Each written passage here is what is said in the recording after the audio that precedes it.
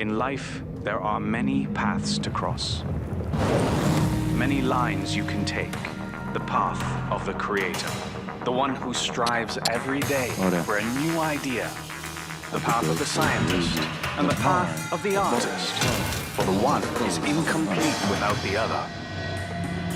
The striding path, where the longest steps will take you there. Everywhere. The path of responsibility, leading to the common good. And the humble path that illuminates the past and embraces the future. And most of all, the always evolving path. The one that knows no stop and can only take you forward. Many paths, many lines. But if you can unite all these to one and make it something bigger and make it your path, your road, then you can really make a difference. Then you are Metlin. Forging a better, safer, and more resilient world by powering economies, creating opportunities, and investing in critical raw materials. Always ahead of the global trends, leading the global energy transition. Transforming industries in more than 40 countries across the 5 continents with a commitment that goes beyond business, driving progress, shaping tomorrow. Always made of metal and full of energy. Metlin, energy and metals.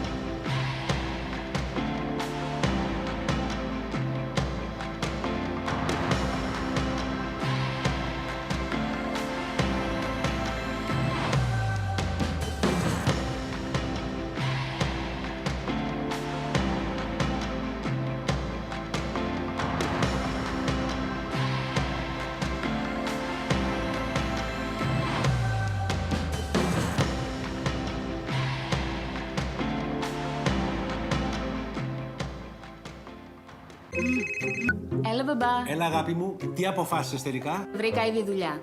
Εδώ στο Παρίσι. Το μέλλον σου δεν το σκέφτεσαι. Τι να σκεφτώ δηλαδή? Να σκεφτείς υποτροφία.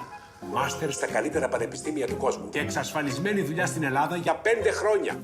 Μιλάμε για μεγάλο όνομα. 3 χρόνια τώρα ανεβαίνει διαρκώς. Έργα, νούμερα, κύκλος εργασιών 1,3 δις. Ανεκτέλεστο 4,3 δις. Για έπειτα 150 εκατομμύρια. Για την Άκτορ λες. Σπίρτο μου εσύ, που να πάρεις και την υποτροφία. Εντάξει, μπαμπά, θα κάνω αίτηση. Άλλαξα γνώμη στην κόρη μας. Ναι, αλλά ποιος βρήκε την υποτροφία? Θα σέβεσαι. Την Άκτορ εννοείς.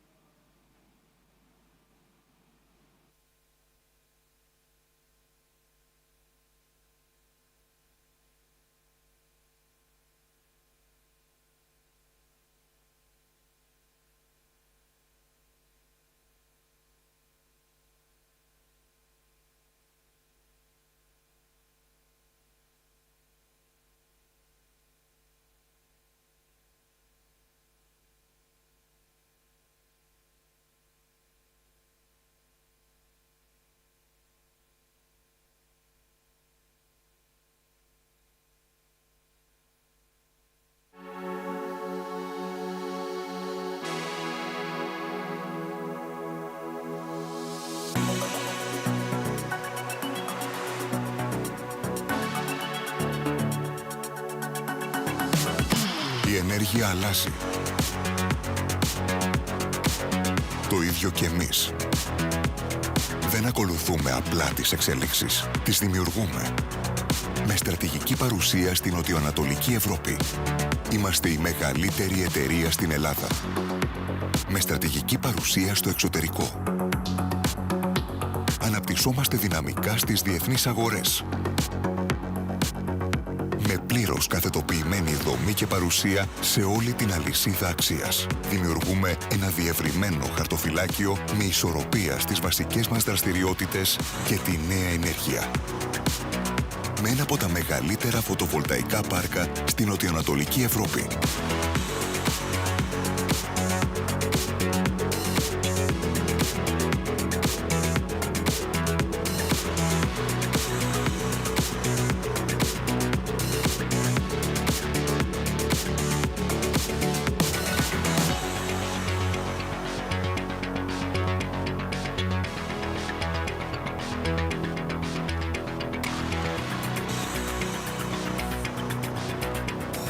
Δημιουργούμε συνέργειες με αξία και προοπτική. Πάνω από 10 εκατομμύρια πελάτες μας εμπιστεύονται κάθε χρόνο.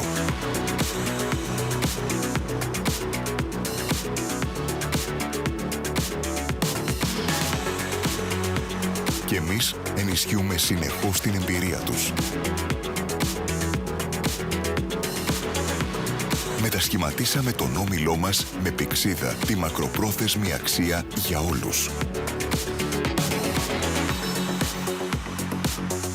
Συνεισφέρουμε σημαντικά στην ελληνική οικονομία.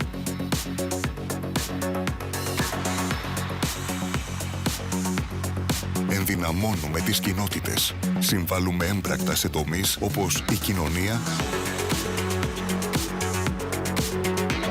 η υγεία, η νέα γενιά, το περιβάλλον,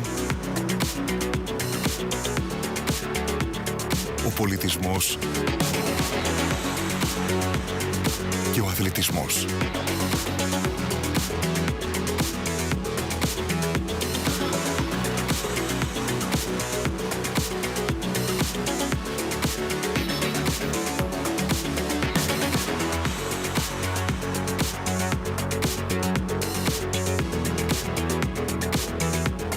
Θετικό αντίκτυπο σε περισσότερους από 2 εκατομμύρια ανθρώπους στην Ελλάδα και το εξωτερικό.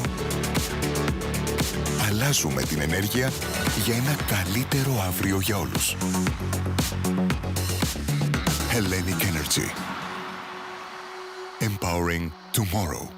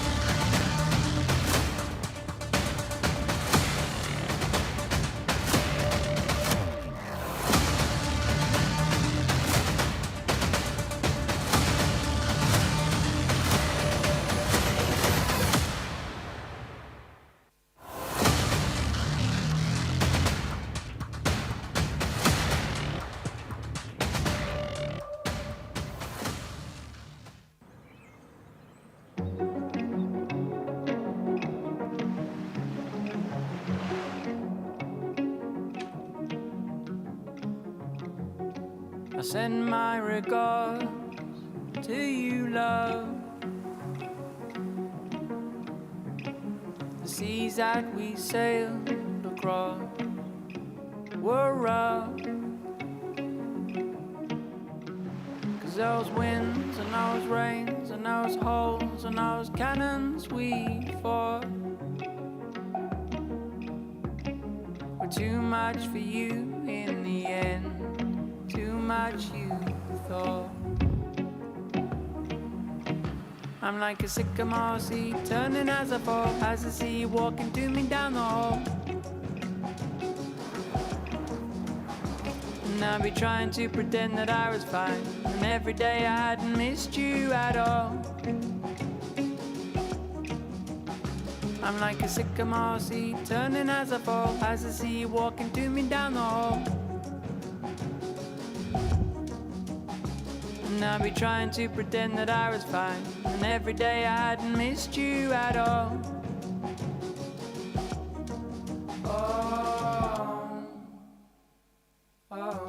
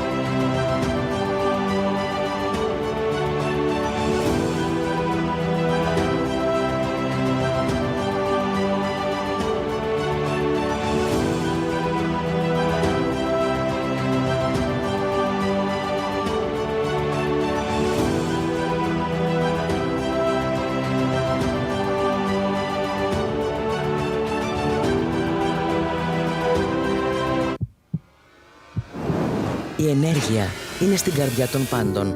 Γι' αυτό και η ΔΕΠΑ είναι σήμερα παντού. Από το φυσικό αέριο μέχρι όλη την αλυσίδα της ενέργειας. Από τα μεγάλα έργα και τις στρατηγικές υποδομές μέχρι την επιχείρηση και το σπίτι. Με εξωστρέφεια και διεθνείς συνεργασίες εγγυάται την ενεργειακή ασφάλεια της χώρας. Συμμετέχοντας σε νέες, σύγχρονες μονάδες παραγωγής ενέργειας, διασφαλίζει την σταθερότητα του συστήματος και ενισχύει τον ανταγωνισμό με επενδύσεις στην καθαρή ενέργεια. Τα ανανεώσιμα καύσιμα και τις νέες τεχνολογίες δημιουργεί σήμερα ένα βιώσιμο μέλλον για όλους. Και επειδή στην καρδιά της βιώσιμης στρατηγικής είναι ο άνθρωπος, είμαστε δίπλα στον καταναλωτή, στους εργαζόμενους μας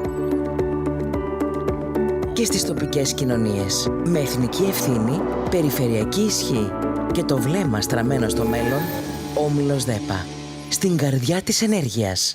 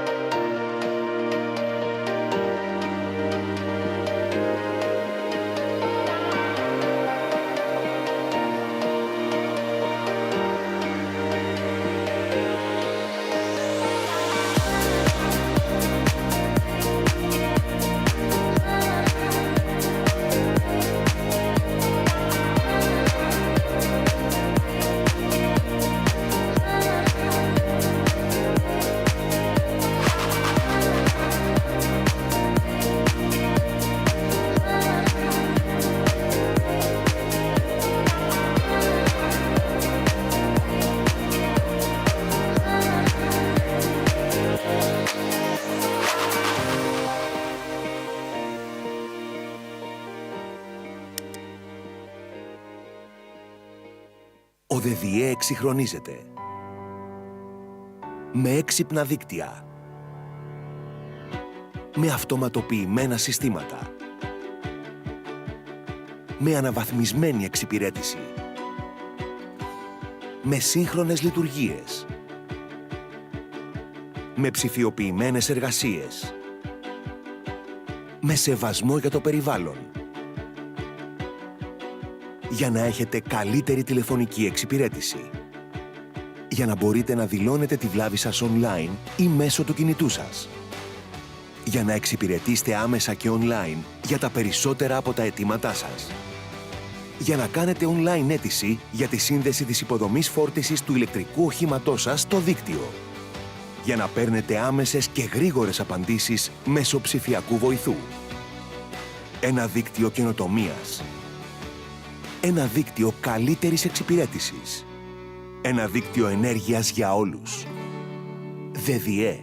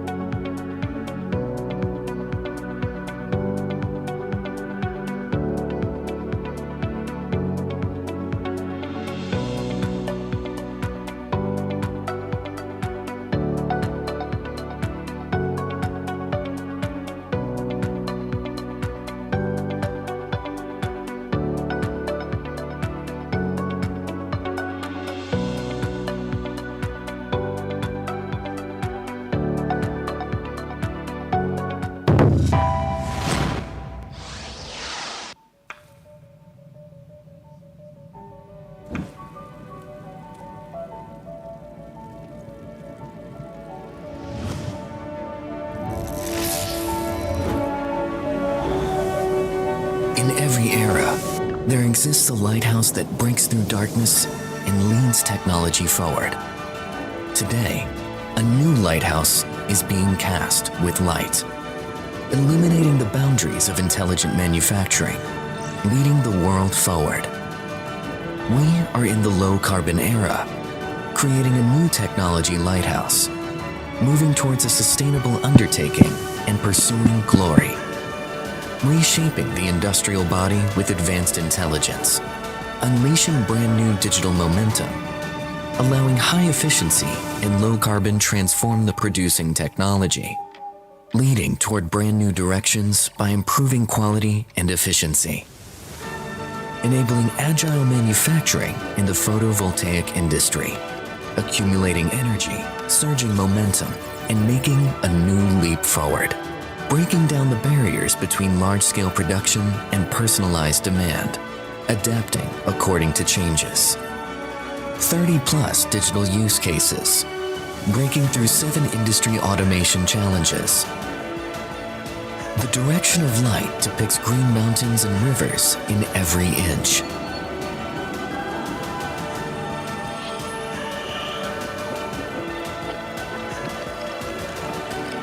Technology as tower and wisdom as lamp. Longe Intelligent Manufacturing, leading forward.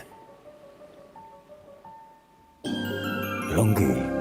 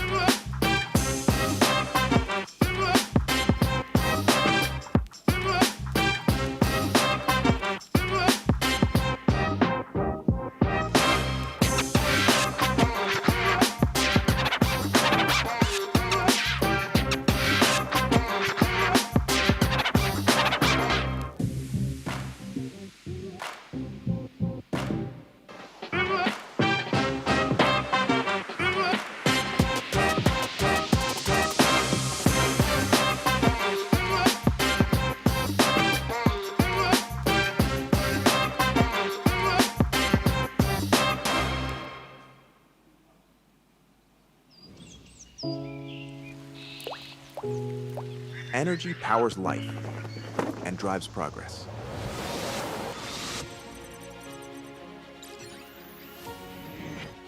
At TBEA Xi'an Electric Technology, we're pushing the boundaries of what's possible in solar, wind, power electronics, and energy storage. With cutting-edge technology and smart solutions, we're helping customers around the world embrace a cleaner, more connected energy future. Chasing light, powering the future.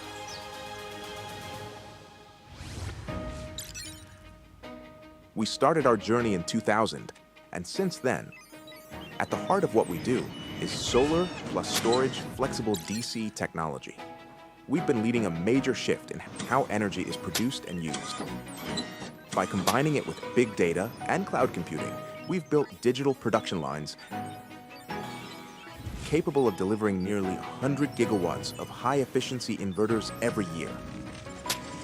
Our products are reliable, high-performing, and built to thrive in the toughest environments, from freezing cold to desert heat and high altitudes.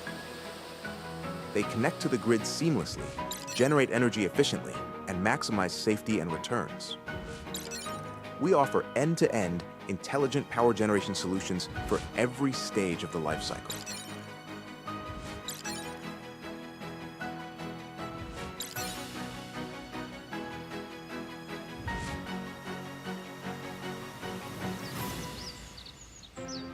We're also rethinking how power quality is managed. Our next-gen reactive power compensation systems, SVG, help make energy use more efficient and grid-friendly, whether it's on the supply side, the grid side, or the demand side. Energy storage and stable supply are big challenges, and we're meeting them head-on. Our lightweight converter valves and flexible DC tech are building new bridges for electricity to flow more freely and reliably.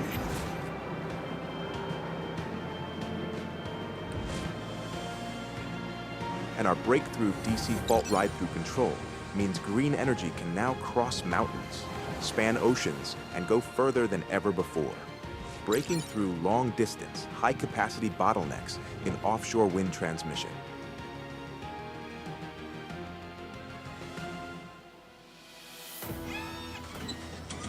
We focus on what matters most to our customers. Building a full-service system from R&D and manufacturing all the way through to after-sales support. Our products and solutions are designed to be more efficient and cost-effective, helping clients get the most value and the best possible returns. With a global network that's tailored to local needs,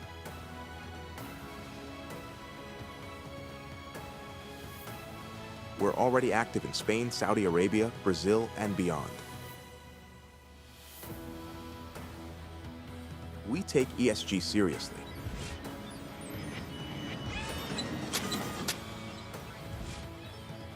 Our green technologies connect China's dual carbon goals with global decarbonization efforts. We create safe, healthy workplaces for our employees and run the company with transparency and accountability. It's all part of how we're contributing to a more sustainable future for everyone. TBEA, a global leader in smart green energy.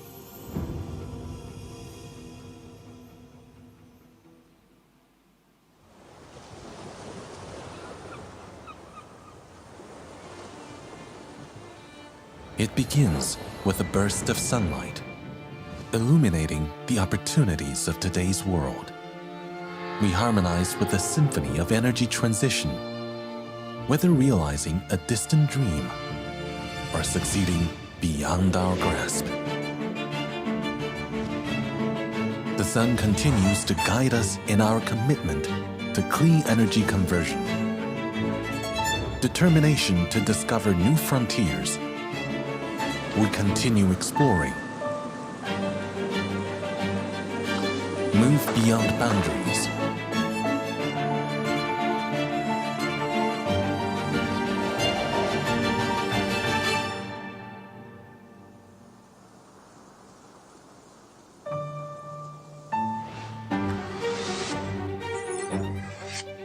Perfecting even the smallest details in the pursuit of excellence.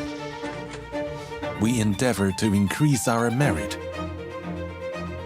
to be more reliable, more efficient, and create prosperity.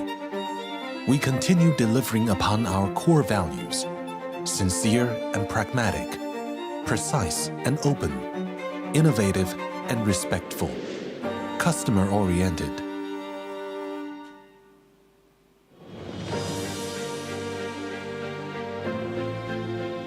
Building more lucrative, healthier, and smarter solutions.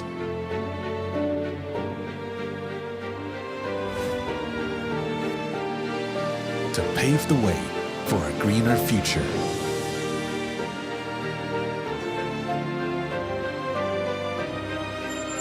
Sungrow, clean power for all.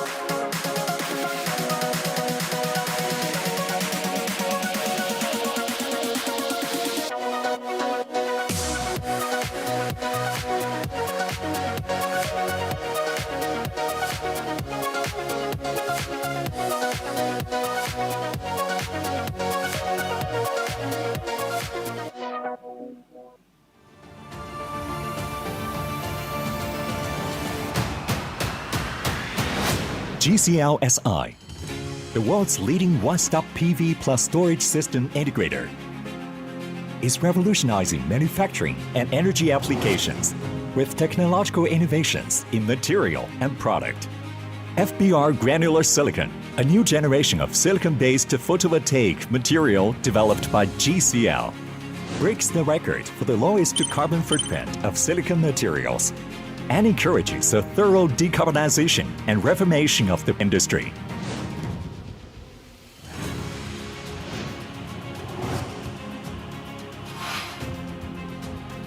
GCL-SI develops high-efficiency untapped PV cells and modules with smart closed-loop management of the entire manufacturing process based on big data, leaps into the ENG era.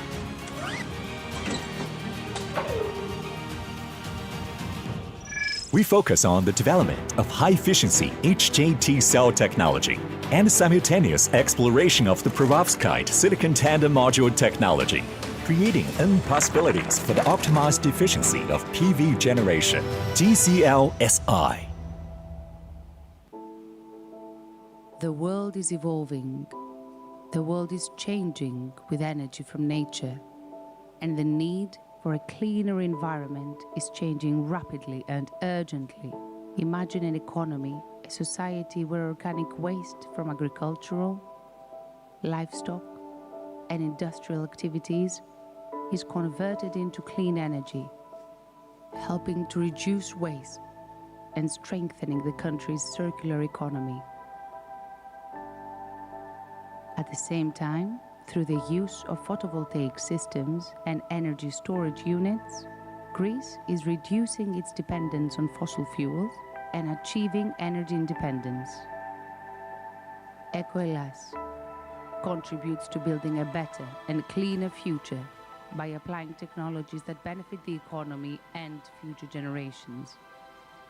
With innovative solutions, it not only protects the environment, but helps Greece lead the way in green growth and economic prosperity, making it one of the greenest regions in Europe. EcoElas, green present, clean future.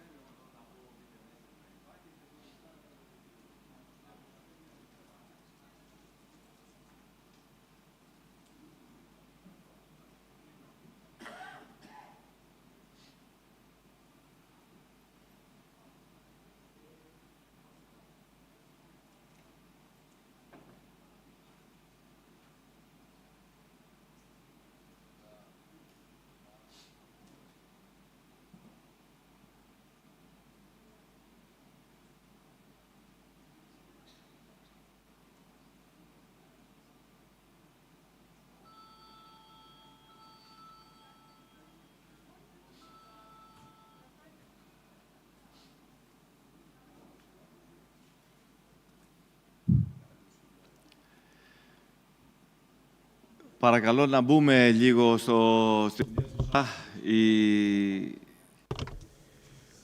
I would like to welcome you to the second day. Please join us in the conference room.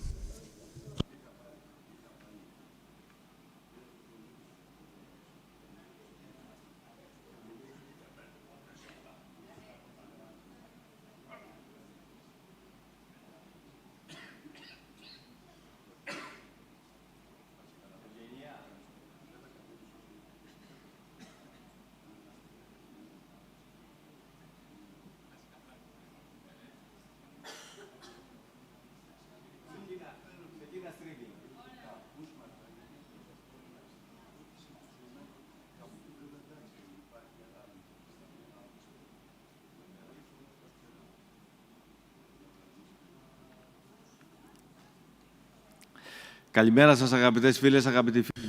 Good morning, dear friends. Would like to welcome you, as said, to the second day of our conference on renewables and storage. As you have already noticed, yesterday, in a 10-hour conference proceedings, the battery is one of the major solutions that can be offered for serious problems investors, renewable energy investors are faced with, namely curtailments, negative prices, and all in all, in terms of the reconstruction of the model based on which renewable energy sources have been evolving so far. What we understand as battery energy storage solutions are at the forefront of this endeavor, and I trust that today we will be able to demonstrate the outlook, the opportunities that remain untapped through self-consumption and self-production. First of all, let me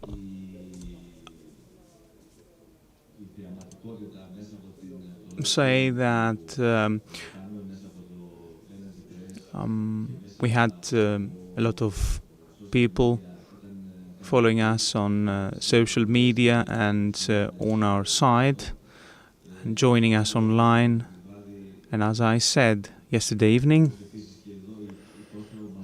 and of course, aside of that, many of you stayed here late in the evening. 180 people were here at the end of yesterday, and this is evident of the concern in the battery energy storage solution market. On the other hand, it shows the interest of those involved in the energy sector. As we have already said yesterday, there are changes to the agenda you have in your hands. You can find the updated agenda online, and of course there are monitors outside the conference room where you can follow the agenda. I would like to request speakers to stick to the allotted time so that we won't exceed our agenda time, because at the end of the second day we will have the Minister of Energy, Mr. Papastavru. We have to stick to the time for this meeting as well. As you have already read in the agenda, Mr. Alex Papalexopoulos will launch this day's proceedings. Welcome, Mr. Papalexopoulos. Mr. Kapros had a spicy reference to make yesterday. He said that if we knew that if we knew back in 2003 the problems that the models that we created back then would lead to these problems, we would have taken other decisions. We would like to hear and listen to your input as well. Mr. Papalexopoulos will present on the impacts of wholesale energy markets from the massive entry of storage stations and large consumers such as data centers and AI. Mr. Papalexopoulos, you have 15 minutes. Please stick to this time. You will be followed by the next panel, and they have to stick to the time as well. So the floor is yours. Good morning, and thank you for the invitation. Mr. Panagoulis has asked me to share with you our experience in storage systems and their integration in the energy exchange markets, based and also based on our takings from data centers, Amazon, Google, etc., as well as the impact of such data centers on our markets.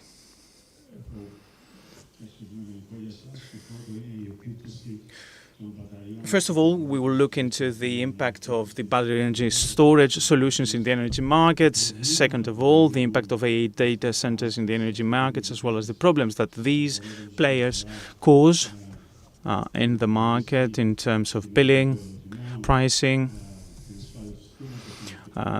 system safety and resiliency. We have a 10-year experience in batteries in California. 19,000 of megawatts. You have a massive entry of those assets, and I would like to talk about the positive outcome in our markets as well. On the other hand, there are the negative results and the negative outcome of data centers we have to address.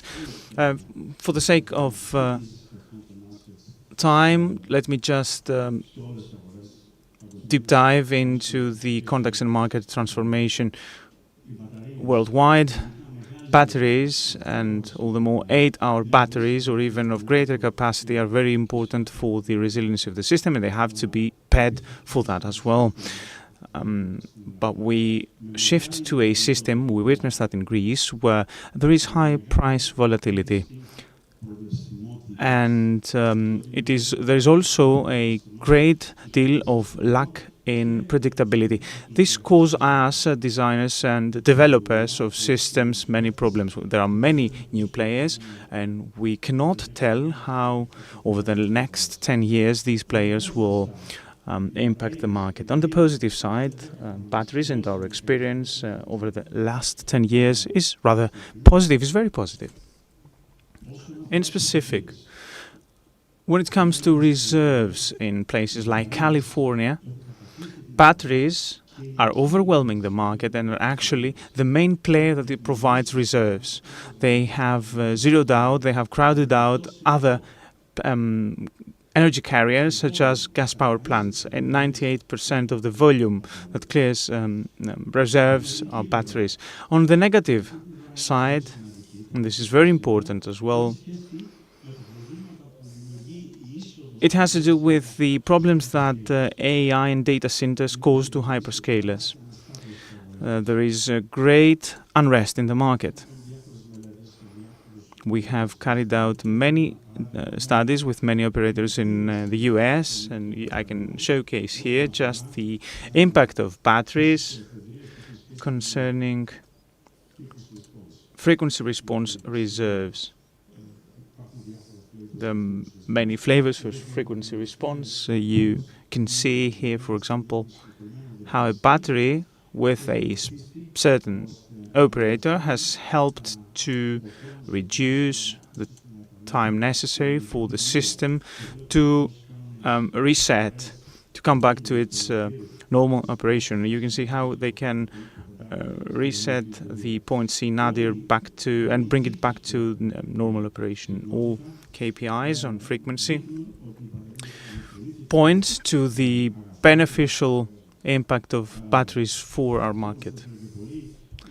What is of interest to us is long-duration storage, such as 8-hour, because these, with capacity premiums, they participate in all markets. We need that for resilience. We try to build new reserves, especially for resiliency. This means different things to different designers of batteries, but nevertheless, we do need a definition about what we mean when it comes to reserves and when it comes to paying the batteries for short-term, long-term capacity, for flexibility, peak load support, etc. There is a strategic advantage compared to all other assets that help us resolve problems associated with data centers, as I will show you. The duck curve, you all know what duck curve is. This was back in 2012 because of the massive penetration of RES into the grid. The issue here is that batteries are a major commodity we can use in order to tackle issues related to the grid's resilience. We can cut curtailments, provide ramping, and demand and response of the system is more responsive day and night, and they can meet the net peak at night. We change rate design, etc. There are many benefits. The issue with the batteries, we have to consider that both on the side of the players and the operators in Greece, is that there will be a time where it will saturate. There will be so many batteries that it will affect negatively both the revenues and other aspects in Greece. We can see that there will be a 5-year period that will be very beneficial to investors. I said this is a strategic asset. And what is most important to us is the indication to IROL. IROL is the interconnection reliability operating limit in terms of how fast the system can recover in terms of black starts. There are many times where systems are not synchronized. So the IROL indicator can tell us how fast the system the battery can restore its operation. This is a service that needs to be paid as well. Hybrid. When it comes to hybrid, I should mention the need for hybrid plant systems. Where I come from, there is no investor, RES investor, that is not linking their investments to batteries. Batteries are very important. Hybrid systems are very important. They're more important. They are cheaper than natural gas systems, and they provide all the reserves necessary. A hybrid system that is battery backed can compete any unit of another energy carrier. This is based on the analysis we have already run. And based on the analysis across operators we have carried out, show that the benefits of such a hybrid plant system range from 3 to 22 megawatt hour at an average value of $10 a megawatt hour. In some markets, such as California and Texas, such benefit is even larger, is higher, 13 to 22 megawatt an hour. When it comes to modeling, we have been studying the integration of those models into the markets over the past 10 years. The NGR model is the model, the non-generation resource model is the model we are implementing, ranging from the P-min to P-max and the negative to the positive. And the main concern is what happens with the state of charge. This is fundamental value. There is a strong debate in the US who controls that, the operator or the player. Is it a bidding variable, the reach in the market? What are the guarantees, the safeguards to the operator that you will have the energy necessary in case the state of charge is not in place? There is a friction between the market and the operators on that subject matter. When it comes to the modeling of the state of charge, this is very important in terms of the interplay between energy and reserves. Now let's move on to the data centers, and this is the last part of my presentation. Data centers are the main adversary in our markets, the main enemy. Until 2030, US demand will increase by 25%. And there is a lack of predictability in terms of those assets. You cannot plan you cannot forecast. Our markets are based on short-term and long-term forecasting. If you cannot forecast, how can you plan those assets? Consequently, huge problems, great problems are caused, linked to voltage, and you have major shifts from hour to hour. Our markets are not built for such solutions, and there are major issues caused. There are cases where 2,000 megawatts go out of the system, of the grid. How can an operator deal with that?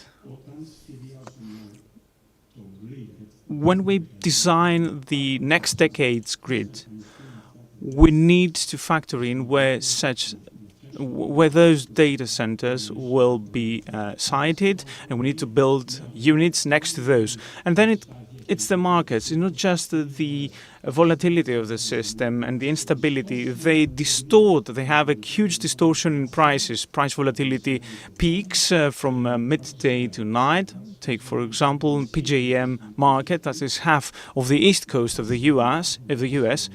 There are capacity markets in the US. This is not the case in Greece. We are lobbying for that. We are advocating in favor of capacity markets. The capacity premium has doubled itself from $200 per megawatt hour per year, $400. Who pays? Who foots the bill? The people. Ratepayers actually subsidize hyperscalers, that is Google, Microsoft, Amazon, etc.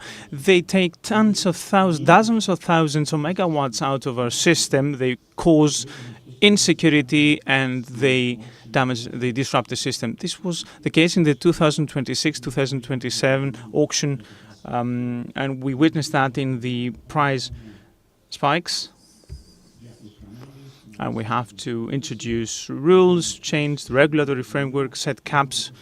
We have managed in the 2026-2027 forecasted auction to have 3 billion capacity markets. The PGM have reached $20 billion a year, and this is paid by ratepayers.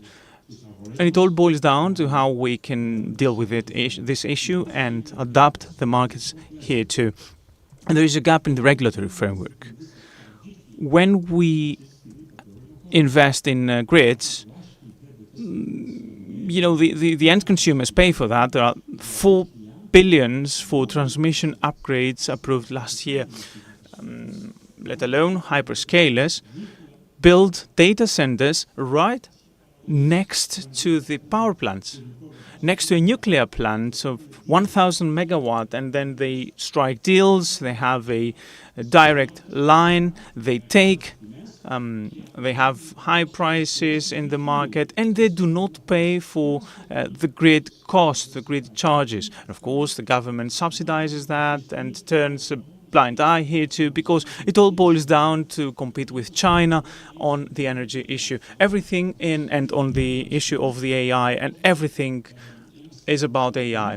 And a system that is very difficult to be operated and dealt with. We need a new regulatory framework on that. This is very important. Well, let's turn to Greece. I know that the Greek government wants to build data centers. This is a very good thing to do. We have curtailments. We need to build that. What we would suggest as a solution based on our experience from the US, these data centers need to be built next to production plants. And this means taking production from the market, because they have long-term 20-year PPAs. This causes scarcity. What we promote, and of course there is a strong reaction, is to build data centers, bringing your own megawatts, your own capacity, build your own plants. Smaller hyperscalers, take Microsoft, for example, they build their own nuclear plants, Amazon as well. But when it comes to smaller hyperscalers, they cannot bring their own energy and power capacity with them. And then the deal would be to go into energy rationing, to pay a premium, and in case of difficulty in the system, these will be the first one to be cut from the system in order to mitigate the impact for the market. As I said, the main rival of our energy markets in terms of energy security and resiliency are data centers. This is yet to come. When it comes, you will see the results. We already witnessed that in the US, primarily in the PJM East Coast market. You need a regulatory framework. We need to compel data scalers to bring along their own megawatt. Otherwise, pay a premium for capacity, and if the system has problems, these will be the first ones to be taken off the grid. Another positive issue, because you know we promote virtual power plants behind the meter or in front of the meter, and this has revived virtual power plants. And by that we mean assets such as renewables, batteries, demand response. All that together should be represented by a common aggregator in Greece. We produce a virtual power plant that is part of the solution in terms of supply security for data centers. We look into that. So you have here two huge powers in the market, huge forces in the market. The one is integration of batteries, battery integration, is a very good thing, and then data centers, which causes a great conflict. Well, now, key takeaways. First of all, BESS systems are a major commodity that can help our markets. We have to be cautious. We support batteries based on all studies. In terms of investment, we hear that in Greece, investors do not want to go towards hypers, but if they enter the market, they will capture reserves. Alone, frequency response in the US, these can be financially independent and have a profit alone from their participation in MFRR, IFRR frequency response. And then there are strategies that can be used in terms of arbitrage between midday and night production. This is very important in terms of resilience. We support long-term, at least 8-hour batteries. This will resolve the resilience issue. Data centers are a huge problem. We cannot plan, we cannot forecast. They impact the market. They have price distortions caused to the market. They rise prices, do not pay grid charges.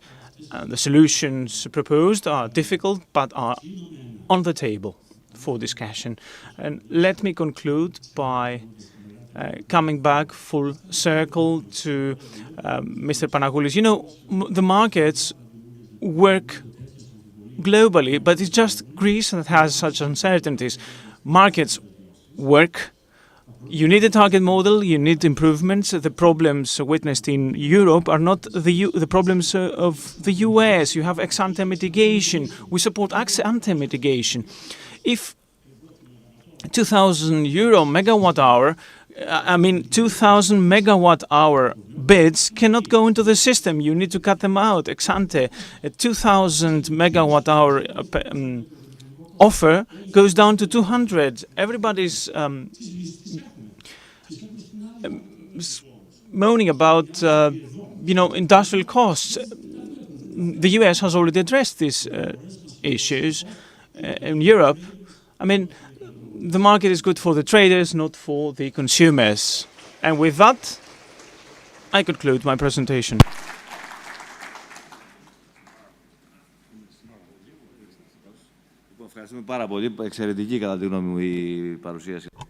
Thank you so much, Mr. Papalexopoulos. This was a really interesting presentation. And I'm giving the floor right away to Mr. Evangelos Kourakis, from Koutallidis Law Firm. He's going to moderate a discussion in between Mr. Voivodas,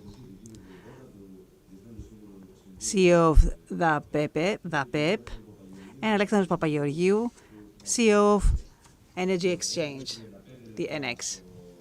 So you have 35 minutes, as you see on the monitor, and thank you for being here.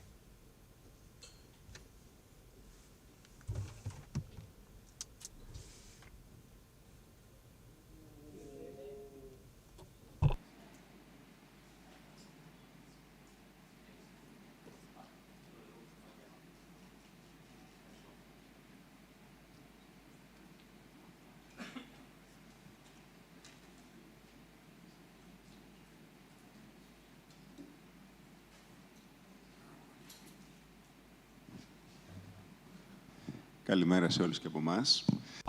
Good morning. I'm honored to welcome two distinguished guests, experts in the market, Mr. Voivodas.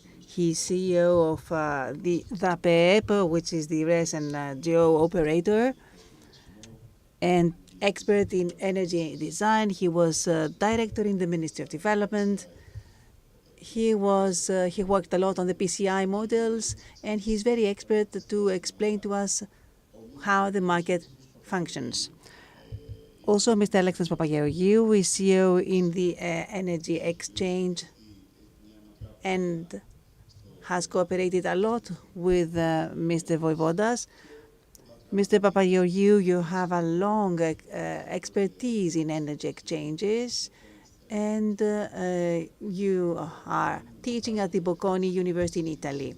So we expect that you're going to be very analytic, but also very comprehensive in what you will share with us. We have several online participants, and we are many in the room already, so maybe an introductory comment from both of you, and then we will pass to discuss the challenges and everything else. Good morning. Thank you very much for the invitation and the opportunity that you give me to be here with you and discuss on the matters that are interesting for us as the RES and GO operator. The basic work of this operator is to handle the various accounts for the road to green transition. ELAP is the basic pillar that supports energy markets. It is a mechanism, ELAP, the special account, that supports the transition to the green market. During the last few months, we had certain factors that were negative for the accounts of ELAP, the RES energy account.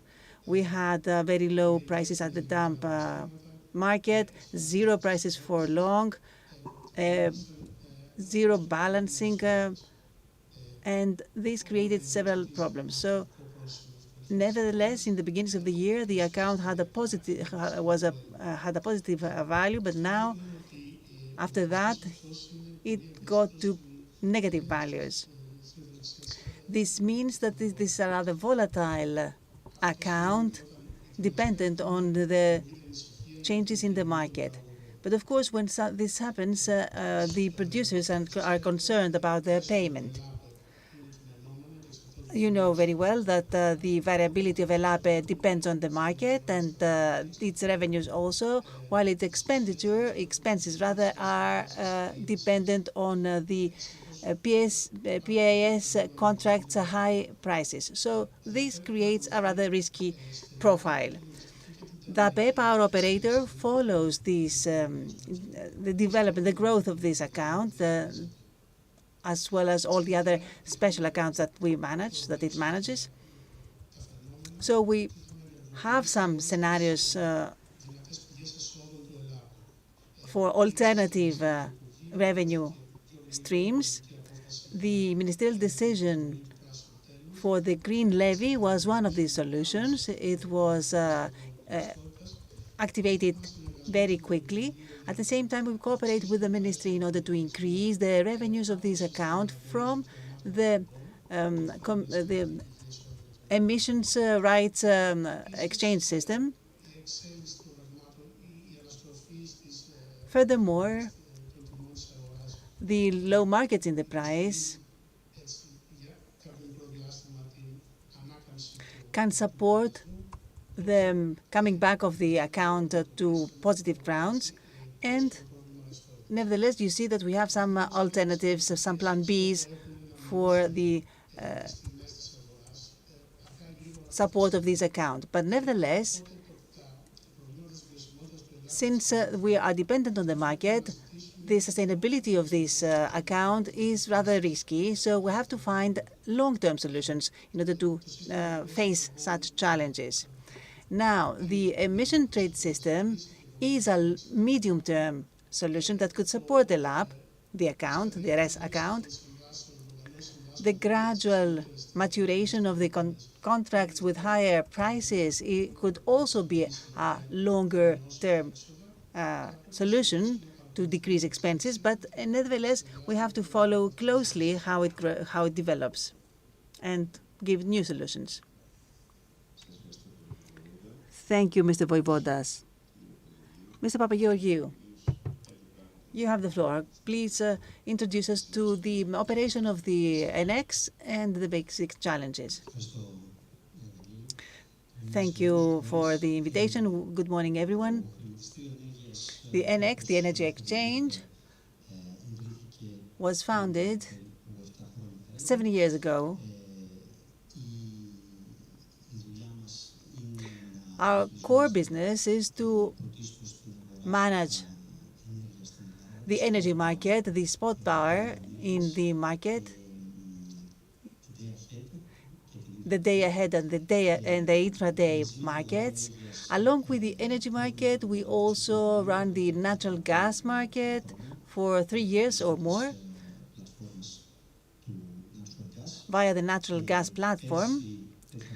Last year, in December, we started another platform for the PPAs. And furthermore, I can say about our business that today we are going to have a very fruitful discussion with Demosthenes. And it's not a coincidence that we are here together, because we have similarities in what we do. And I'm very satisfied that I'm here with him, because in my work, I have been hoping to cooperate with him as smoothly as we already cooperate with HIPTO and DESFA, with ADMIE and DESPA. So I would like to say that the cooperation with APEP, with the operator, is very smooth also. At this point, I would like to say that apart from the natural gas market, which is #1 priority for us, 2 years ago, we designed strategy, a general strategy, and within this strategy, we had environmental products. These products include the PPAs, that's why we have the PPA platforms, and also the secondary market, the trading, in other words, of the origin certificates, the so-called GOs. So here, I should say that we start a cooperation at the communication level with the TAPEP, with the RES and GO operator, in order to support the primary GO market, which is actually our main core communication bucket. This communication shall start in November. We believe that any approach and in order to attract interest to support the auctions of the GOs at the primary market will bring about advantages for the secondary market as well in trading.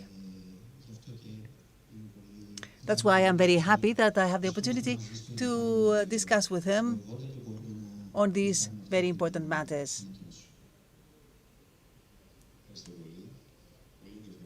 Thank you. This was a breaking news, actually, for us. Thank you for sharing this with us.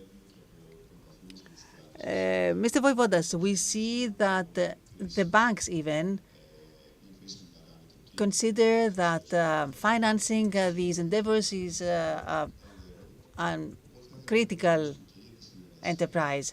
So we'd like to speak about these cooperations of yours, the prospects that you have, and maybe we could speak about the challenges that you face. Of course, the GOs are the electronic certificates that certify that a certain energy quantity comes from RES, renewable sources. Actually, it is an origin certificate, and they are issued by the PEP. They mainly are for PVs and winds. Starting from 2024, the operator has consolidated the auctions for GOs.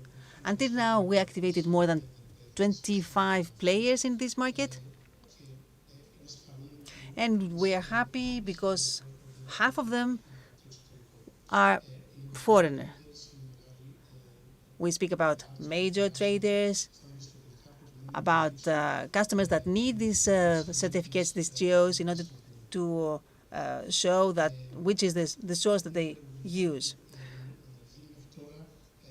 Until today, we had 4 auctions, 4 sets of auctions. In each set, we have 2 rounds, one for winds, one for PVs, and one for solars. 3.5 million GOs have been motivated, and the revenues for a lab are more than 1 million. What is important for us is that in these auctions, we have managed until today to get prices which are similar to similar markets in more mature markets. Similar products in more mature markets. What we want to find, what we want to design actually, is by continuing these auctions within the current year and the next year, we will have 2 more auctions. And what we design is an established timeline for the as an auctions calendar, actually, so that the market is aware of when the products will be available. In our cooperation with the ENG, which was the announcement of today, is that we want to attract even more players in these auctions, because the more participants, the better prices that we can reach, and the better visibility we can have as an operator and as regards the certificates that we issue. It's a very good opportunity that we start a close cooperation with the exchange market, with the energy exchange. And we are very happy to start this cooperation and to the benefit of all stakeholders. Mr. Papageorgiou, let me first ask, which is the trend in GO prices? Are they going up? Will they continue going up, or do you see any challenge in financing? And secondly, let's speak about storage. First, we would like some information about the PPAs, the platform, and then any plans for another platform for the tolling agreement.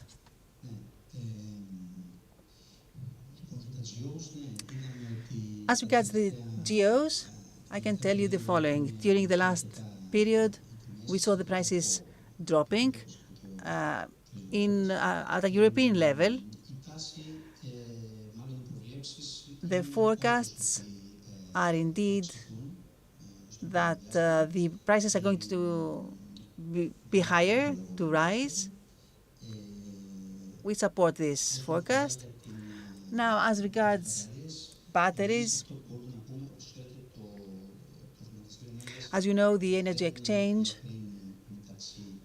does not differentiate in between the way of production of energy, neither the way the energy is infused into the grid. Any energy injected in the grid is just energy for us, no matter where it comes from. Batteries are an important tool for all the reasons, the reasons that we mentioned and we discussed yesterday and today. In the energy exchange, we are ready to complete the regulatory framework that is necessary so that as soon as the operators have their own frameworks and contexts, we can smoothly hinge them together, link them together. We want to create frameworks that will be speaking to each other, and this is why we work together. The public consultation of ADMIE IPTO was completed 2 weeks ago, and as soon as the regulatory framework is in place, we are going to be in the position to give the green light to the investors who are ready already. And they are knocking on our door, actually, because they want to use these instruments. Now, the PPA's platform, rather the tolling agreements first. These are not in the project plans of the energy exchange because we rather want to prioritize the kinds of projects that are more interesting in terms of business, namely natural gas, as I said before.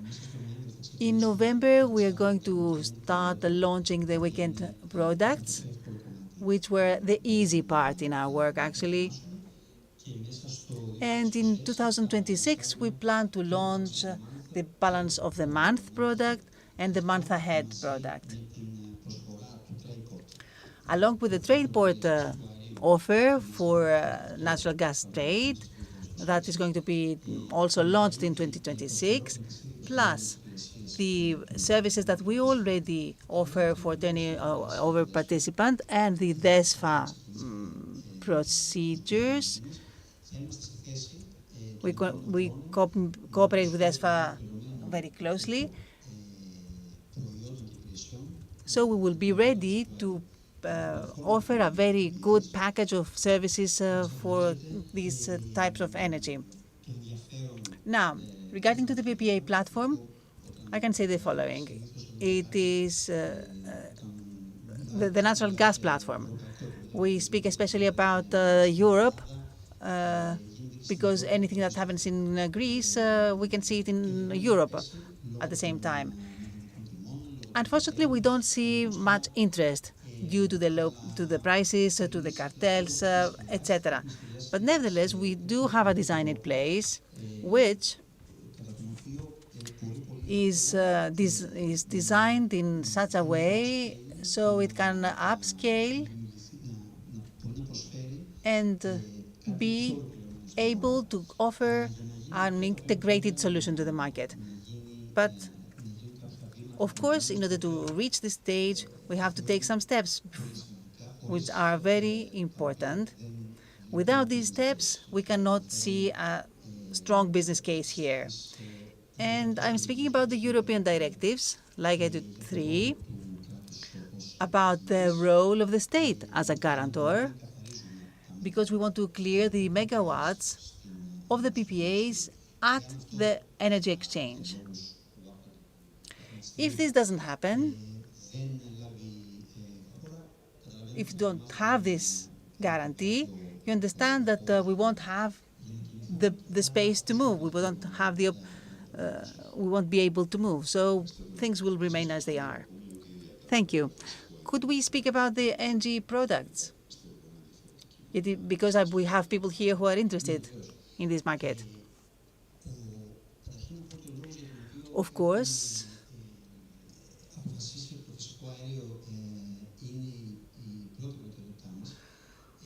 ENG is our major priority for the next years because we believe that it is the only transitory fuel that can support the further development of the renewables, at least for the next 20 years, even 30 years. In other words, no matter the discussion that takes place in the energy market, we cannot but insist that the role of the ENG is going to be very significant for the next years to come, 20 years. Of course, renewables are at 50% today, and this is a good thing. We hope to see them at 80% or 90% in the next 10 years, but it is a stochastic production. So you understand that the need to have a plan B, the backup of natural gas power plants, is very strong. And we see this in the European level, with the energy markets throughout Europe and the interest there. Especially now that Russia is off the game, we try to see the alternatives. It seems that we already have found some alternatives.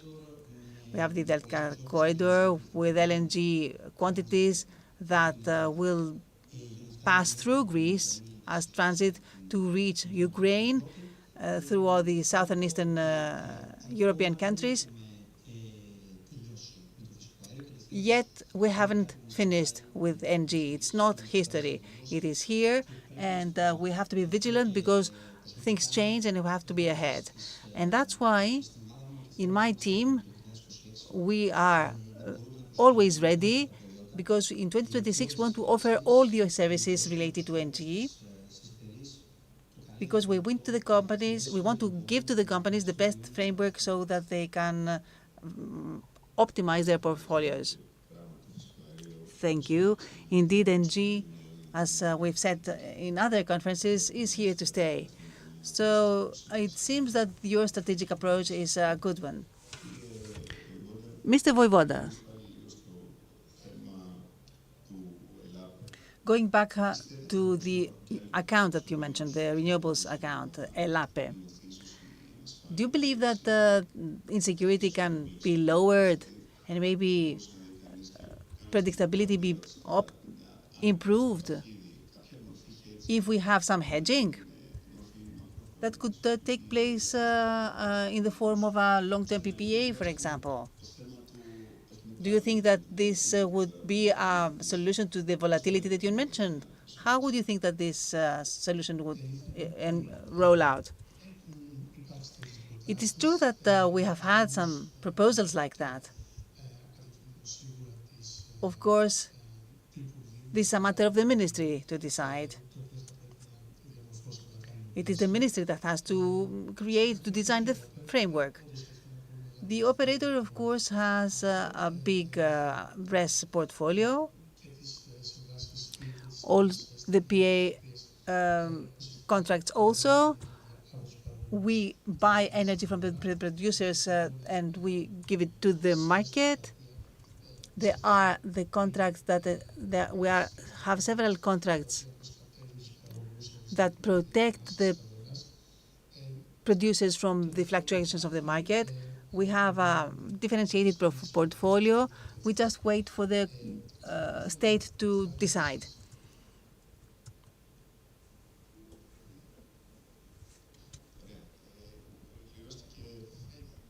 Yes, you can continue, says the moderator.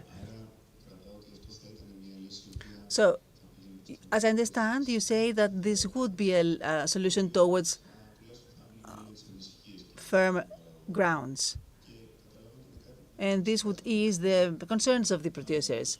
And I can understand that the government sees that this could be a solution down the road. Thank you very much, both of you.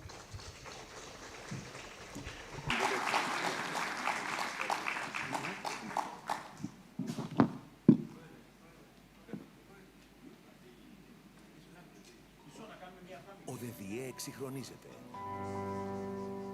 με έξυπνα δίκτυα, με αυτοματοποιημένα συστήματα, με αναβαθμισμένη εξυπηρέτηση, με σύγχρονες λειτουργίες, με ψηφιοποιημένες εργασίες, με σεβασμό για το περιβάλλον. Για να έχετε καλύτερη τηλεφωνική εξυπηρέτηση. Για να μπορείτε να δηλώνετε τη βλάβη σας online ή μέσω του κινητού σας. Για να εξυπηρετήσετε άμεσα και online για τα περισσότερα από τα αιτήματά σας. Για να κάνετε online αίτηση για τη σύνδεση της υποδομής φόρτισης του ηλεκτρικού οχήματός σας στο δίκτυο. Για να παίρνετε άμεσες και γρήγορες απαντήσεις μέσω ψηφιακού βοηθού. Ένα δίκτυο καινοτομίας. Ένα δίκτυο καλύτερης εξυπηρέτησης. Ένα δίκτυο ενέργειας για όλους. ΔΔΕ.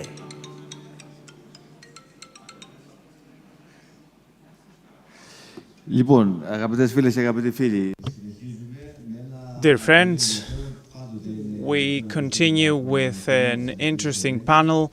Of course, the issue of power price is always interesting. The next panel is entitled Electricity Markets in the Light of New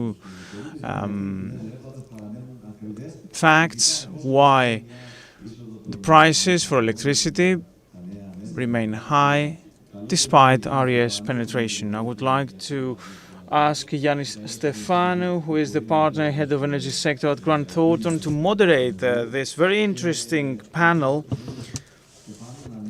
Mr. Stefanou will be joined by Mr. Fourlaris, Mr. Karalis, Mr. Kontoleos, and Mr. Aslanoglu. You have the floor, gentlemen.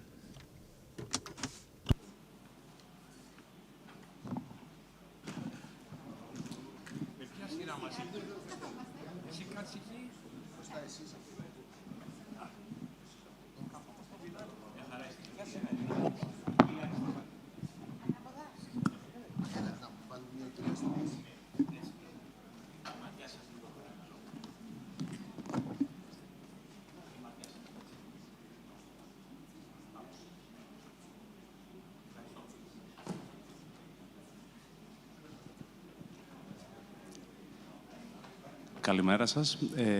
Θα ήθελα να ευχαριστήσω. Good morning.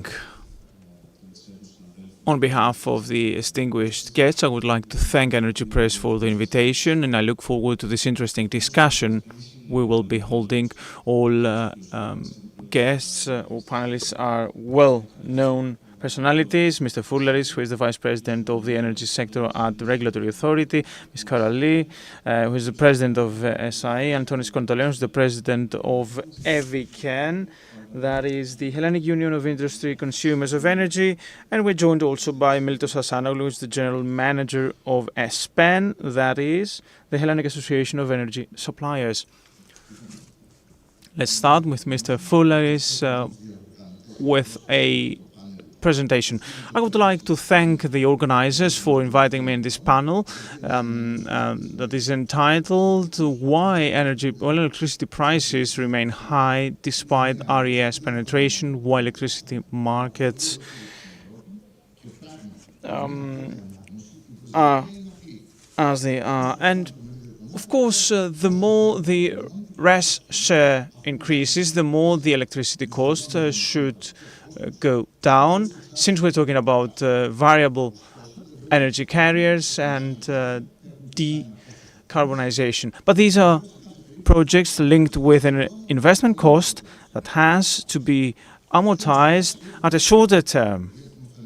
Nevertheless, we witness that within a same day, negative wholesale prices might occur due to RES overproduction at midday, and some hours later prices will go up because you need to inject natural gas plants in order to cover for the gap. Until 2025, the EU will generate more than 50% of its power through RES, 25% in the 85% in Greece, and sometimes at certain days you have 100% of the requirements covered by RES, solar and wind. If renewable energy sources were not in place, we would be reliant on high dump prices because of fossil fuels, but this does not bring down the cost of the system since you need additional investment into grids in order to bring RES into the mix. Why prices remain high? Natural gas is a marginal price commodity. Natural gas still plays a crucial role in covering the demand because of the marginal system, the higher, the most expensive energy carrier, that is natural gas, actually sets the price, or hydropower, as was the case in the last 2 summers. Reliance on imported LNG at volatile prices is a crucial cost factor. Secondly, infrastructure and capital cost. Energy transition requires great investment, storage, smart meters, and digital monitoring. This is not for free. It has to be funded by capital that is intensive and is tied to high interest rate costs, and this is passed through the varying charges to the end consumers. And then you have a bottleneck.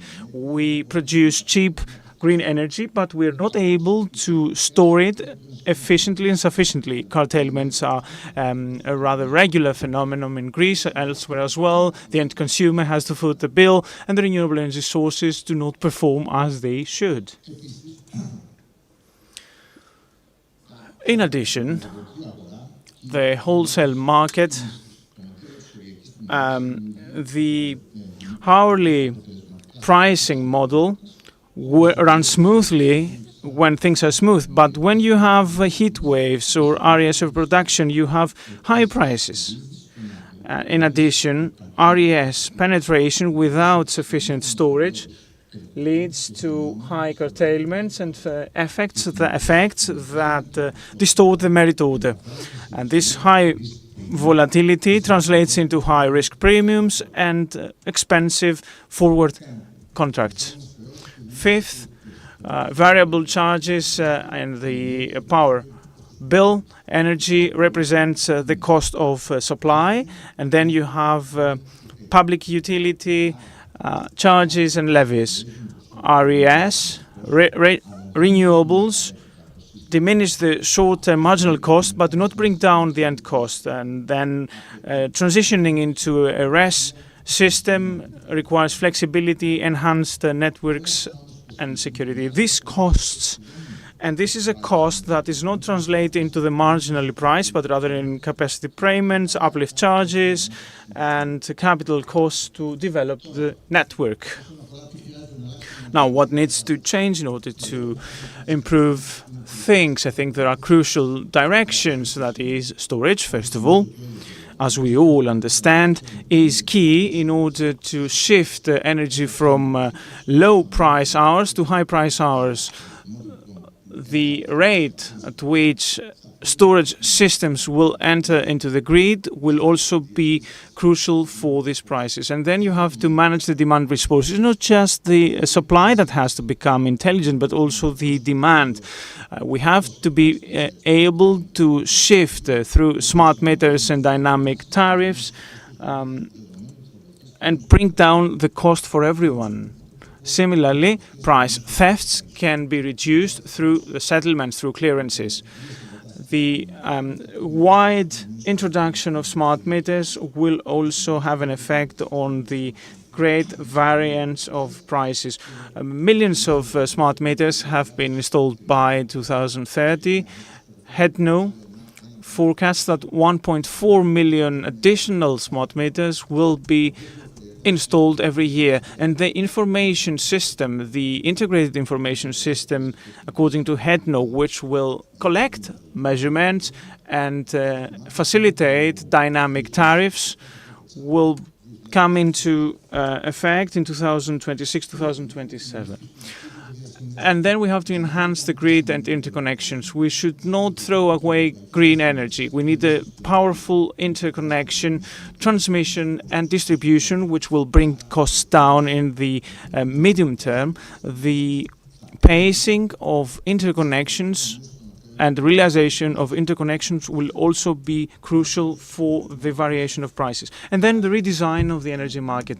We do need to look into storage and RES projects participating in the balancing market, and where you do not have overpricing when prices are varying. The pacing of a redesign of the European energy market will also be an indicator of the efficiency of all other efforts to reduce the excessive variations. The current wholesale market prices are not a distortion of the reality, but rather the price we have to pay for a transition where the energy system, the grid system, undergoes an institutional, technological and capital redesign, restructure. To conclude, I'd say that reforming the value mechanism within the system is key. We need to address and tackle certain issues. How much do we price? How do we price flexibility? How do we price reserves? How do we price storage? Our role as the regulatory authority is to ensure that this energy transition, this challenging energy transition, occurs with fairness, transparency and efficiency. RAE is working towards this transition to make green energy a benefit for the end consumers within a fully competitive market. Shifting, that is, from a market that is not driven by price volatility to a market that is driven by the value of production. Thank you.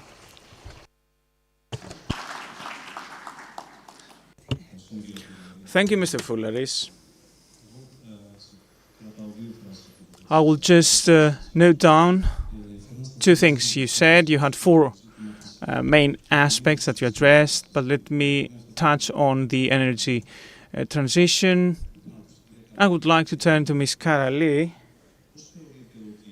who is the president of the Hellenic Association of Independent Power Producers. How do you see a green transition be manifested in the markets? And secondly,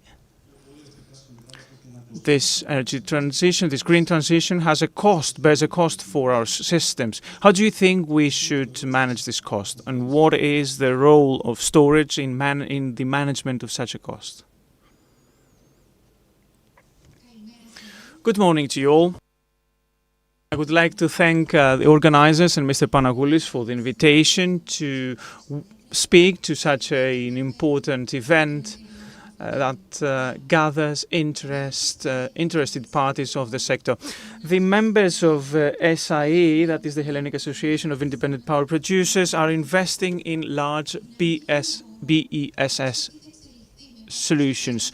The dynamics of the market, how this will evolve based on the regulation from the state, on the basis of the best mix of energy, addressing curtailments, building networks and electrifying industry, will be crucial as to whether investments will be sustainable and will also impact the security and the stability of the energy supply system. To address your question, how the trend of transitioning to the post-carbonized economy era is manifested, I would say that we have a timeline being shown where we see that the value of electricity is put at the forefront. RES penetration increases the volatility of the injection capacity, but also the failure in forecasting. As a result, the optimization that needs happen takes place at the intraday market and the balancing markets, that is in proximity to real-time conditions, and move away from this real value from forward markets and day-ahead markets, including day-ahead market. The value shifts into reserves market, balancing market, into redispatching, into the services, ancillary services provided to the system to tackle congestion and other constraints.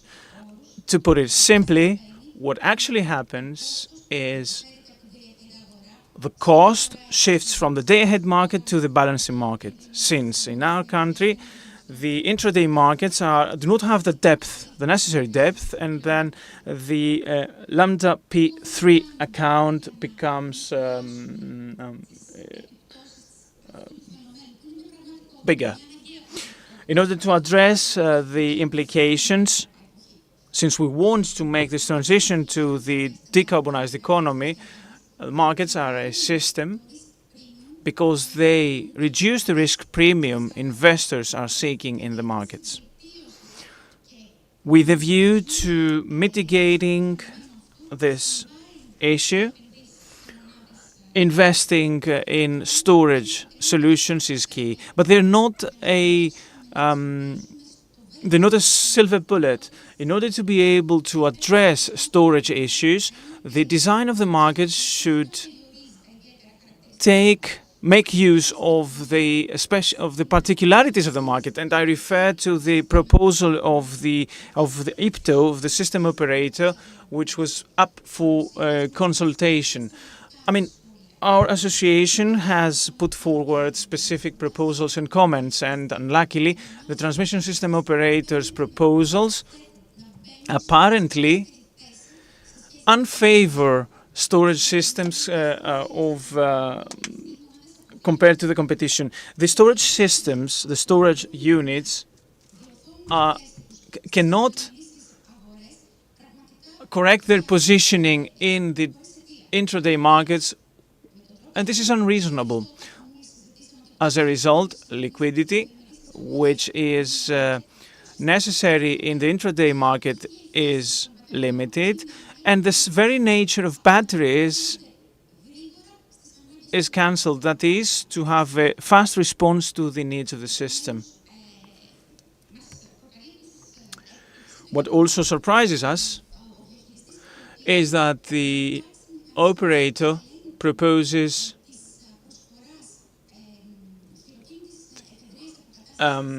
supply mechanisms, balancing mechanisms based on technology, and this is the case with floaters and with reservoirs of hydropowers, but you do not have such a proposal for these.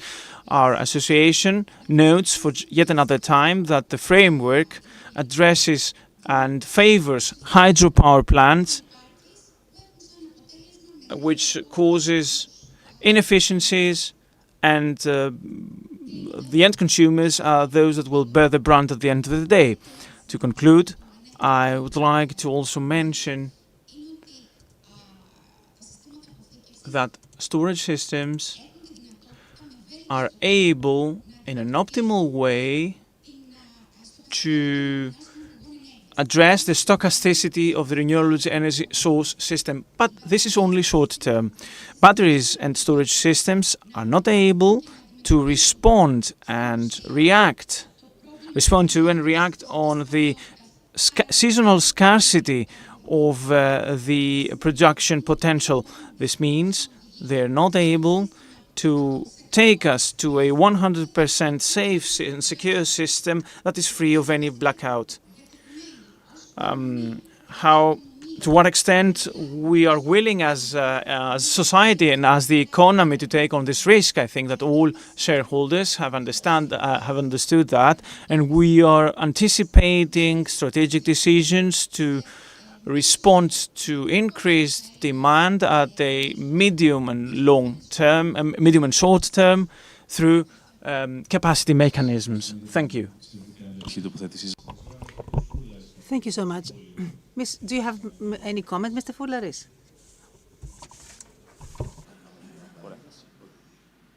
Να πάμε στον κύριο Κοντολέον.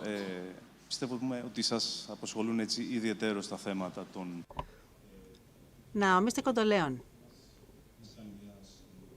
you have the floor for a presentation.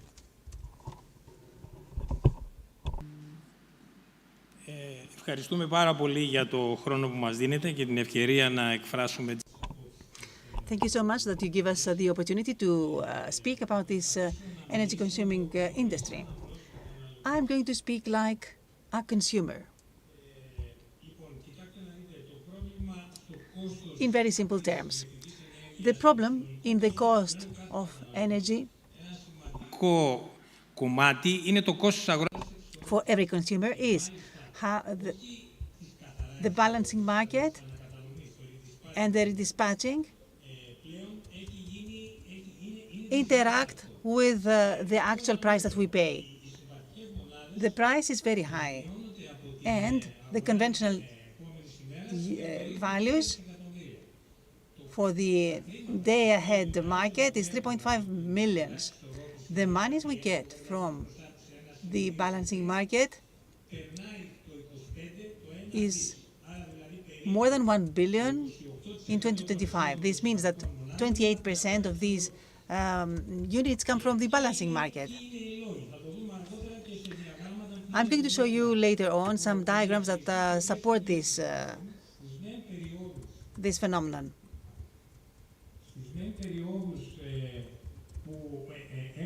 During the periods where the demand is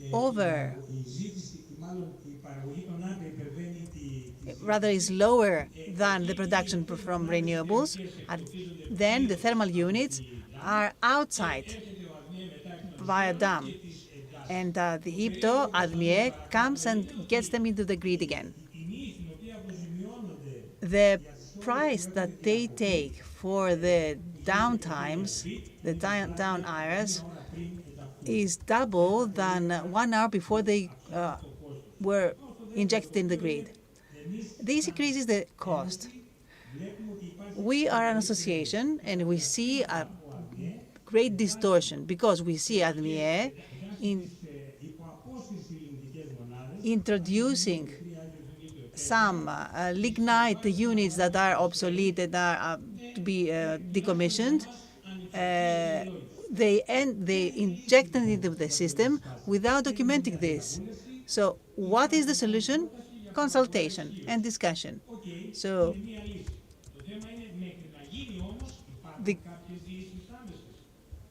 the capacity market could be solution.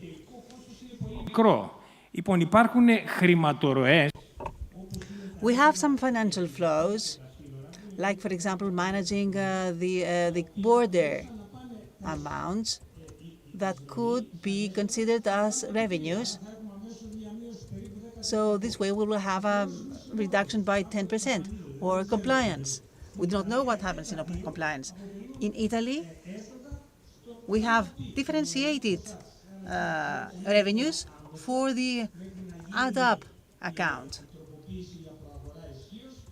So we would need to see how we can pre-purchase this energy so as to give a solution to the problem. Also, we could use the system so as to reduce the cost of electricity. I'm going very fast, says the speaker, because I want you I want to show you the diagrams also. There is a long discussion about the subsidies that are given to the industry. That is not true. In Greece, we have much less subsidies than we see in other European countries. We see, for example, the so-called ETMEA subsidy. It is a special amount, a special duty for the reduction of gas emissions, which is similar to the subsidy that is given to the supermarkets. So we see that based on the approval from the European directive, subsidies which are remain the same since 2019, which are the same as in other industries. So this leads to distortions and to deficit, of course. At the same time, starting from 2022, we count 17 million that are owed to us from this special duty. The state hasn't given us these monies, so we don't have any support actually. Furthermore, there are charges for using the grid. We pay for the supermarkets as well, and all the businesses that use the energy. So we shouldn't discuss about a favorable regime for the industries, for the energy industries. This is not true. We get less subsidies than the Europeans get, and we get the subsidies, the same subsidies as other industries. So this is not the case. Nevertheless, I try to understand how this account of the add-up account is galloping. Let me show you some graphs now. I'm showing you the graph of this uplift account that will reach 225 millions in 2025 when it was 180 in 24. What has changed? Here you can see the graph showing the development per month. You see the development of the prices inside the uplift account. As I said before, we saw in certain periods in the year 2 lignite units injected in the system without knowing why, but this had an impact on the prices. In August, we didn't have the lignite units, and the cost is lower. This is another very important graph that shows this account. With the gray color, you see the uplift account. And you can see the average prices, the average values per month. You see the peaks. And as you see during the afternoon hours, the dam is shown with the blue line, reaches almost zero. The uplift account is increasing at that time and reaches €1 per megawatt hour, only during the afternoon. And you see that the uplift account reaches €30 or €35. In July, we see a steady uplift over €15, and the reason is that 2 lignite units were injected in July until the beginnings of August. During the afternoon hours, we do not have zero value so that the consumer can be benefited. The consumer pays the uplift accounts, 1, 2, 3 accounts. And there are super profits for some great big players. This graph shows the development of conventional costs. The costs are rising for the consumers. Some big players increase their profits.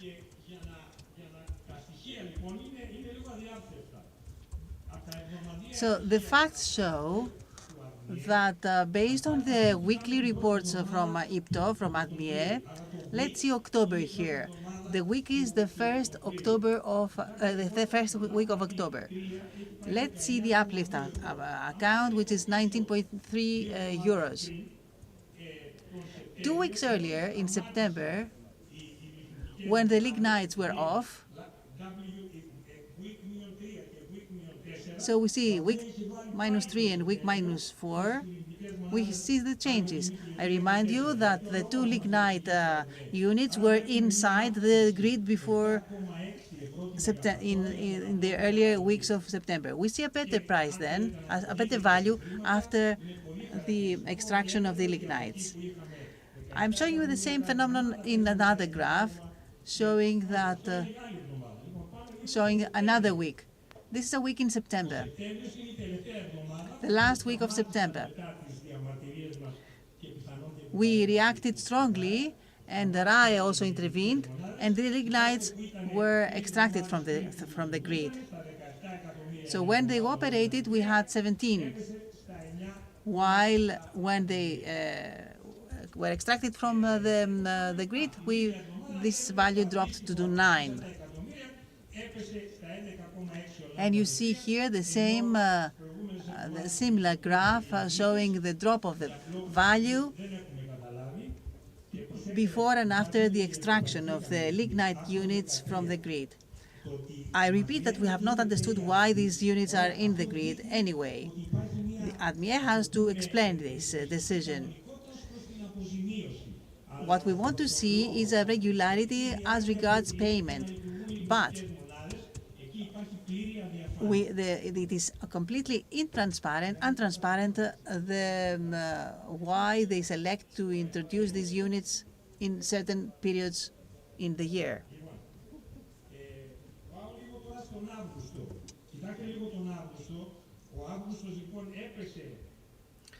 This is the example of August. During the last 2 weeks, IPTO extracted the lignites in the afternoon, so we saw this drop. So redispatching is a cause of high cost.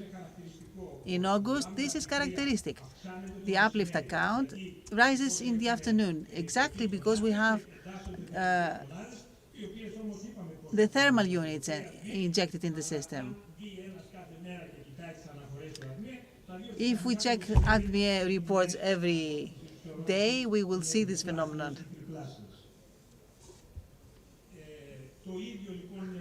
Βλέπετε σταθερά ο λάμδα επί 3 ψηλά.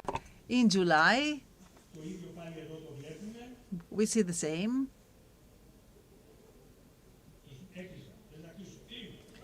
You want me to finish? The speaker asks the moderator. Yes, okay, I'm finishing with my presentation. The point I want to make is that this is not a healthy market. This is not a rational market. So we are trapped within this distorted market. It is important that the regulator is supported. We knock on the door of RAI, the regulator, but when the regulator is understaffed, they cannot do many things. So the complaint is not towards the regulator, but we want to support them because they are helping us, but the state should empower the regulator.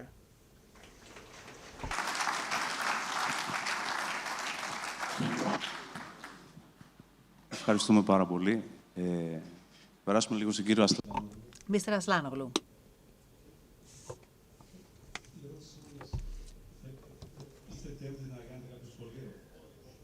Do you want to say something? Yes, I want to say to Mr. Kondoleon that in Turkey, redispatching is a vast issue. And it was the President Erdogan that intervened so as to solve it. He has a way to solve things, but nevertheless, it was unsolved until then. Redispatching is very difficult to resolve, and it's going to become even harder in the coming years.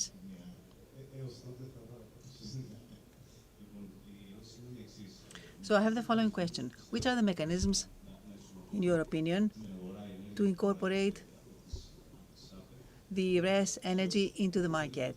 And which would be the role of batteries and TPAs to decrease energy cost for the consumer and the tariffs? We have to differentiate the PPAs from batteries. One is a technology, the other is a commercial product.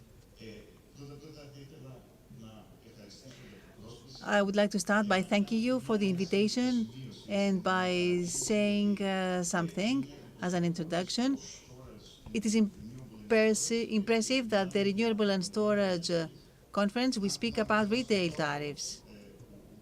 In the first conference some years ago, the renewables system people were not related whatsoever with the power market people, as if these were two different things, black and white. So it is very important that we see the convergence of these two populations of these two markets, of these two issues. Now, let me start by saying a couple of things about supply. Of course, the suppliers are basic players in the market. Nevertheless, supply is a commercial activity, and we have commercial risks, commercial processes, which contribute to the formulation of the final cost. So we have a series of costs that are added up to give us the final costs to be billed to every commercial consumption. Of course, the wholesale market is a very important theme here, but also we have to consider all the other activity in the commercialization of energy until it reaches the final consumer, because we have many different costs plus the objective cost, and also we have the management of the cost, which increase the risk. So they increase the final cost for the consumer. So all these are regulatory issues. If the way the regulation is set creates risk, then this is a problem that has to be solved. We need to study the drivers behind the design, the architecture of the regulation, to see which elements increase the cost and which elements decrease it. Now let's come now to the most important matter, which regards the wholesale market. How energy is produced and distributed, including, of course, the balancing, the redispatching, and all other mechanisms that balance the whole market. I do not know who are the creators of these mechanisms or instruments, uplift accounts, etc., but they are around in the regulatory arena. So we could maybe improve them as instruments so that they are more predictable and they can forecast the final cost in a better way. Now we have ex post mechanisms. So we have to act before we know the final cost.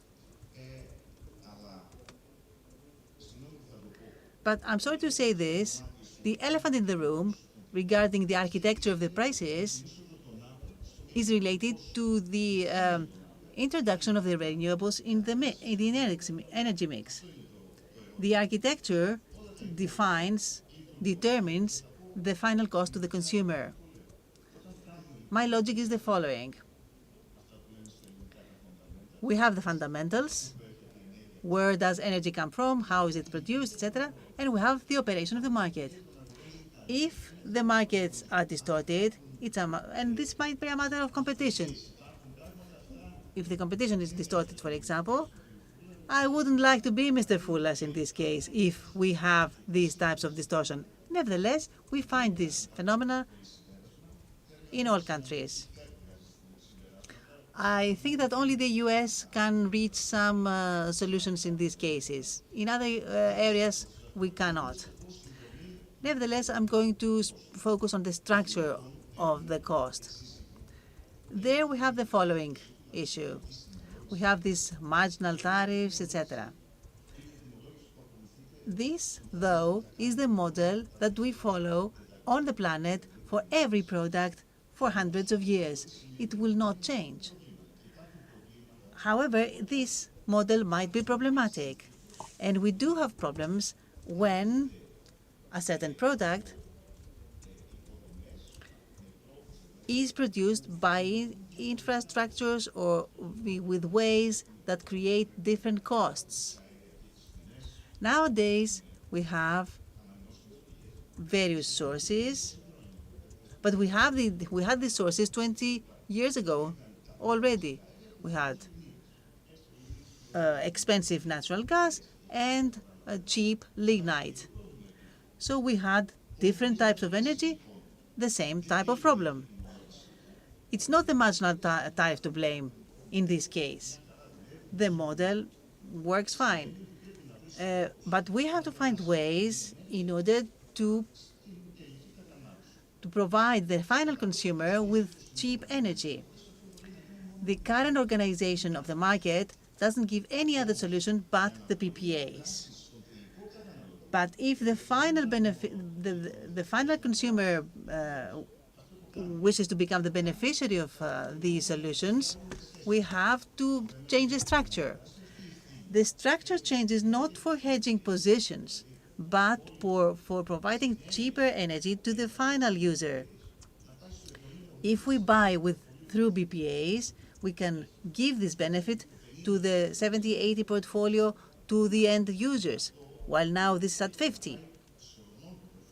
Because we want everyone, all stakeholders to benefit from this improvement. Otherwise, competition is going to be distorted or even cut down. If we don't have competition, we can't optimize the prices. And the question is, can we have this structure in Greece?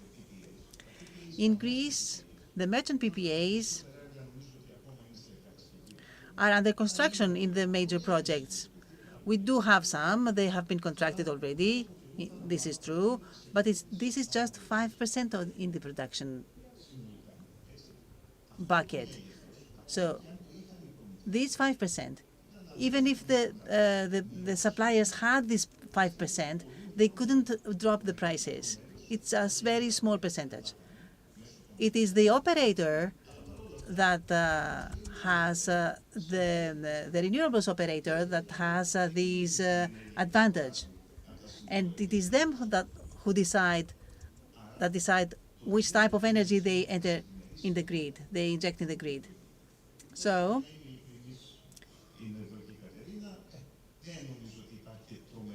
I believe that very few bodies would be interested to buy bilateral contracts with hedging instruments incorporated, especially if we introduce other markets in this hedging solution, because we could have because we have the law that demands the renewables to be injected in the local market. So we don't have any day-ahead markets that could be benefited from this type of bilateral contracts. So the only solutions we have is the one that is still in place, is now in place. Of course, we want to rationalize the markets. As Mr. Papalexopoulos spoke a lot about this. Of course, we should say that the U.S. market is 4,000 terawatt hours. Greece is 50 terawatts. We can't have so many players here as in the U.S. This is easy to understand. And of course, we all know that there is one player in Greece that has a major part of the market. So we have our own way to manage our own market. We have our own verticalization mechanism. Nevertheless, here we are in the Greek market. We have our own idiosyncratic specifications, profiles, thus solutions. Major managers can be found in major markets. We are a small market, so we have to find a different solution. Further, our neighboring countries are not so mature. They're waiting from us to create a better liquidity so that they can imitate us.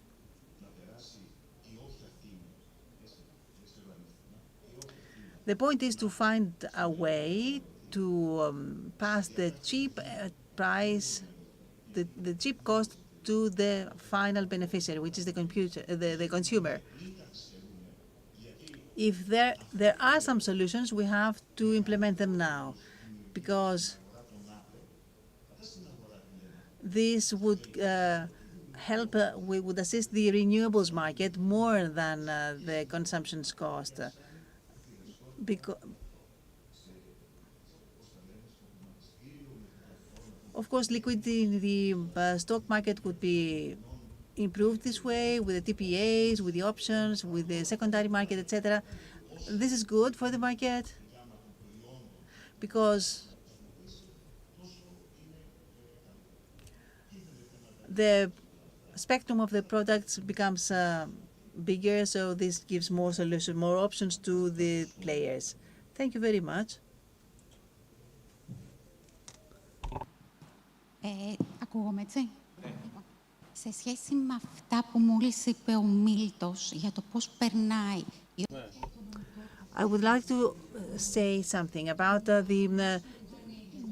the cheap cost via the PPAs for the renewables, I would like to say that the architecture of the market for the renewables that go through the RES operator is a CT for the operator. So there is a way that the cost of the renewables, actually their value and their benefit, to go down to the final consumer via the RES operator, which is a financial contract of differences. We do have the CFDs, so it's not necessary to go via the historical tendering contracts. It is a different thing to discuss about what are the legacy issues that we have with all kinds of contracts. But we have to know that we have the instruments now, and we have the contracts to do what we want to do. Now, regarding what Antonis said with the uplift account, which is world-renowned now, thank you for what you said. In other markets, as in Greece also, the redispatching cost is too high. It goes through the grid use charges. And this is used as a motive for the operator to utilize it in the best way. So the uplift account has a cost for us, while the consumers in other countries pay these costs through regulated charges. I believe that regulated charges is a better solution than managing this cost at an earlier stage in the mechanism. Thank you very much. This is a very interesting decision, but we don't have much time, so we'd like to thank you all.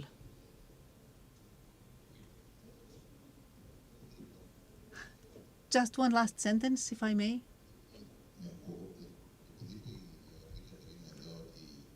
Katerina said that we do have renewables already established, and we're waiting. We expect that until 2030 to reach 30 gigas. So we overcover the demand, and we can also export, etc. Indeed, Katerina mentioned blackout. And maybe if renewables are the higher percentage in the market without the conventional units, this might lead to a problem. If we shut down lignites until April 2026, as September 26, the speaker corrects, as IPTO said. So if we extract these lignite units, we have only the new units, which are 500 megawatts, and we will have a mixture with a higher percentage of renewables. So maybe we should think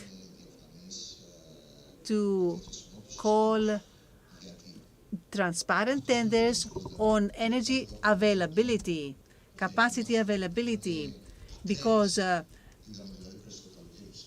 we have to deal with the fluctuations and the peaks that we see, especially in the summer For example, we saw such a peak last summer during the night periods where the peaks couldn't be exploited. At the same time, we want to have a safe system for the case of blackouts. So we have backups and reserves structured in the way which is optimal for the system. But nevertheless, capacity could be a criterion for tenders at low prices, because this could be a safety net for the consumers. If we have a reliability option, for example, also utilizing the well-known clawback instrument.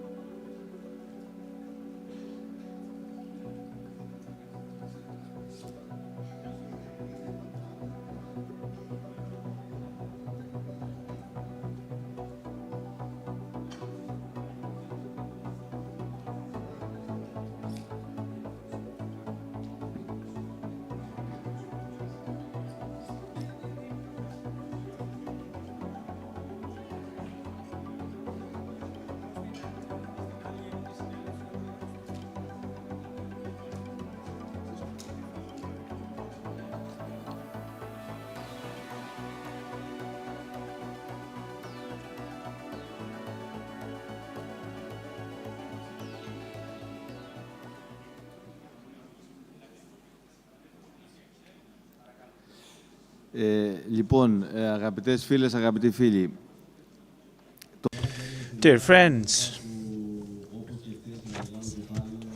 we are entering a session that was also subject matter of yesterday's event, the hot burning issues that the renewable market and the market as a whole is faced with. Curtailment, storage, access to the grid, and interconnections, and the solutions that need to be found for a smooth transition. Now, this session starts with a presentation of Dimitris Pandoulas, who is a technical director of public utility networks at Goodwill Europe GmbH. We will then continue with Mr. Margaris talking and discussing with Mr. Papastamatiu. This will be moderated by Mr. Vourioklakis, and then a panel will follow where the market is represented. Mr. Veriopoulos, Saltas, Valkouma, Panos Fakidis, and we will round up this with a presentation by Michalis Philippou, who is the technical advisor to RES Invest, as the first CEO of the Annex, of the Greek Annex. And then a second presentation will be held by Nassos Ploinos, who is the country manager of Longi Hellas Cyprus. We start off with a first presentation by Mr. Pantoulas. Thank you, Mr. Pantoulas. You have 10 minutes for your presentation.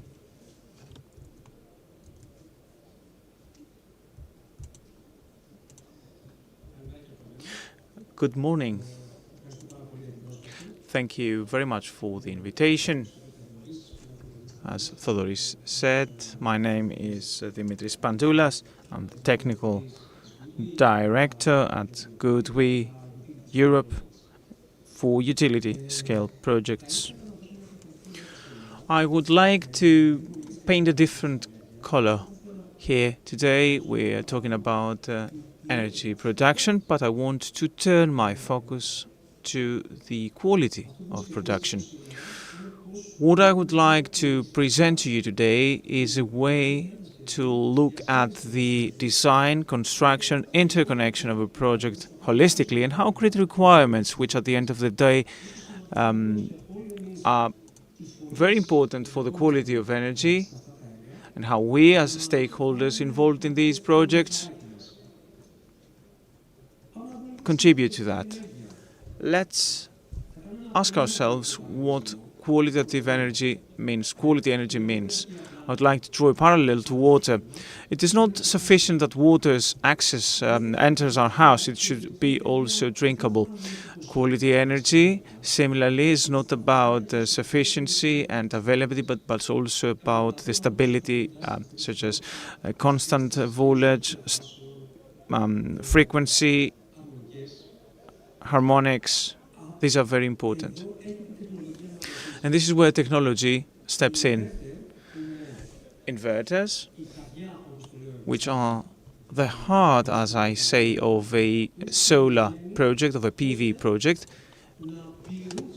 are designed to meet international standards and grid requirements.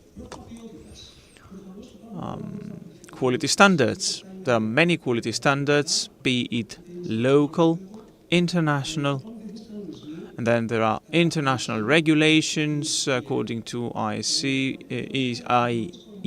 or EN, which determine harmonic distortions and flickers. There are many companies that in the country, we have witnessed a radical change in the renewables through the solar and then the wind technologies, try to improve and contribute to the smooth grid operation. What is, at the end of the day, our purpose? Is it our mandate to produce energy? No, we have to produce qualitative energy, production, transmission, distribution, and supply of qualitative energy. This is our objective. An example here is the total distortion, total harmonic distortion, THD. The THD rate should be 3 to 5%. We have managed to be less than that, less than 1%. And here I would like to turn our focus to the broader picture, to the holistic picture of all stakeholders.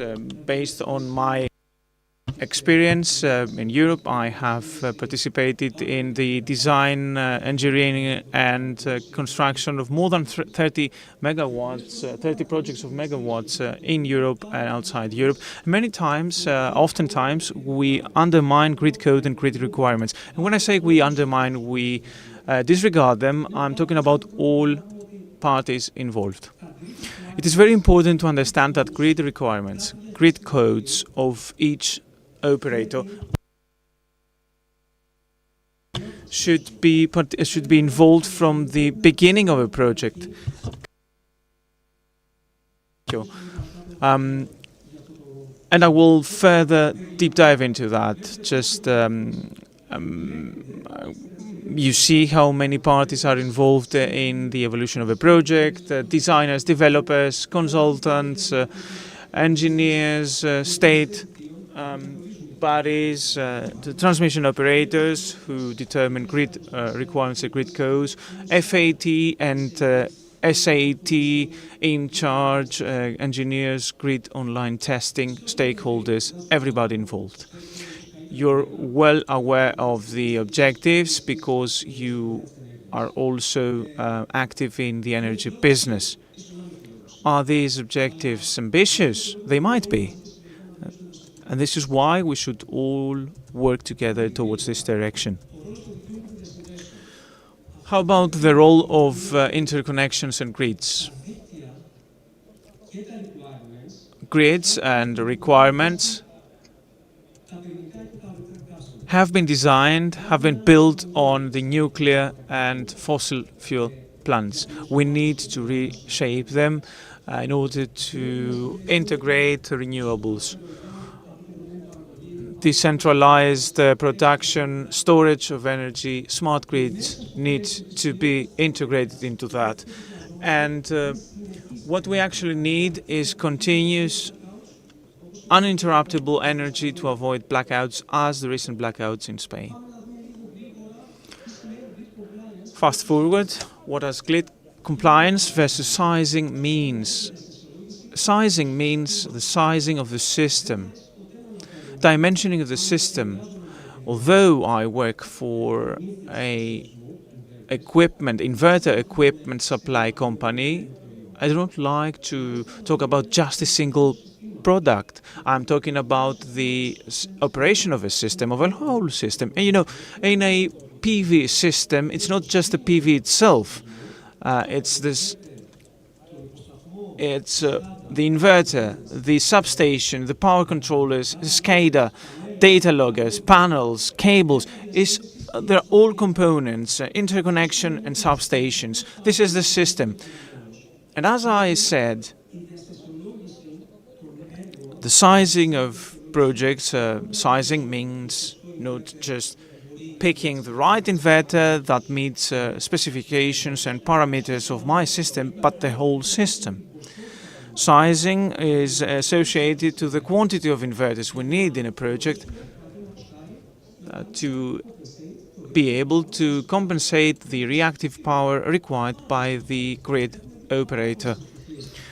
We have witnessed many failures in Europe, projects that are not connected because they failed the grid compliance testing. And this is why we should start from the beginning with those safeguards. And then we have the engineering stage. Unless we are aware of the grid compliance and the grid codes, we're not able to develop a project correctly. And when we get to the SATs, 99% of the cases we will fail these SATs because unless anyone has included in the engineering and grid compliance studies the requirements, the local requirements.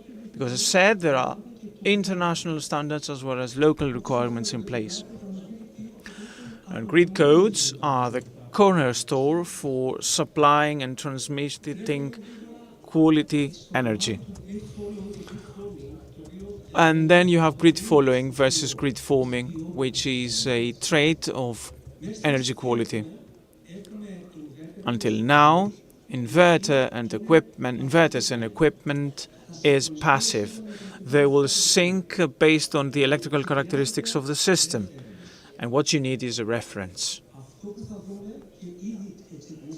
What will start happening, and has already started happening, is for inverters combined with batteries to be active, namely be able to control frequency and voltage and support softer grids.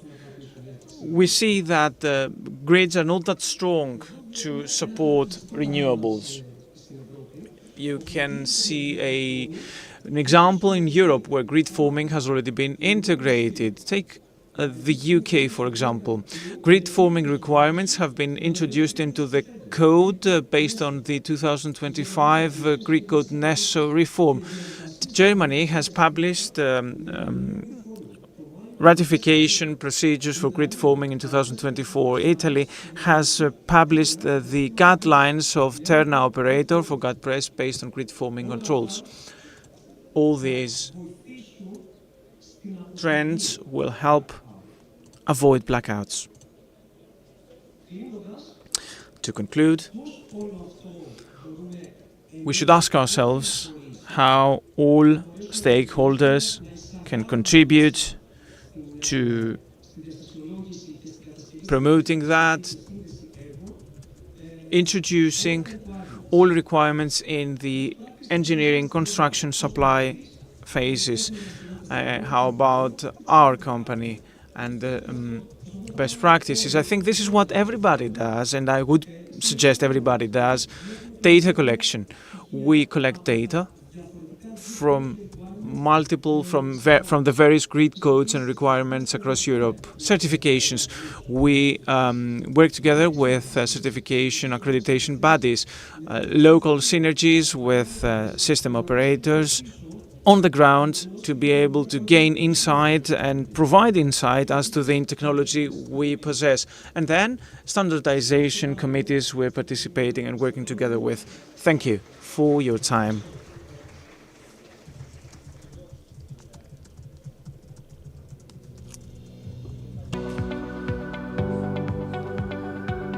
Λοιπόν, και όσο βλέπουμε το βίντεο της Goodwin να ανέβει.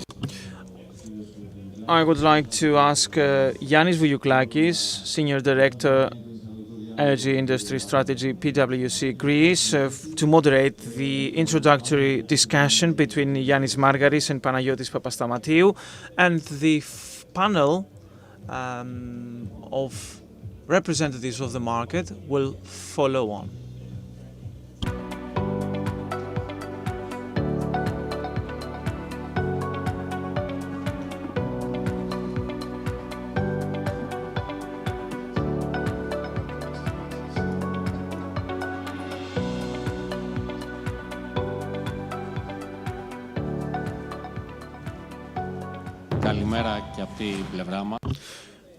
Good morning. We're very delighted to be here for another conference. Mr. Panagoulis, this is the 7th Renewables and Storage Conference. Each year we have developments and new trends in the market, but there are also the guiding principles which are always current.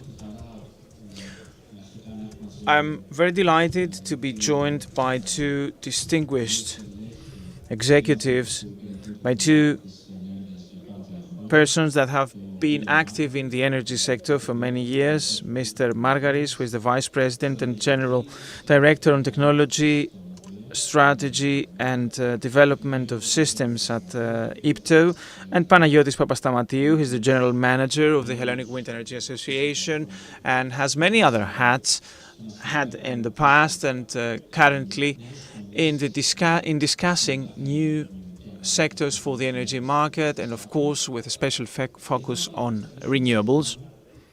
I would like us to start discussing something that I have coined harsh decisions, difficult decisions, and I'm wondering whether these decisions are difficult or the necessary ones going forward. And perhaps look into the balance we have to strike and the prioritization that is necessary. We're talking about grids, grid access, we're talking about storage, interconnections, and perhaps any other aspect that we need to factor in this supply, in this chain, and deal with it going forward. I would suggest that we start, Yannis, with you for an initial introductory remark as to the difficult decisions. Are there any difficult decisions, and what are these difficult decisions that we have to take? Thank you. Good afternoon. I would like to thank Energy Press and Mr. Panagoulis for yet another invitation that provides us the opportunity to work, to address issues on a conference that has become a tradition. And honestly, we have trouble working because of your conference, because of many aspects that come out of this conference we need to deal with in our daily work. Difficult decisions, on whether there are any.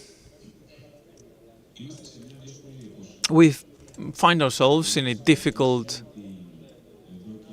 times, in the sense that as of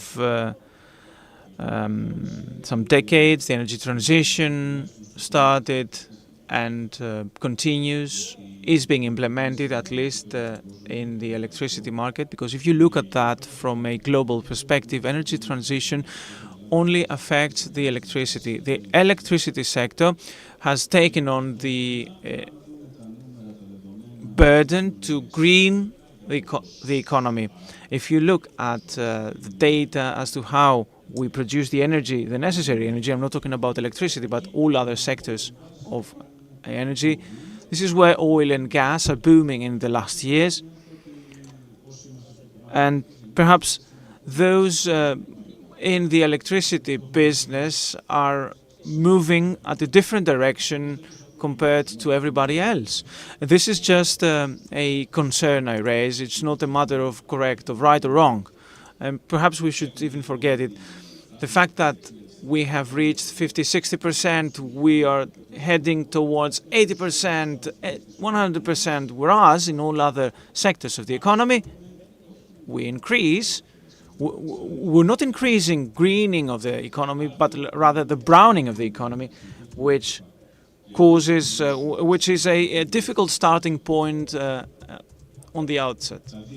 Let's come to let's get down to the nitty-gritty now. Grids. Every time I talk about grids, I try to say the same thing in a different way, because constantly, unfortunately, in the public debate, in public discourse, and also when it comes to what every player does, be it the government, be the state, be it system operators, we build on an assumption that is wrong.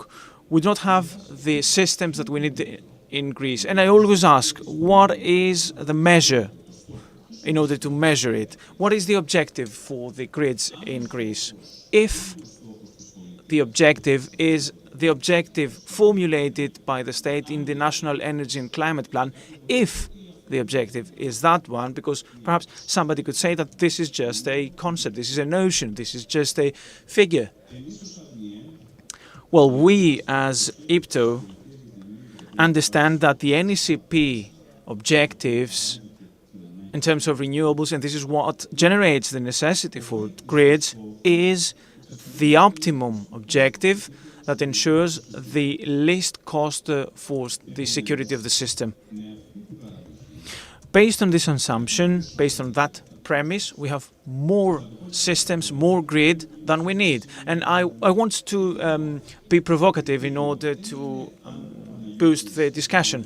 My criterion is not for Panagiotis to have a plot and whether he has the possibility to access the grid nearby. I mean, this is the pain of each investor. We should not disregard it.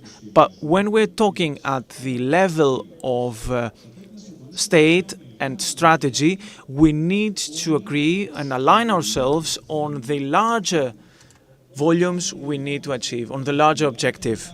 I mean, Greece has done very well, much better in RES penetration and in the development of the transmission system compared to what one might imagine based on our track record and the difficulties of the past regarding the development of new economy sectors. And this is what figures tell us. 16 gigawatts, more or less, in operation, based on the forecasts and the assumption, based on our estimates. Currently, we can accommodate 19 gigawatt without any problem for the system. The confusion in the market that renewables are cut and we throw cheap energy because we have no grids. I mean, at some point here in this area where we're all subject matter experts, we should stop this discussion. Why? Because society is listening, and society is who will actually accept and admit our projects, be it operators who have to provide permits, or developers or other stakeholders. 16 gigawatts of renewables in the grid. We have committed another 16 gigawatts for connection terms. All in all, we have 32 gigawatts renewables that will be securely access the system. Obviously, the fact that there are 50 gigawatts of applications in the pipeline, this volume will not access the grid. This is the first point. The second point, I followed the conference yesterday as well. The renewable energy mix is in the wrong direction. You have a lot of space being committed for solar.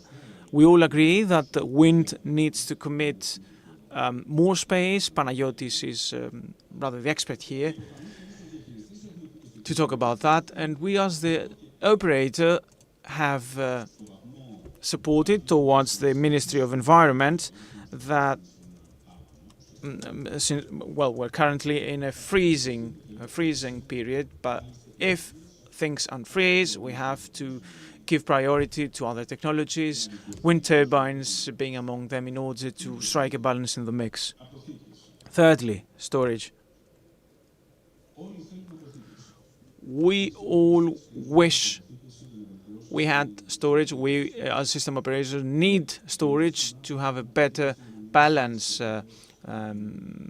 The producers want to cut curtailments, and they want batteries. Investors, they want to invest, therefore they want to install batteries, because this is a potentially profitable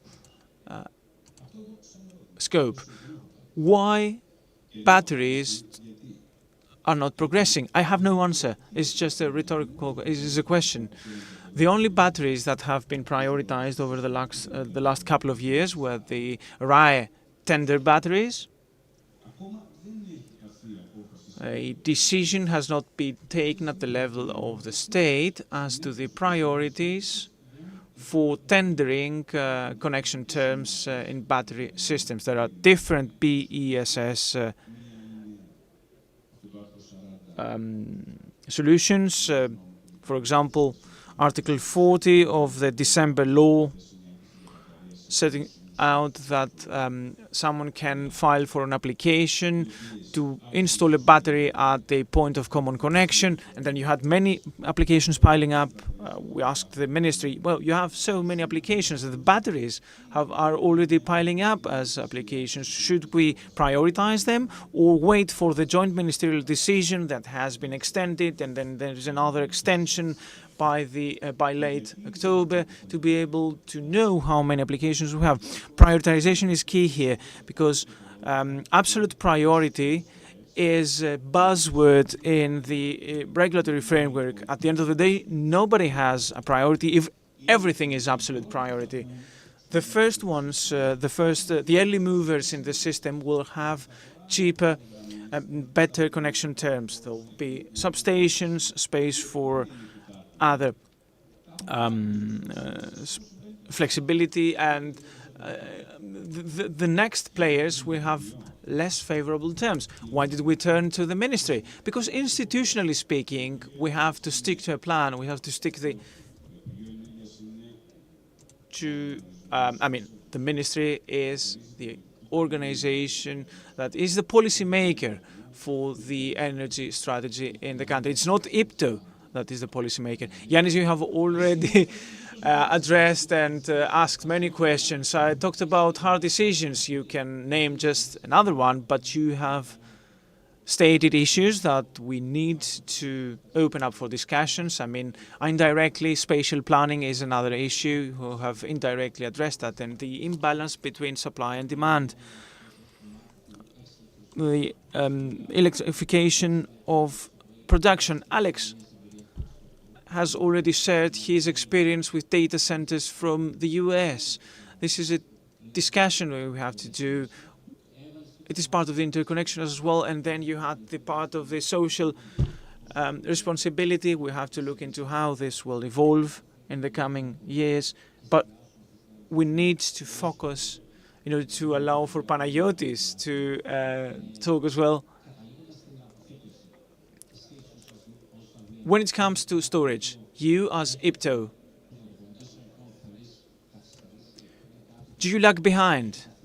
Is it something where, or perhaps delay has to do with the way of participating in the market and the visibility? The integration of batteries is lagging behind, is delayed. And unfortunately, as it happens in Greece, we have to have a faster pacing, as we should. Of course, it lags behind compared to the penetration of RES. RES should be accompanied by BESS systems. I'll just turn to Panagiotis. Panagiotis, I don't know, where do you want to start from? There are many issues in the agenda.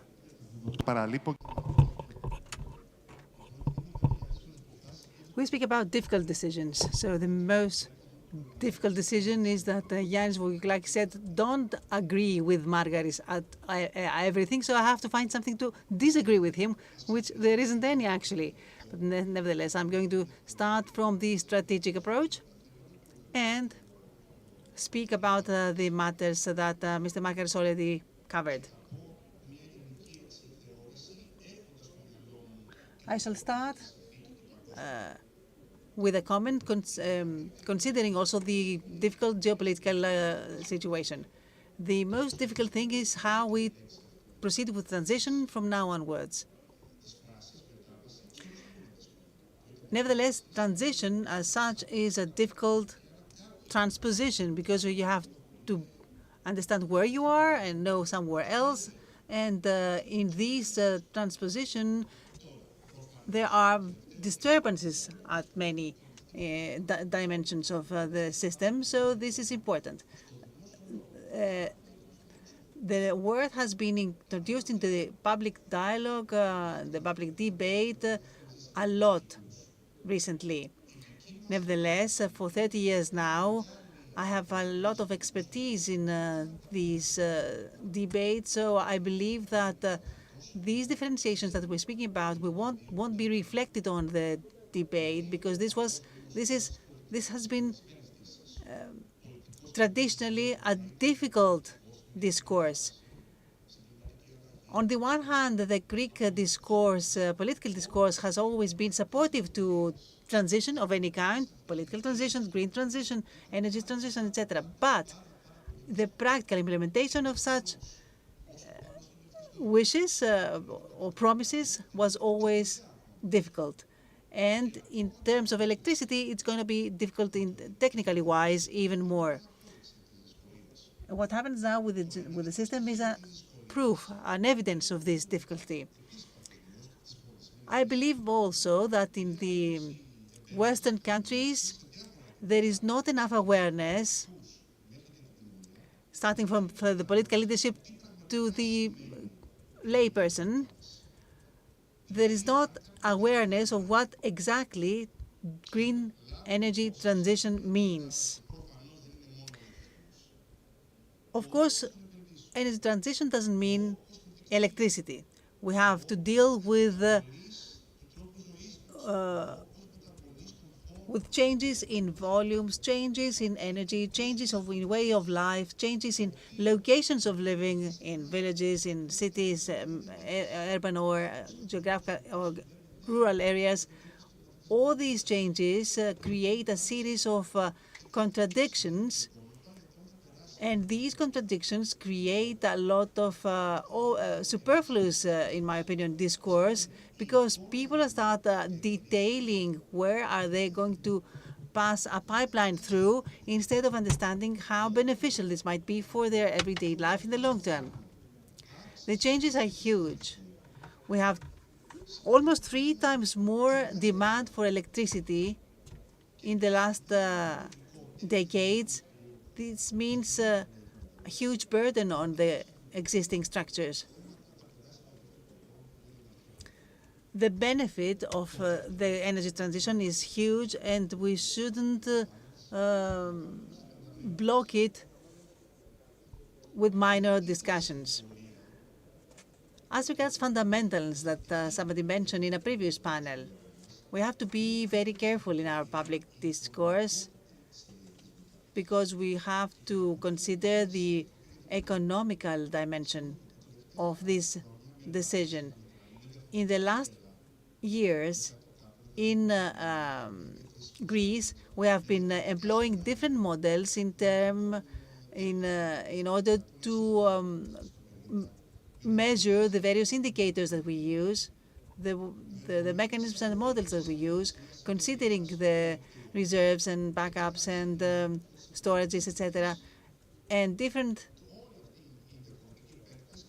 players like the Technical University or the Renewable Energy Sources Center, etc., have different models to provide and different outcomes to promise. So you have to see which are the actual differences. The fundamentals have to be fundamentals. They shouldn't be doubted upon. Even if the international geopolitical conditions lead to changes in tactics or delays, this is a different thing because we have seen many things happening in the last 35 years. Nevertheless, the strategic options, the strategic design shouldn't change. This is the message we would like to send to the message at the highest level.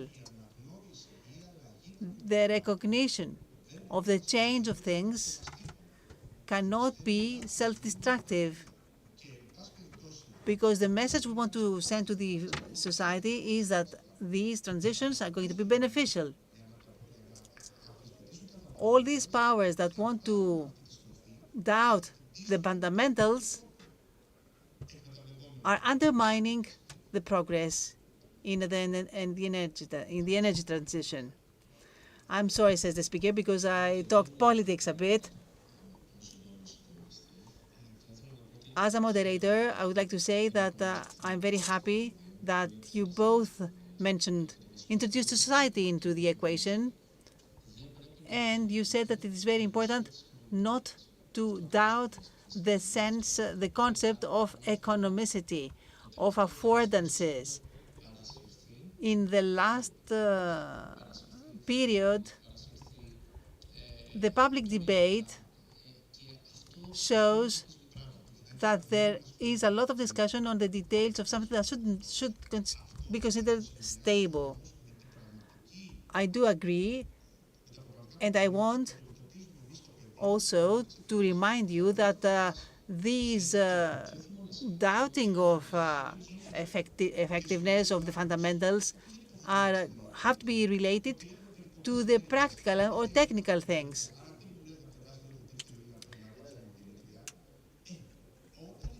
We shouldn't be in a position to start a discussion with anyone who says that I don't want a wind generator here, I don't want a pipeline here, because it is my personal interest not to have this. I don't want this in my backyard. But we don't want to have this type of discussions which doubt the fundamentals and doubt the national strategy of energy transition for Greece. These are messages for the government, but these are messages to the society. Energy transition is a social matter. It's not a political matter or an energy matter.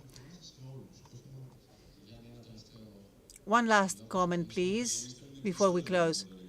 We have 3 hours to expand on our thinking here, so 3 minutes are not enough. Nevertheless, I want to add a general comment.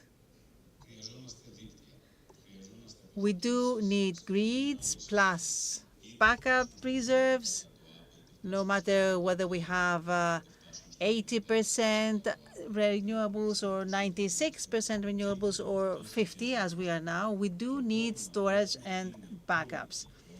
The problem is a political one. I want to invite both the government and the society to convince everyone in Greece that these projects will lead to lower electricity prices for the consumer. All the panels yesterday and today wish to give a clear answer to the Greek economy, to the Greek society, why the prices don't go down. We as IPTO have specific projects to carry out, and the society is blocking us. The municipalities, the heads of regions have a huge responsibility on whether Greece will progress in creating new structures, or we will stop where we are and we'll just manage a misery of an energy market at a dead end. To finish, because I want to add something more, we have to be very cautious when we speak about regulated charges in grids. As Panagiotis said, if we speak about expensive prices, we shouldn't introduce in our discourse the regulated charges, because people say that you create new grids and I pay for them indirectly in the price of the electricity I consume. Nobody said that, but the society has to understand which is exactly the message that we give. So I am going to ask everyone, we have to be very careful how to phrase our messages. We are already on the vehicle of energy transition with new projects, new renewables, wind projects. We have to explain to the society and the local communities what we do and why. So I understand that we don't need to speak about difficult decisions, but about clear decisions. Thank you, everyone.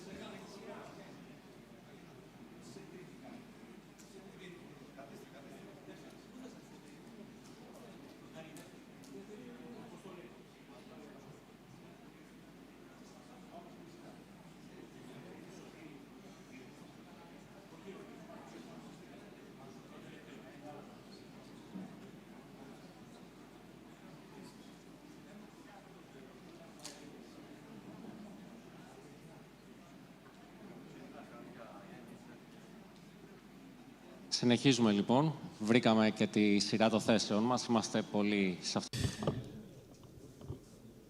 Let's move on to the next panel. Everybody is on the stage. I'm very happy to be joined by experts in the energy sector. Again, as Thodoris said, right in the previous panel, we were delighted to listen to the thoughts of the RES production supply on the supply side as well with the transmission system operator. Let's hear now from the business, from the market that needs to develop these projects. What are the opportunities? What are the challenges that need to be aired?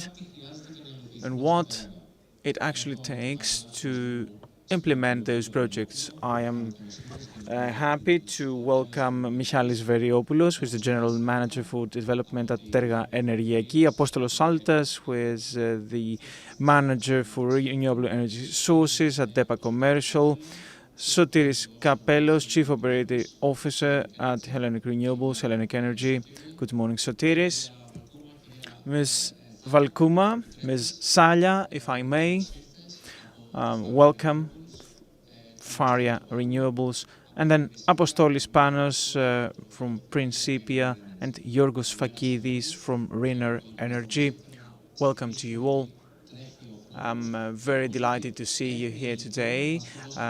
With one eye on the time, we have a lot of food for thought based on the previous panels. Perhaps Michalis Veriopoulos from Terga Energeki would like to start with an initial input. Well, I think the title is a precondition for starting to that will enable us to moan about the challenges. Let me start by addressing these. You know, I had in the previous panel about the papers, the state publications such as the NECP, laws, ministerial decisions, which provide for many aspects of the market. I don't know whether it's clear, perhaps it's not clearly understood what investors, what businesses that work on that, we take that very seriously. All those papers, they do believe that will materialize. If they write on paper that 100% will be materialized, investors expect 100% to be realized by March, you name it.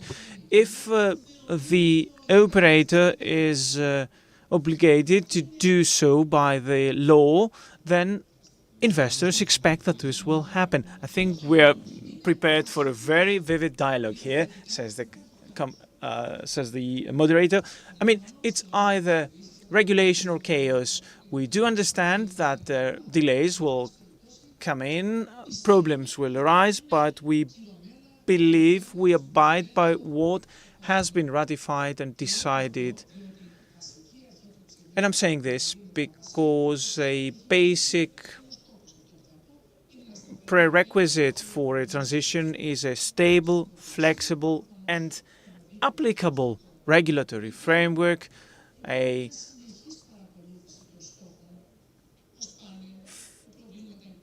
fair competition level. We need to look into the reforms and revisions that need to take place on the basis of the NECP and the timely implementation of those provided for. This is commonplace, but is essential if you want to have businesses operating, working and thriving here. We are experiencing a long-standing stagnation, and I don't know whether I'm the only one that is suggesting that, and I will just pick a couple of issues. Implementation of prioritization in terms of connection terms granting has stagnated. I don't know why. I mean, it's unreasonable. We don't know what are the reasons for that. We might be able to understand if anyone was to explain it to us. And there are dozens, hundreds of dozens of applications awaiting to receive connection terms. You know, words don't matter anymore. Approved vehicles by the European Union that are not implemented, the auctions, the tenders, stopped halfway, midway. Nobody explained why. No evaluation took place. RES, battery backing of renewable energy source systems, that was approved by the European Union, never launched. This is all on paper. Proclaimed beneficial initiatives such as the Apollo program disappeared. No one tells us why. Ready initiatives, and congratulations to those that were able to conceive this system. How electricity cost can be reduced for many parts of society, municipalities, farmers, etc. I'm saying this because at the same time we're expecting municipalities to have no problems when cables pass through their territory without any benefits. If they see no benefits, we shouldn't be expecting them to cherish and to cheer up for any infrastructure projects passing through their municipality. Developing merchant battery system, extensions on extensions.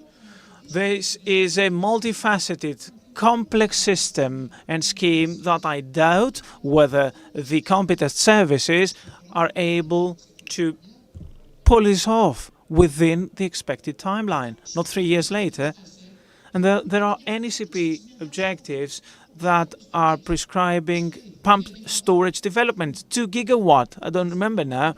The only project is in Anphilohia by our company, 680 megawatts.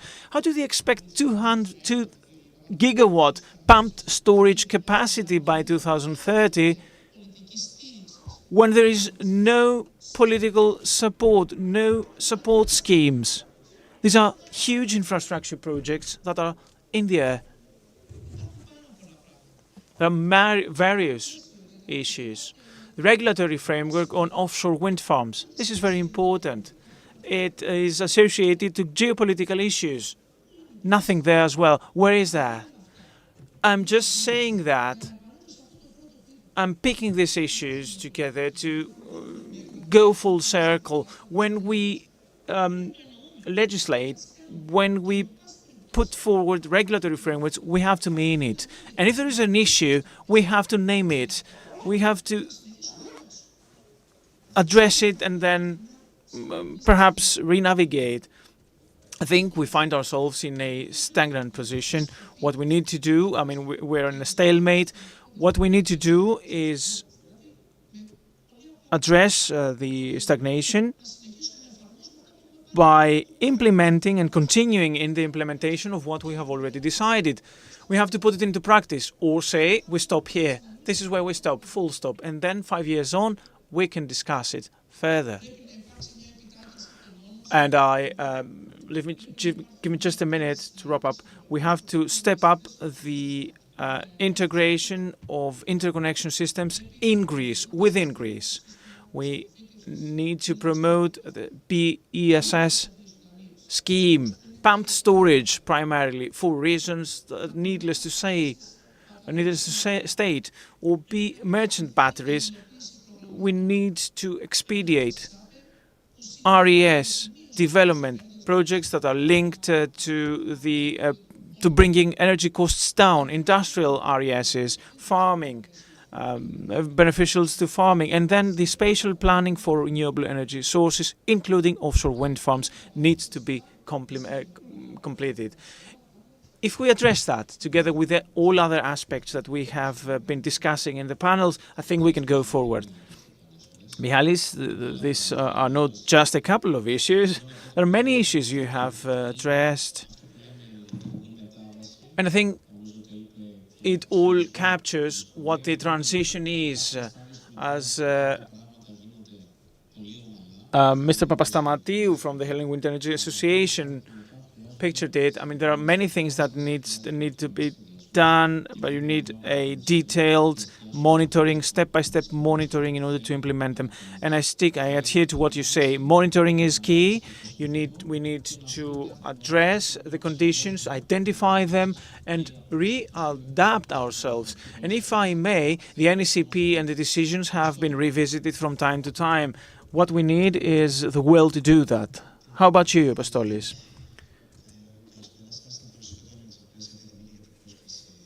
Mr. Voyoklakis, well, thank you. I would like to thank the Energy Storage for the invitation. There is turmoil in the market. I will start my my talk by saying that I'm not here only representing DEPA Commercial, but also as an individual that is experiencing the energy transition on a daily basis from in my work, in my office, on the field, in the collaboration with the local societies, through the permitting process, etc. Well, the challenge, in my understanding, is how we shift from the transition theory to the implementation practice. Huge steps have been done lately. Clean energy is not an option anymore. It is an obligation.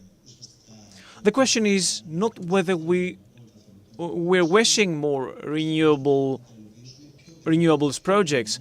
The question is how we can implement them faster and more fair. The transition lies in implementation, and implementation calls for decisions, difficult but necessary decisions that need to be made. As a matter of fact, RES penetration is high. We are at critical crossroads, and right now we need to unlock capacity through storage, through grid enhancement arrangements. Well, in this context, Let me just add that DEPA has been transforming from a natural gas supplier to a vertically integrated group. We are building one of the largest PV 400 megawatt in mainland Greece, in Larissa, another project, and we have the first pilot project on biomethane that will bring compressed biomethane into the market. That is going to be available in our refueling station, in natural gas refueling station, and the Life Green initiative in Kozani, that is a project of sustainable urban mobility based on hydrogen, and then an additional 2 combined cycle with natural gas plants in Larissa, 800 megawatts, and yet another one plant nearby. What are the preconditions for the coming day, for tomorrow? In order for this transition to be fair and stable, we need grids and interconnections that are preceding the projects, and storage as a second aspect should be part of it and not just an experiment. And thirdly, we need a clear and predictable framework, regulatory framework, for investors and developers to be able to plan ahead safely. The energy transition, in my understanding, is an economic challenge. It is not an easy task to do. No transition is easy to do, and it's not an objective, it's rather a commitment towards the future. Thank you. Thank you very much. I think that you evidenced the matters of decisions.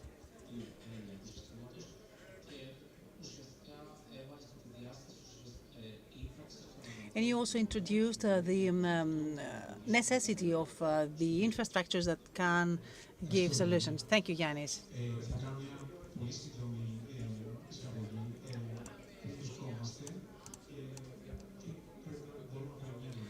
Let me start with where we are and what we can expect. Last year, we had 9.7 gigawatts PVs and 5.4 winds. So these are the 2 main sources, hydroelectricals not included. We are expecting a rise in PVs and only 300 watts from wind, so we reached 17.8. Let's see how the curtailments are structured. In 2024, it was 3.5%. In 2025, we expect 9 to 10%. The PVs last year were over the average, especially high voltage, over than 5%. This year, we expect higher than 10%. So imagine the PVs were curtailed, they are curtailed down by 10% in terms of revenues.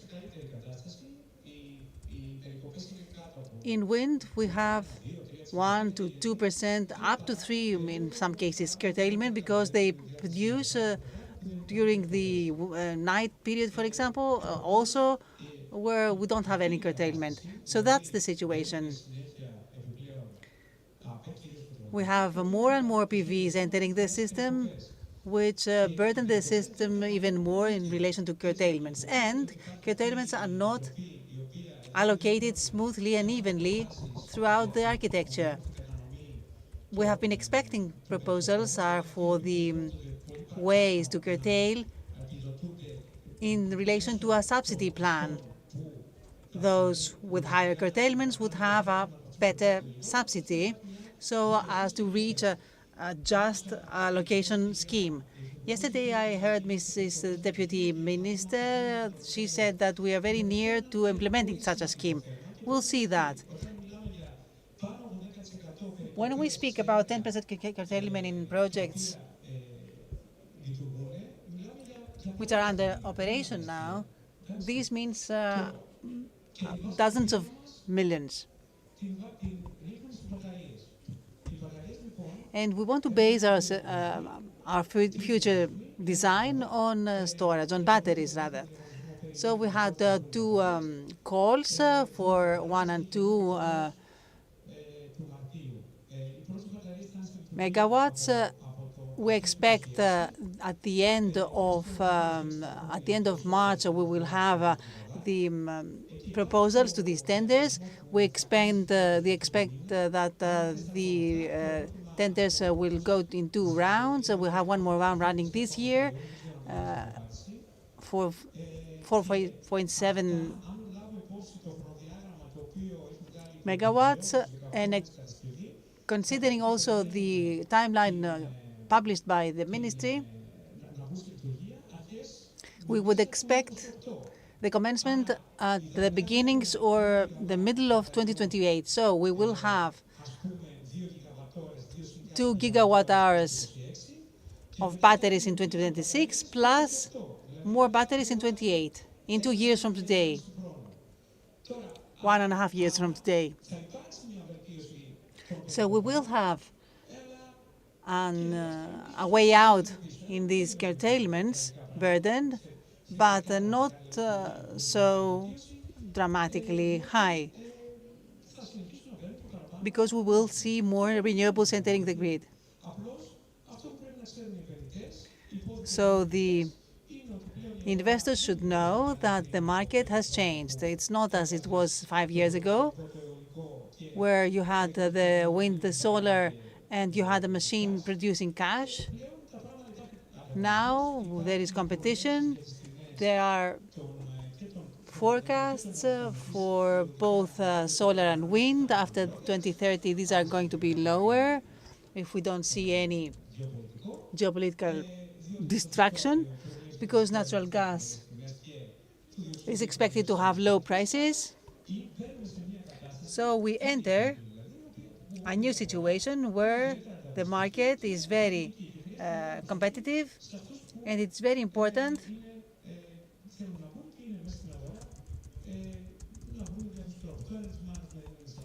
energy management is a way. Batteries will give a solution for the first years, but after that, batteries are going to cannibalize one another. This is the reality. I don't want to be Cassandra here, but we have to be pragmatic. So let me just answer one question.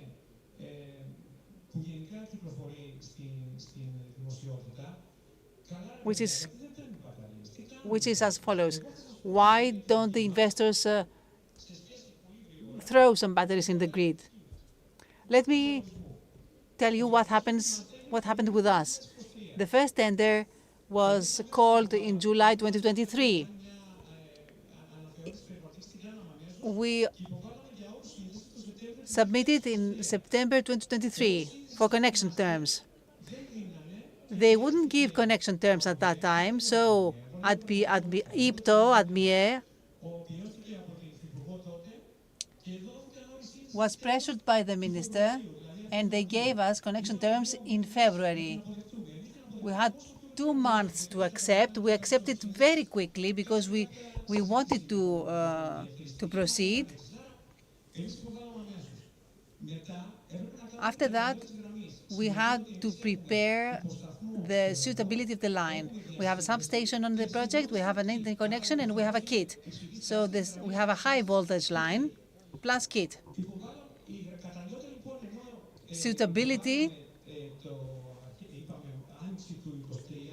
rather, in the beginning of 2024, we submitted the suitability. We got that in September 2024. And just 1 month after that, we submitted for the interconnection contract, which was signed in May 25, some months ago. We had started in 2023. You cannot start with the substation if you don't have everything in hand. So you have your crews, and we're just digging around. You pay the excavation crews. You pay the contractor. You have a timeline with the contractor. He says that I have the workers here. They dig all around all day long, so you have to pay me. So when you finally sign the connection contract, you can't start right away because we have to pass through a comparison exercise. So I am asking you, how much time do you need for a substation? 9 to 12 months. Is that correct? Is it possible that I have my project ready in September?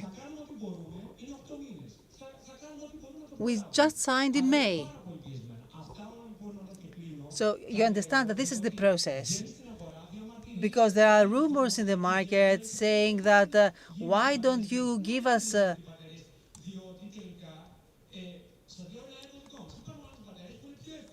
solutions?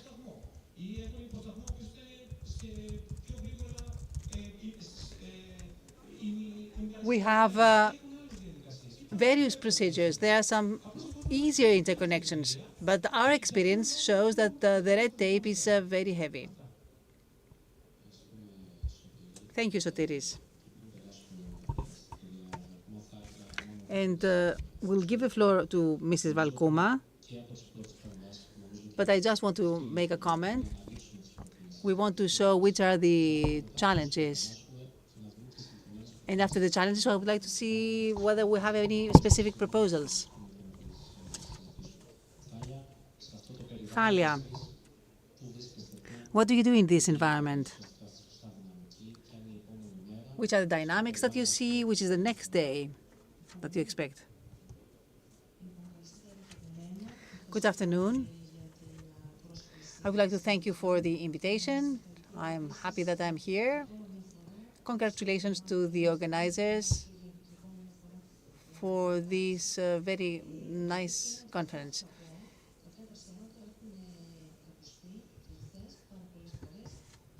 I'm going to say some things that you have already heard today and yesterday. I am going to focus on all the matters which are important for all those in the energy market from various approaches. It's more than obvious that now we are at a transitory period. We want to reach the zero energy goal.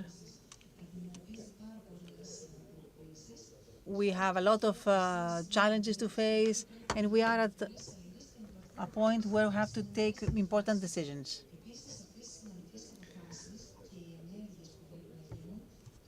The actions that have to be taken have to be very quick, because we cannot have the luxury to wait any further. So we see zero values, negative values. We see issues with the grids. I do agree with Mr. Margaris that these issues are related to the design at a higher level. But nevertheless,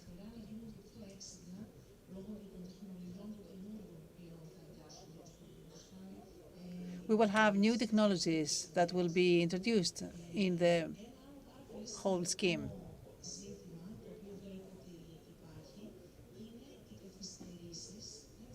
Another important issue is delays in legislation or non-implementation of legislation. Sometimes, instead of being proactive, so that we give ahead the framework so that all stakeholders can be prepared on time. Sometimes we delay and then we accelerate in order to reach a solution. Another important issue, which is even more significant as time goes by, are the reactions of the local communities. Too often, these block the progress of works, and sometimes the dead ends cannot be solved. In other words, investing in this sector is not so easy anymore as it used to be. Someone said that before me. some years ago, you could invest and then you could have a profit on your investment. This sector now is called invest and forget.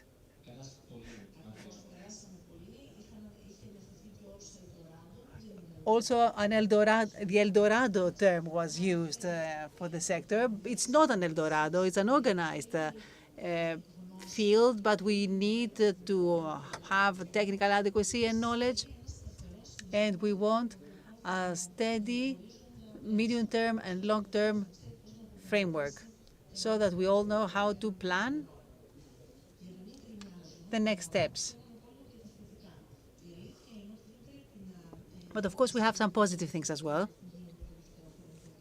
Let's not complain all the time. We have set some targets at the level of the energy legislation. We have completed several projects, mostly PVs, but we did have investments.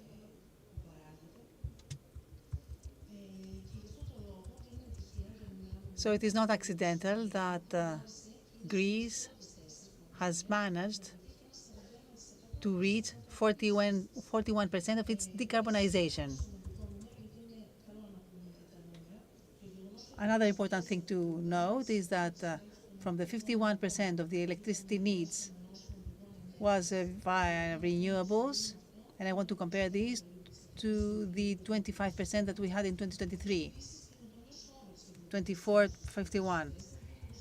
The average in the European area was 48%. We had 51, so this means that we did have some progress. If we didn't have this progress, we wouldn't discuss all these matters now. We are not taking our first steps.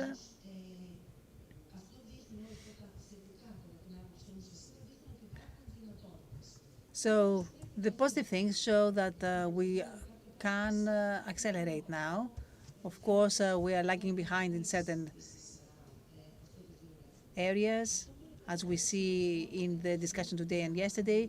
It is very important to understand that this energy transition, the green transition, is not only for the environment. We don't just want to limit down the emissions and pollutants to the environment, but it is a strategy for development, for growth, including an environmental and a technical dimension and an important economical dimension. It can create new markets, can increase jobs, and it can boost the country forward. From this whole effort, we should also understand that all the topics that we discuss here are interconnected. Batteries alone will not solve the problem.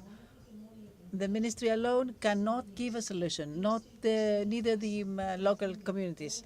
So we have to have a 360 approach with synergies, cooperations towards a common goal.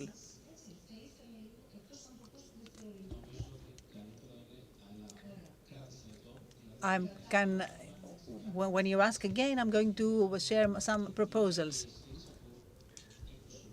Before the proposals, I would like to hear the approach of the representatives of the market, because you have companies behind you, you represent the marketeers, and so each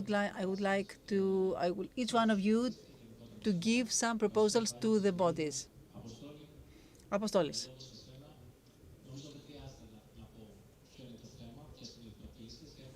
You know the subject, you know the challenges, so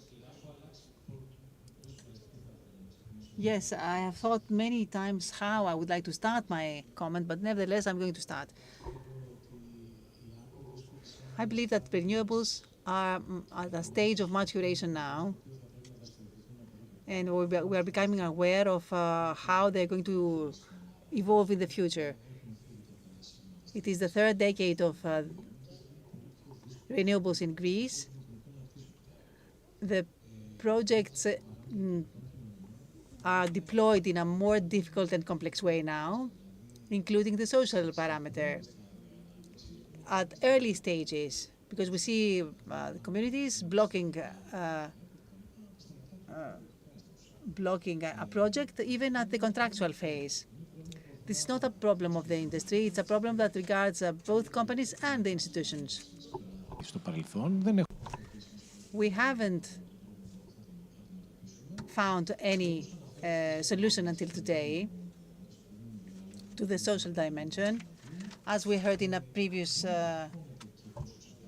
panel, it is not so clear to the people, to the local communities, how much they were going to benefit from this green transition. So we do have arguments, but they're not enough.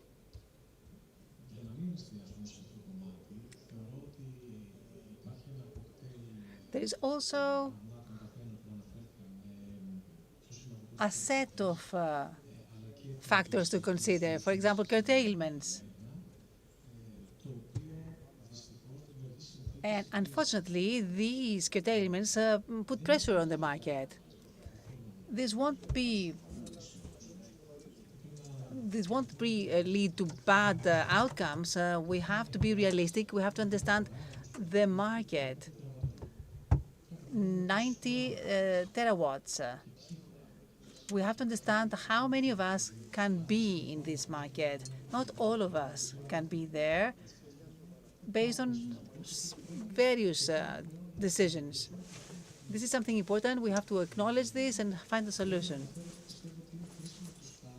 We are at a critical stage when we need to provide a holistic design. It is the ministries, the IPTO that is going to play an important role. And we have seen that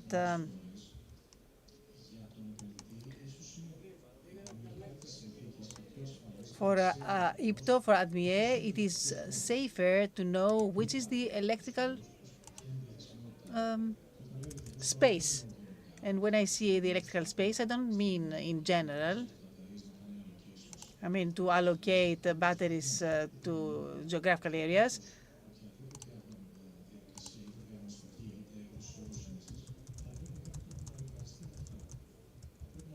We have to link all the dimensions together.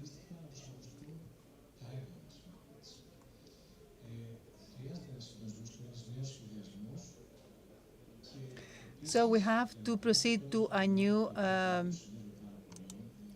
planning. Storage now is the new hot keyword. We've been discussing storage since 2019.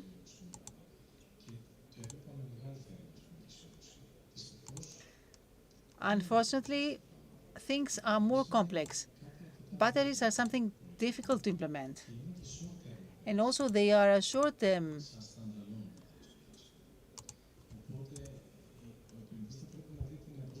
investment. So it is a major risk to enter this area. There are also technical issues. The operator, for example, doesn't know exactly how to operate some parameters. For example, in Italy, Terna changed the type of batteries because they were too fast for the grid they had. So technical flexibility that technology provides has to be linked to the capacities of every local grid. Furthermore, we have to take some risks as regards how the batteries are launched into the market.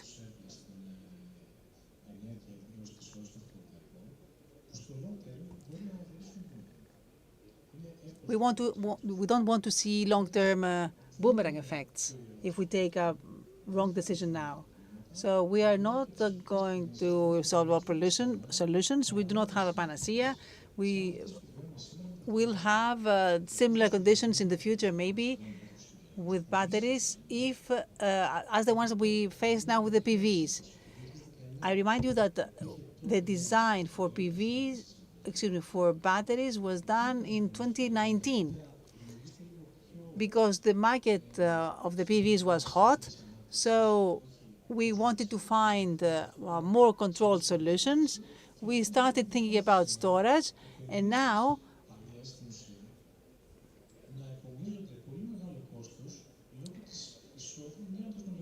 we have old investments that are burdened too much due to new cameras, which are cheaper in construction terms.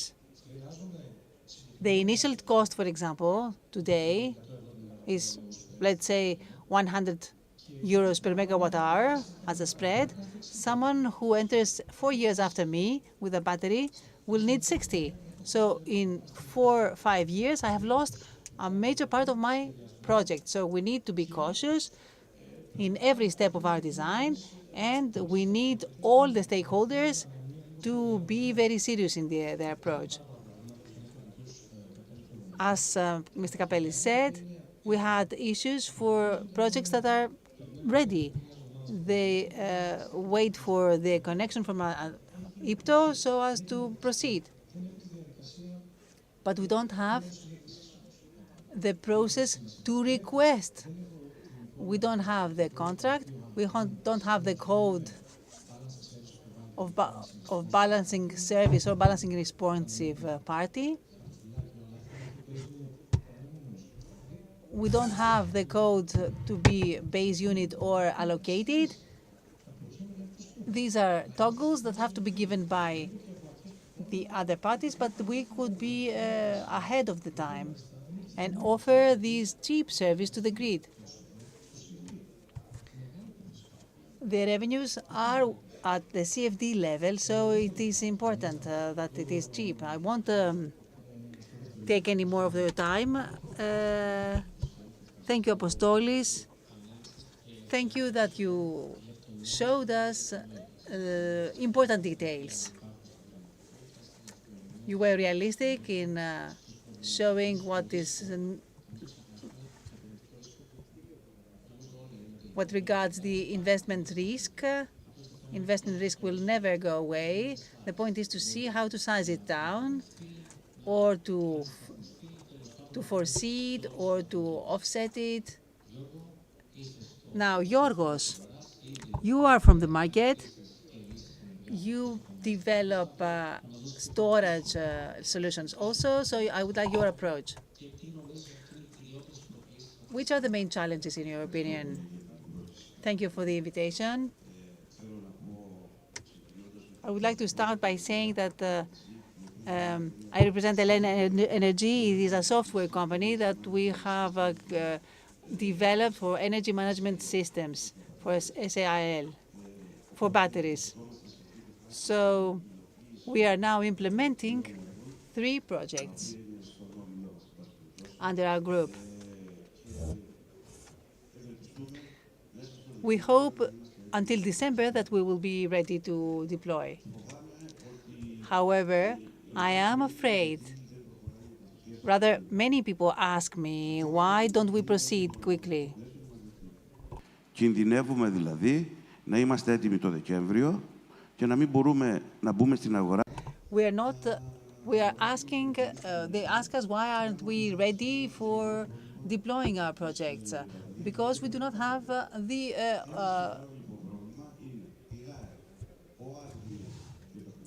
the regulation authority and the IPTO authority to finish the regulatory framework. The context is not there anymore. We are ready, but they are not. So we risk penalties to complete our investments very fast. But when we are ready, we can't enter the market because the framework is not there. I believe that both the Ministry and RAE and IPTO have to give us the opportunity to have the framework ready so that we enter the market quickly.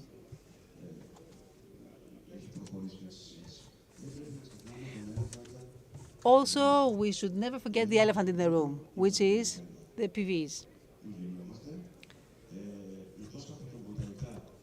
We have so much solar units. 1/3 to 1/4 of the capacity of the overall renewables we have. So we have to consider this. A direct approach would be storage, reserves, via batteries. Of course, we have delays, but we have this 1 gigawatt that has been already licensed, and we have the other companies here, and they can say that on their behalf that they may be ready in 2025, 2026. But I think that the priority of the state should be storage. The ministry says that we have 10 types of absolute priorities. I believe that absolute priority cannot be licensing a new PV so that it enters the grid quickly, since we're going to throw away 10% of the produced of the energy already produced. This is too serious not to consider. We should prioritize the facilitation of the investors to enter the system and stop spending away energy, wasting energy. This is the absolute priority. If I would focus on one focus, I would focus on what Mr. Papalexopoulos mentioned this morning. In a very, very simple terms, he said that the problem in California is solved with batteries. Unfortunately, we do not have another way today, not a more cheap solution. Hydrogen is a very long-term solution. Pumping storage is also something not sustainable because it will need high subsidizing. So the solution is batteries. That's the elephant in the room. We have to deal with it. I'm going to wait for the discussion to develop, but I just want to finish with a message. RAE, IPTO, and the NX have to accelerate the integration of the units that are ready. Thank you, Yorgos.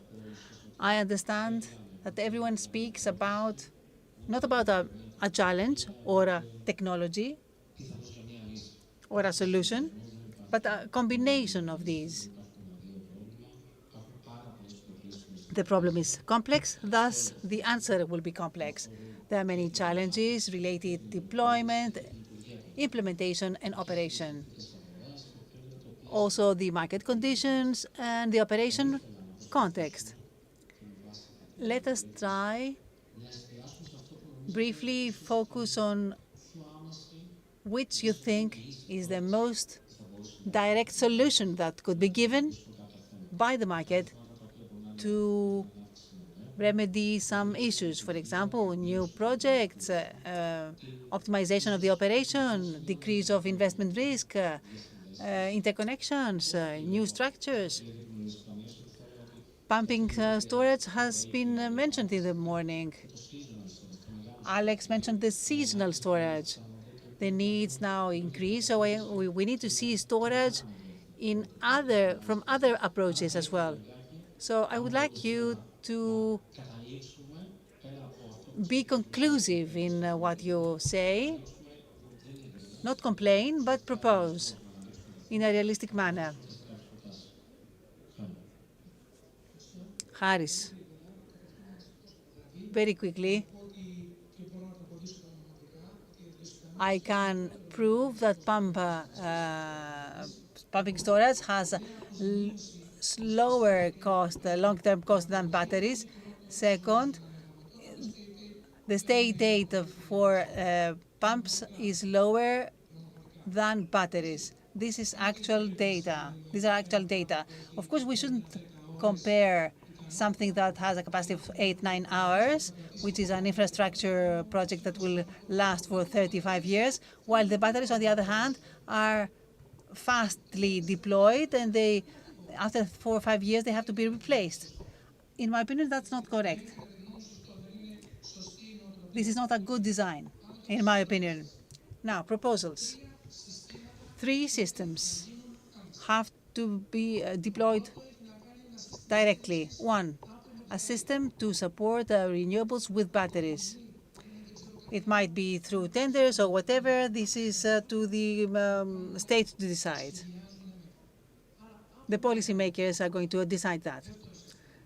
Number two, wind parks. We want the wind farms to go outside these obscure system of procedural hindrances, and we will just want to support them so that they enter the grid. Number three is pumps. If we want to have a long-term horizon for the projects that we license, we need this type of solutions, 2 to 3 megawatts. So these are the three measures I propose: batteries, wind farms, pumping storage. This is my proposal. As regards the institutional things, the policymakers are going to give us their own solution. Thank you, Mr. Viriopoulos. I do agree with him, and I'm going to add the following. I'm going to agree with you about the future profile of this solution. I would add transparency on grid data. We should know beforehand availability of electrical loads. We don't want to have rejection in productions or restrictions. Also, we want to know the balancing mechanisms and the flexibility processes. We need to combine flexible production with storage, and these could become the bridges to carry energy towards wherever we want. We need also control, targeting, and coordination. If we have these, we might increase the PV, the renewables, but the grid is under control. The system is under control. So we have to forget the logic of physical connections and enter the logic of coordination so as to accelerate the green transition. Thank you, Apostolis.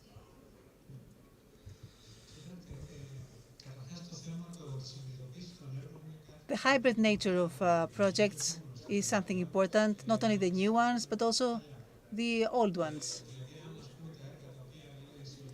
If the projects that are already in operation could have a battery, this would be beneficial. Of course, there was a proposal for a hybrid extension of the old projects, but this was not economically viable. A battery absorbing the curtailed energy, and this wouldn't give viable revenues. So this wasn't the model to follow. Moreover, we don't know whether this battery can participate in the market. That's not clear. So how is it going to generate income?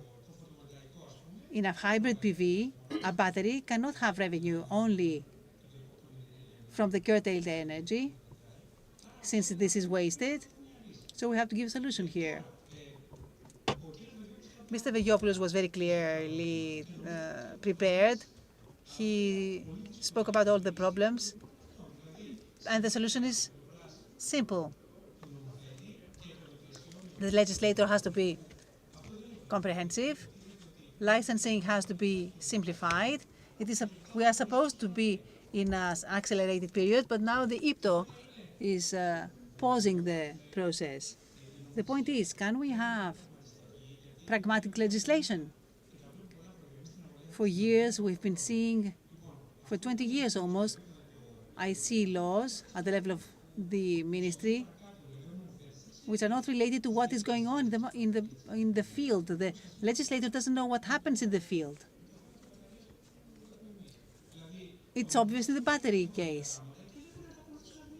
The legislator set some time limits, and IPTO cannot follow this because the technical requirements are such that do not let them continue. Also, IPTO is understaffed, and the timelines are too short. So we have to be practical and pragmatic. To conclude, regarding the market, I don't want to complain, but I am pragmatic. For those who are in the market or want to enter, you have to know that the game has now changed.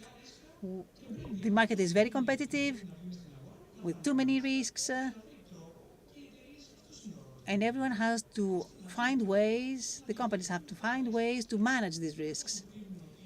And if they believe that the market is the renewables, the batteries, energy management, etc., is an interesting market, then they can enter and survive there.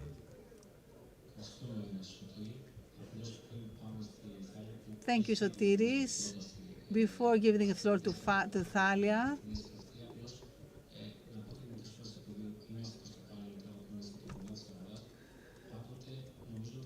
let me say one more thing about the market. There should always be a balance. We should always be pragmatic and know what the government can do and what the market can do, which are the capacities and which are the challenges, restrictions, and we should reach a realistic balance. Which is the power, which is the strategy. Because historically we've seen that interventions are important. But I think that it is critical to see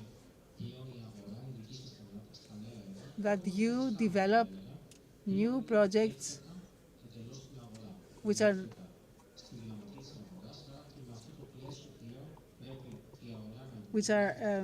exposed in the dynamics of the market. So the market should know that there is an inherent risk which has to be dealt with by the companies in these very specific, in the specifications of the market.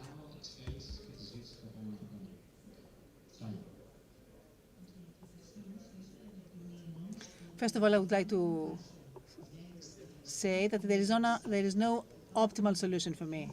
There are solutions.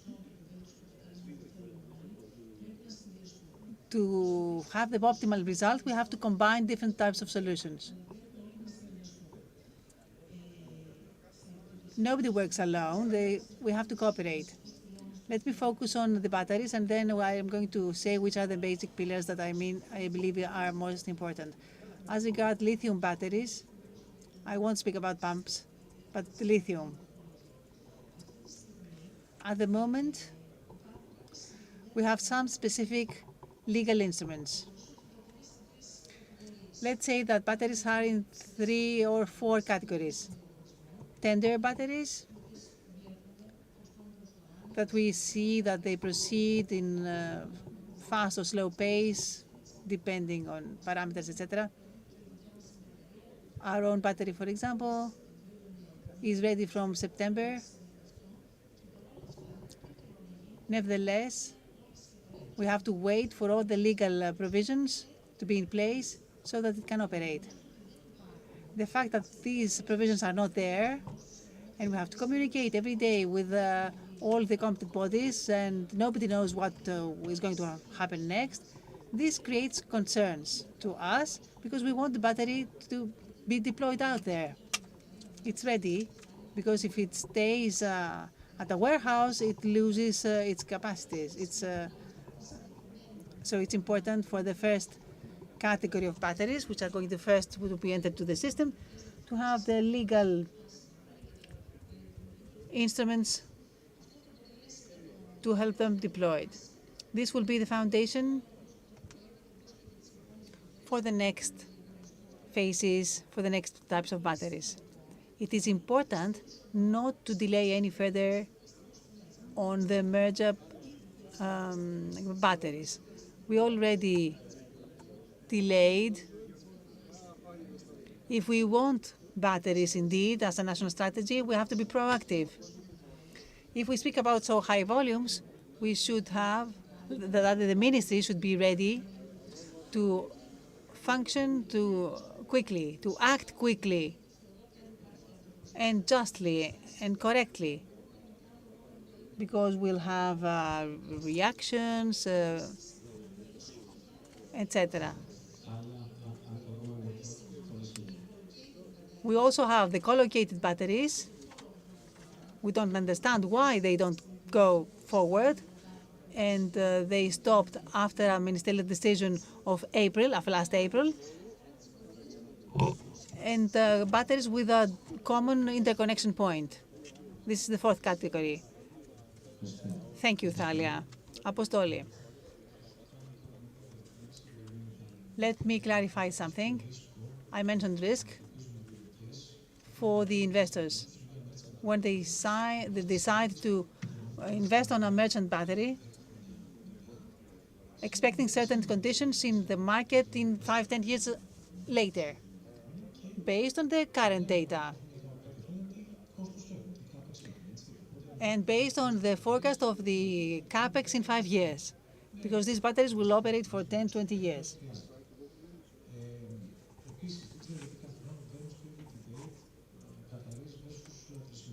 I do not know why we always compare pumps with batteries. The enemy of pumps is natural gas, not the batteries. Pumps are long-term solutions. It would be good that we had these infrastructures in the country, but they are vast investments, both in capitals, in funds, and in labor and technology know-how. So until we have these long-term solutions, we need to focus on batteries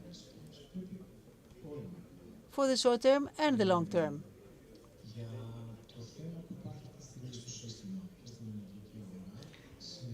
Regarding the system and the energy market, the storage, the law of last April gives the opportunity to integrate storage in the currently operating system, either behind the meter, where the battery doesn't absorb from the grid, or you can introduce another battery and utilize the interconnection infrastructure. This has frozen for no reason. If you want to solve a problem, you go to the problem location and you solve it. It's the operating PV. So we're focusing on the operating PVs. One last thing. Co-located renewables with batteries. 11B are the solutions for both the investors and the system, because their advantage is that the battery can be optimally used and naturally hedged by its own PVs. It shouldn't go out to the market and search for spreads there. If this scheme can function, that's the best solution, in my opinion. Okay, let's conclude this panel with a last comment from Yorgos. Don't believe that batteries are a good investment. In the first tender, all investors that now implement projects are going to be very lucky if they amortize it in 10 years. Many have already regretted that they entered this field. We have a steady price for 10 years plus loans. Regarding the merchants, there are no loans for merchant batteries. They won't be amortized in 3-4 years. They give 10 or 12-year loans. They hope that in 3-4 years they will have an outcome, because in 5 years from today, we will have so many batteries that will have the same problem as we had with the PVs 10 years ago. In 10 years, the batteries are degraded by 70%, and you have to fill up the investment. So there is a short-term visibility, but in the long term, it depends on the new scheme in the market. Regarding the PVs, a solution for the uncontrolled entrance of PVs with a license is that the law cuts them before they enter the grid through a provision. We have so many gigawatts of licenses for interconnections. The only way is that the investors can be self-regulated, because the legal framework will be so strict that they wouldn't proceed. Thank you, everyone. To summarize the discussion in a positive note, next year we're going to have batteries in Greece. So at least we're going to be practical. Thank you so much for being here.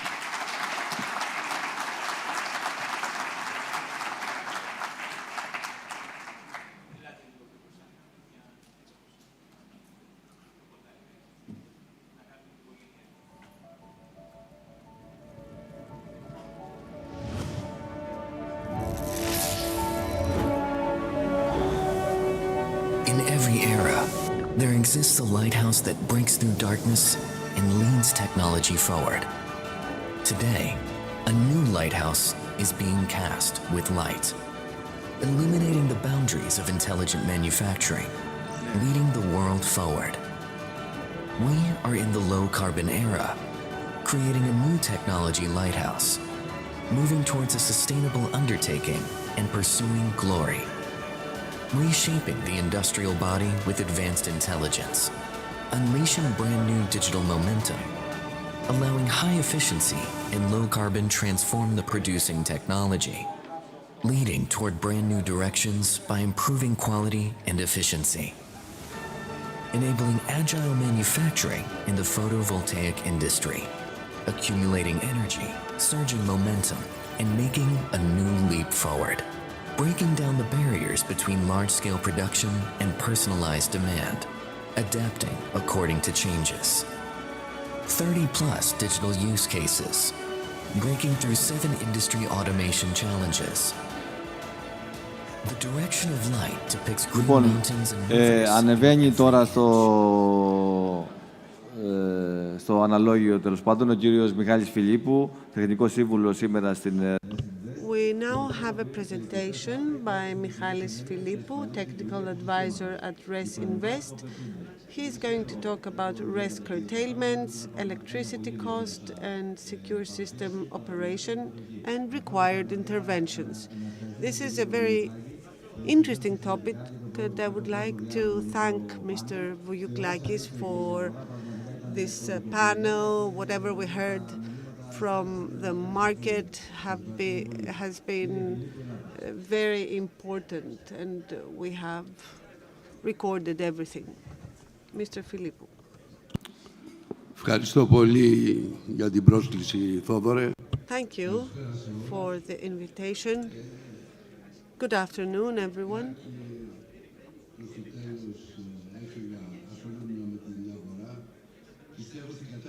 I believe that today, as things stand, we should go back to the fundamentals and talk about some fundamental issues and then see how we can redesign everything.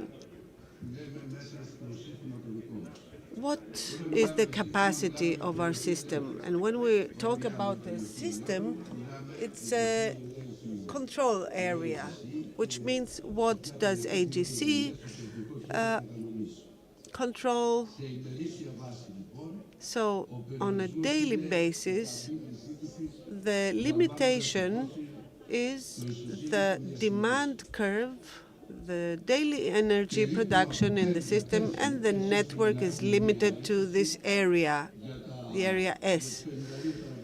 So speaking about the 52 terawatt hours of consumption, if we divide that by 465, we have an average of 143 megawatt hours daily. In this S area, if you have a production plant, you have to fulfill 3 criteria. It has to be able to to create a system operating safety. The plants have to fulfill the characteristics of a safe system and network operation, the balance of active power generation and demand. So this means dispatchable. And the last issue is to satisfy the system limitations, which means as a system entity, it has to be able to be subject to curtailments.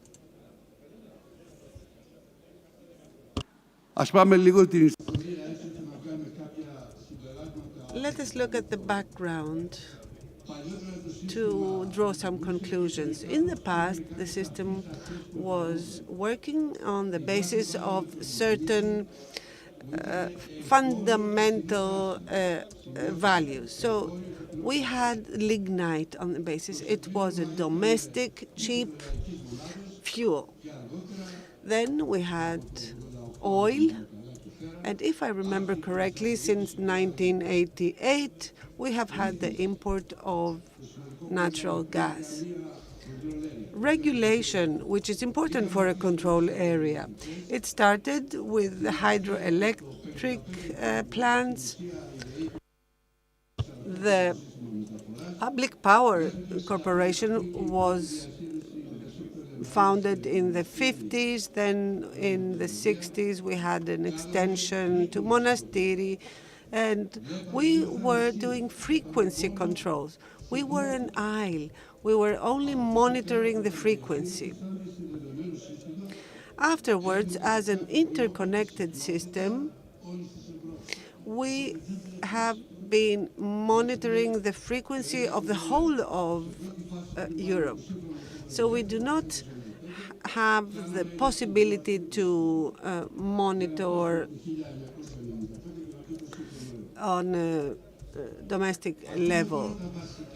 Now, what are the main principles that need to be fulfilled in energy design? We used to have operational safety that was satisfactory with 2 major improvements, meaning that we can make leaps in improving the system. Since in 1995, we commissioned the modern National Dispatchment Center in Agios Stefanos in Attica. The second significant upgrade in the transmission and distribution networks was in 2004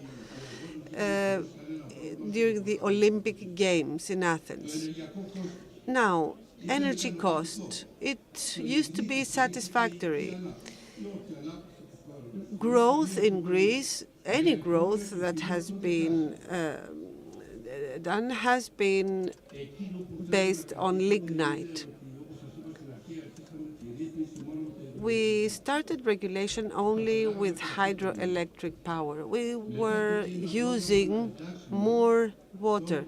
Then, on the load frequency control and in the AGC, we had the possibility to incorporate oil and natural gas and the lignite plants, both in the AGC and the economic dispatch, because in the past we were based on the principle of equal lambda.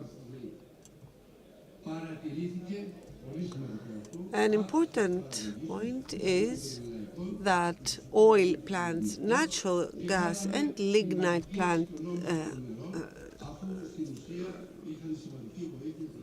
increased their production, and there was an increased regulation of the ACE, the area control energy. Now, in red, you can see the environmental impact that was not satisfactory due to undesirable emissions from the combustion of lignite and other fossil fuels. We also had sustainability of production investments. Where do we stand today? Something is not working well. It seems that we're not working in an economical way. And why is that? System safety is the most important issue, and the transmission system operator at MIE needs to ensure this system safety and also satisfy the markets on the stock exchange.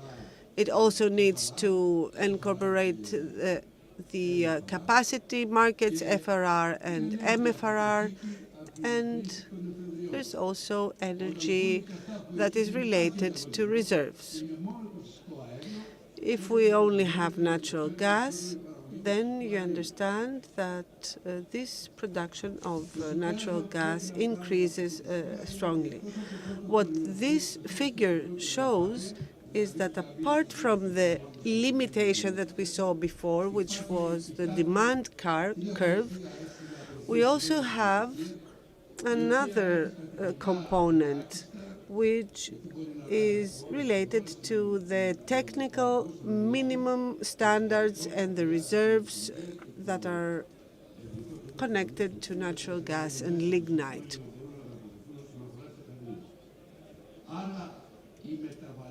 So when we speak about variable renewables, we should actually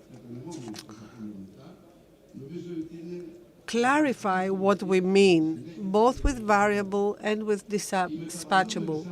So variable renewable energy sources are the ones that are stochastic and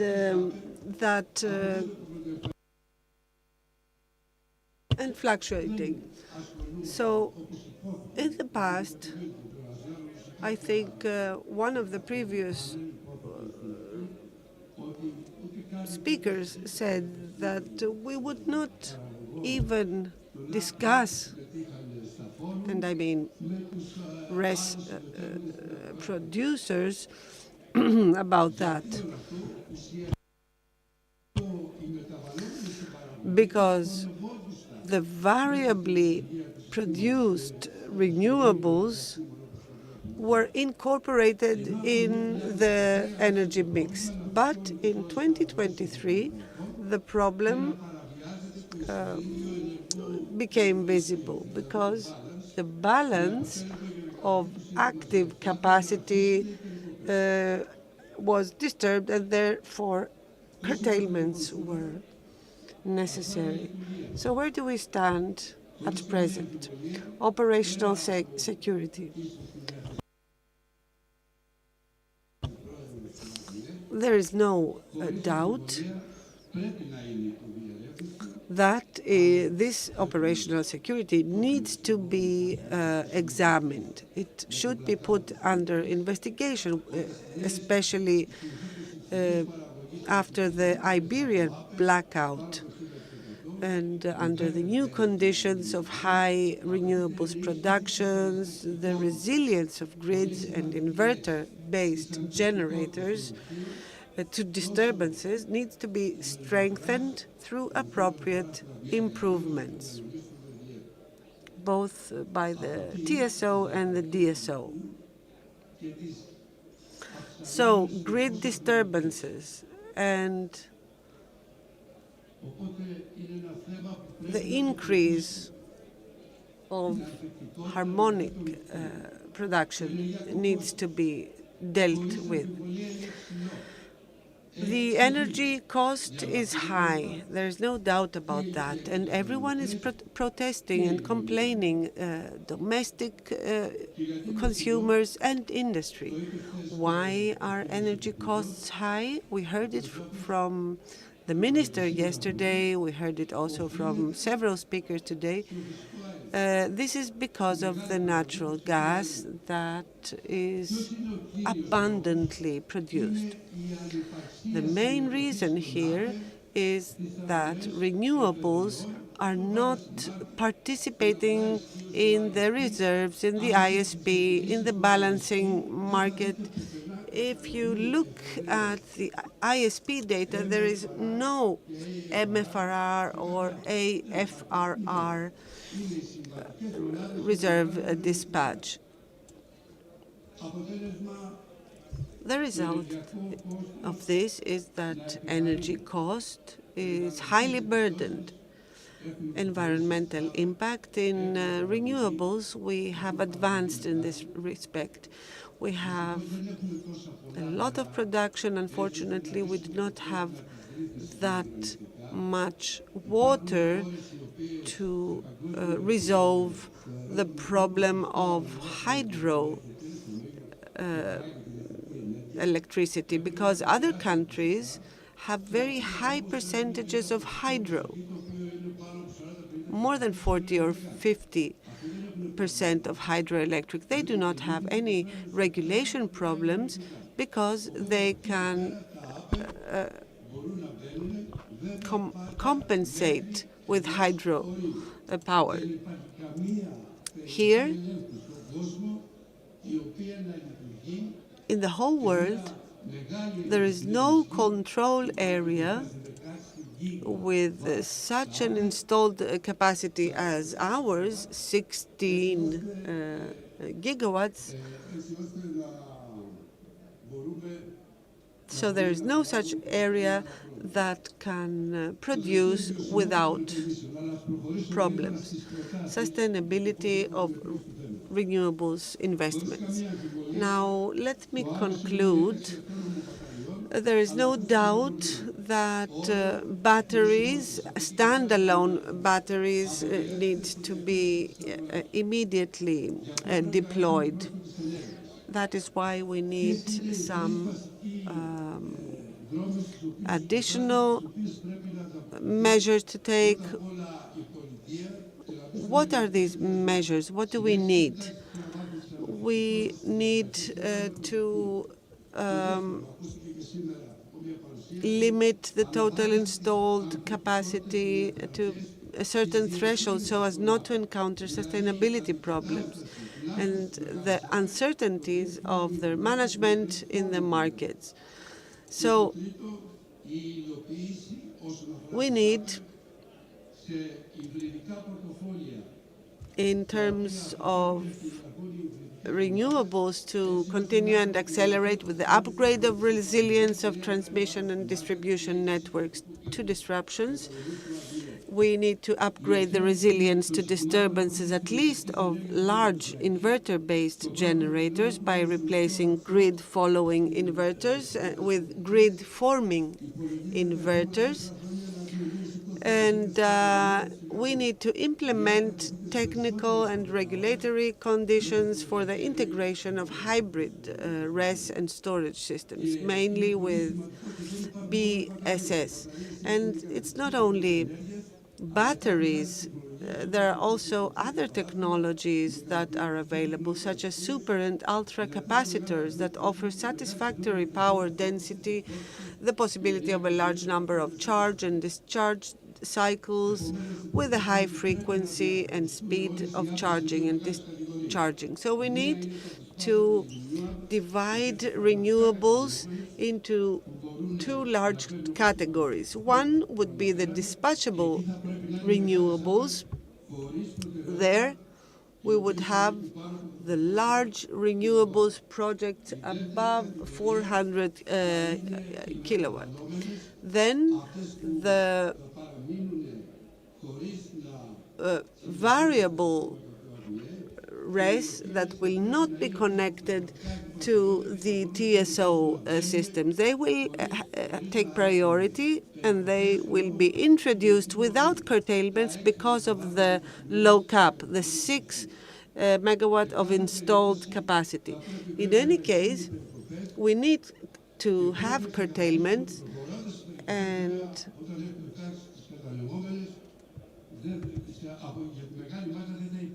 for the largest share of renewables, there will not be such curtailments. But curtailments are related to system entities and not market entities. So market entities is each unit separately. Talking about curtailments for system constraints, the TSO and the DSO should look at each unit separately. So we have no other choice from heading towards this goal. We need to have to streamline dispatching, the centrally dispatched renewables on the one hand that will cover the balance for the other RES as well. And we need, in conclusion, energy planning for the next decade with measures to guide and support investors in this direction. And we need to implement proposed actions so as to accelerate energy transition by increasing system operational security, increasing RES production, reducing energy costs, and ensuring the sustainability of investments. Whatever is above the curve needs to be covered through data centers and other means. Thank you.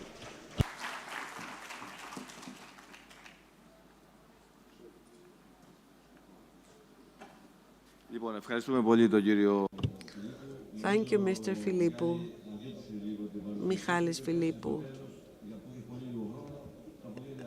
In the last part of your presentation, you presented a set of very interesting proposals. Now we have Mr. Nasos Plainos, Innovation in the Service of Today's Investors. We will be very happy to listen to this presentation. And after that, we have another session about self-generation. And I think that Mr. Kouros, Mr. Papadopoulos, Mr. Dritsas will have a lot of interesting input to share with us. Ευχαριστώ και συγγνώμη για τη φωνή μου.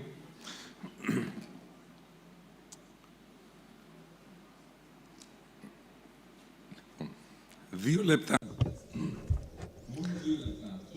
2 minutes, just 2 minutes. This is the time that the sun needs to send to Earth the power that is consumed by humanity within a whole year. What would happen if we were to make use of this energy? This is a question that lies in the core of any engineer's quest for optimizing machines and machinery. And we have the characteristic example of a bicycle.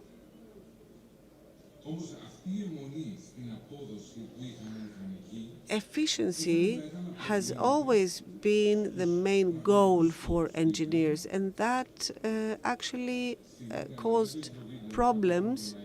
Unfortunately, I had prepared a video to show you. At this point, it doesn't seem to be working. But anyway, the characteristic example of the bicycle shows us that it had to be highly efficient, but that led to a bicycle that was not stable enough. Unfortunately, we cannot see the video. Never mind.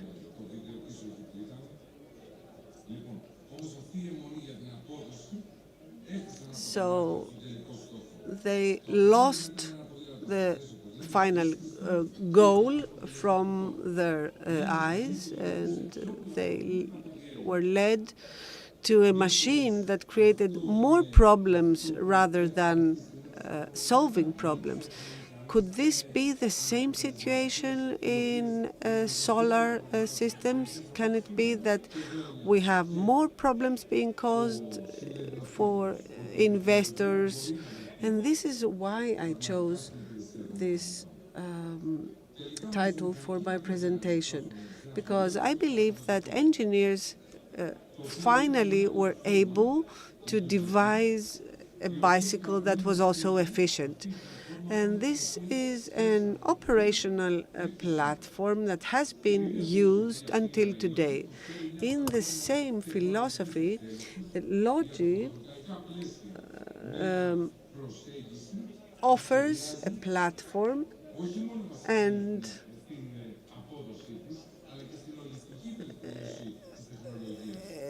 a solution that will help redesign the way that we harness solar energy.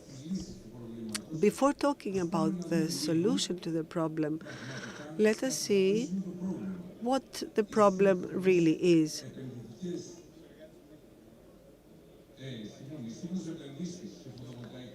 Investments in PV today are faced with challenges that are greater than ever.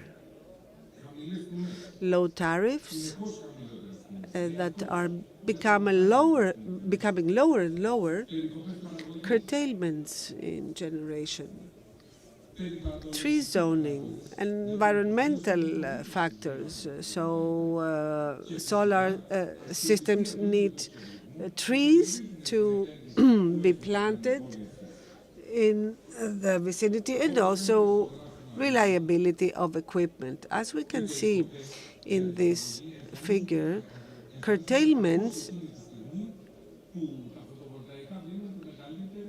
are made at the moment where we have the largest return on an investment of a solar system, because someone may ask themselves, maybe,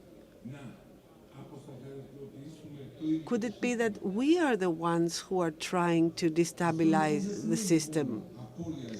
This doesn't only mean lost revenue in a highly efficient period of the day, but also generation for those hours that for which the equipment has not been designed to provide the highest efficiency. Because in the past, in the morning hours and in high shadow hours or circumstances, the production was lower. We can see now that trees are being planted so as to alleviate resistance from local communities. So it is necessary, apart from what the law provides for, to plant trees. But this creates a problem of shading for solar systems. And not only that, the solar systems themselves create shade, and this is even more so in tracker systems. Tracker systems are supposed to be the main solution for a more stable generation. So LONGi needed more than 8 years of research and more than 150 million of euros to devise the back contact technology. If we can see the video, we can see the problems that a PV panel can face because of shading. But this is also where the solution lies through LONGi systems, because we very well know that when there's shading on a panel, it is not only the panel itself that is being influenced, but the whole string and the whole inverter are influenced. Here we do not have a video, but we have some information that shows the main strengths of this technology. One of the main strengths is the low degradation in 30 years of operation. So we are creating equipment that is not degraded. This is also the fact in batteries. And it can also produce more in the morning and the afternoon hours, which are the periods of high prices with no curtailments. They are called, in other words, among investors, the money hours.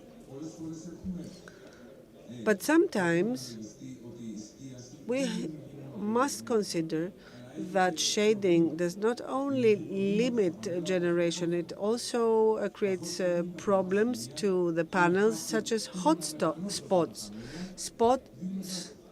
of very strong heat that will reduce efficiency in a 10-year horizon. And maybe some of you have asked for compensation after this problem has arisen.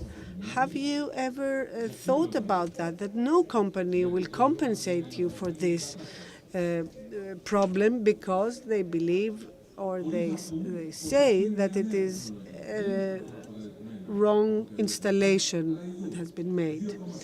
Now here, 2.45% increase in power generation vis-à-vis the TOPCon conventional panels in an environment without shading. So here we can see the potential. Let's say we are in a desert. LONGi does not stop there. It looks into the future and tries to make it even better. And here you can see that LONGi is seeking to increase the performance of solar panels to reach 900 watt in the next 6 years. And LONGi means actions, not words. So stay with the future of your investment. Thank you.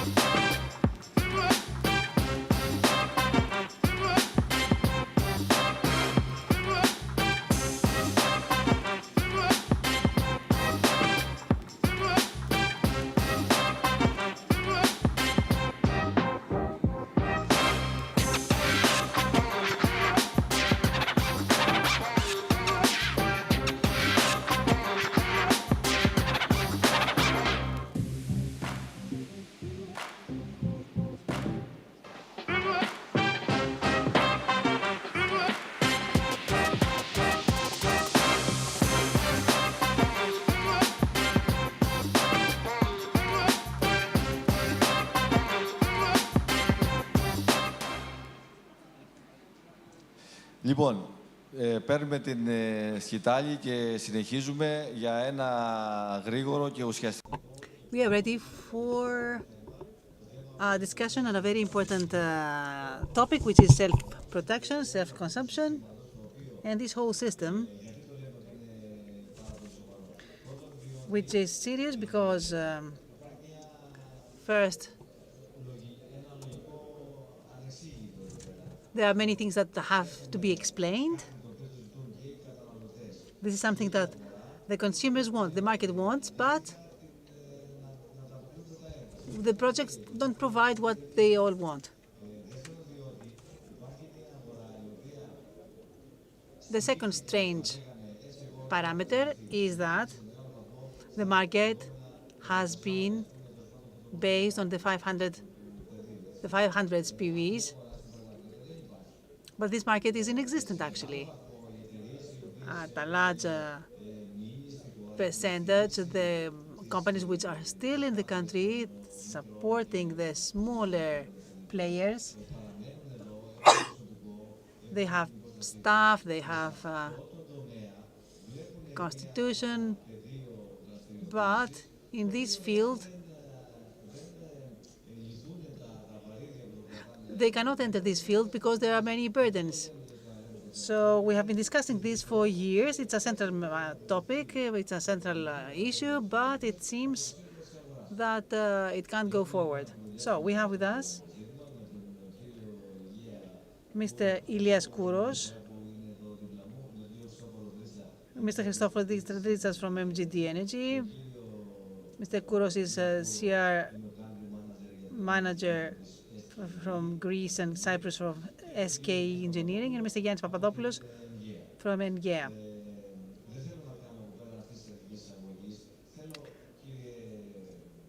Without any introduction, let's start with the discussion. Mr.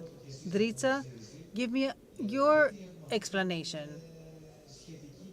Why do we have this delay?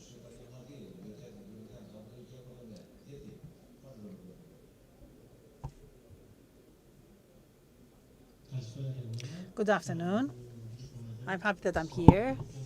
This forum for the last few years reflects all the trends in the market. As regards self-production, our company has implemented more than 80 megawatts, and we've seen the benefit of the investors from the projects for years. On the other hand, we see some delays. We have industrial customers mainly. Commercial buildings. So there is legislation in place, but it has a lot of conflicts which create obstacles. For example, indicatively, we have the DA, that the operator that delays a lot in the licensing procedure. We have other problems, other conflicts rather, in the trilateral contracts.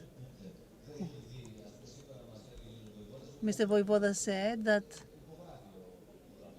now the body, the RES administrator, the so-called DAPEP, signs the contracts.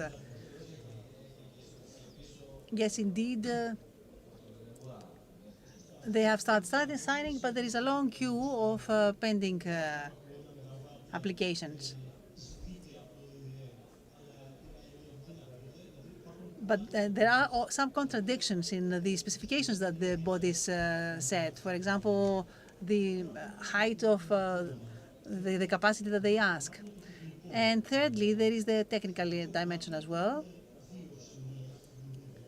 There we have two major challenges. The first is the saturation of the low and medium voltage grids.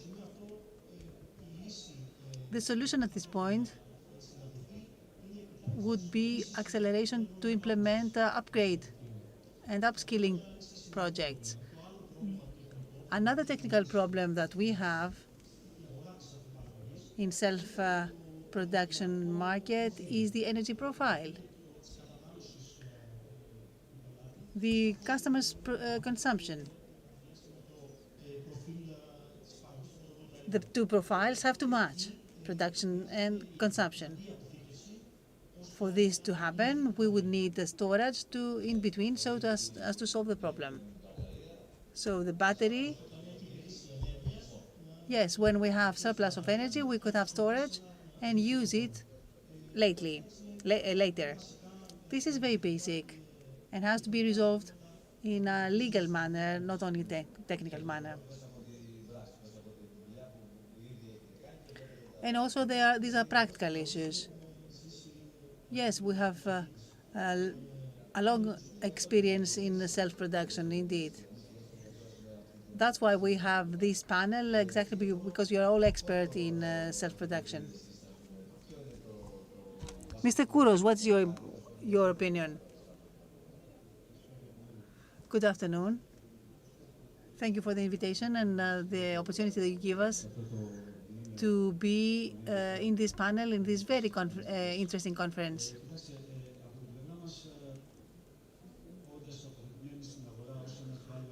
We are a value-added partner of Huawei in the market, and we are directly connected to the market in the field. So we can say that obviously the energy crisis in the last few years has shown the necessity for energy autonomy, self-production of electricity coming from PVs and storage systems, apart from the criteria, the technological criteria, of course, for sure can help because it is a strategic tool for investments and for the households, for their competitiveness and sustainability. So it is clear. Have you measured these proposals that you share with us? You say that these are beneficial. How do you measure this benefit? A household, when can it amortize the investment? As we heard yesterday, there are multiple benefits for self-production. Competitiveness of an industry in the local and international market is also improved. Of course, the household will see an improvement in their budget with such investments. In Greece, we have a paradox. Though we have 300 days per year of sunshine, self-production is at very low levels, though the technology is already here and it is mature.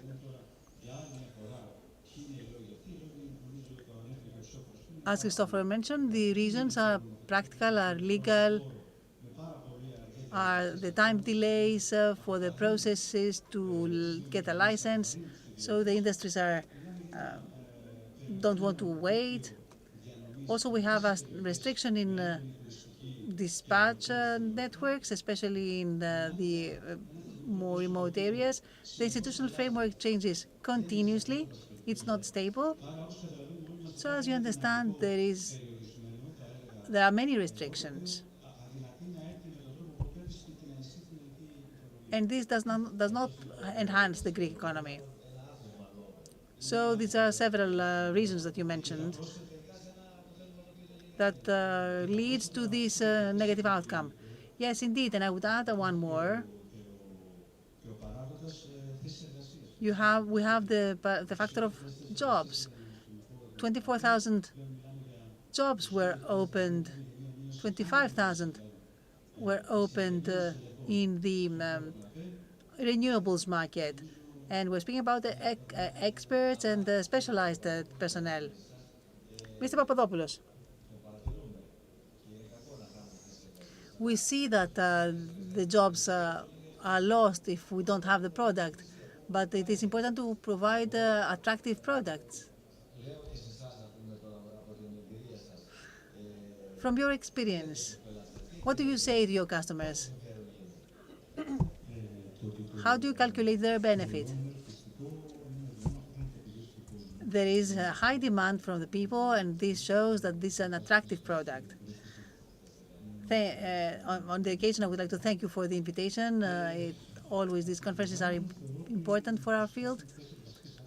On the other hand, we have 4 basic cases for the problems in self-production.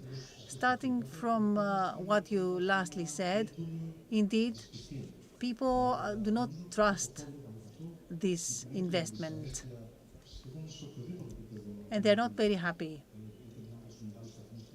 We see complaints at all levels, major stations or self-production and consumption. People complain because many things do not function properly.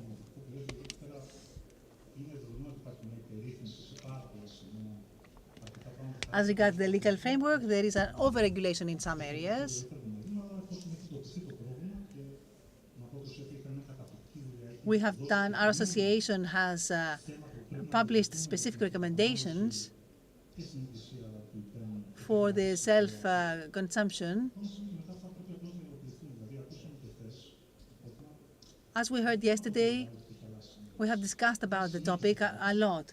So we have also published recommendations and proposals. So the next step would be the implementation of these solutions. The implementation of self-consumption with the trilateral contracts was a mistake, in my opinion. Because a simple bilateral contract would be more than enough without including the RES operator or other bodies. We should have a simplified process for self-production. And this is very urgent. Second, we complain again and again against the IPTO, but nevertheless, many times we need a lot of time to get a simple answer. As Mr. Tsafos said, all these are technical matters that do not hide behind them the concern relating to the future of the field. These are technical interventions that the state has to make so as to improve the framework. You mentioned the delays, but you understand that decisions in Greece are generally delayed. So even in this field, they are delayed. This is the way the Greek administration functions. Yesterday, somebody said that there are too many urgent priorities. There may be, but the state has to see the framework and where they want to go. Regarding the grid, this might be an actual problem. When we have an actual problem, do we provide a solution? Do we solve it?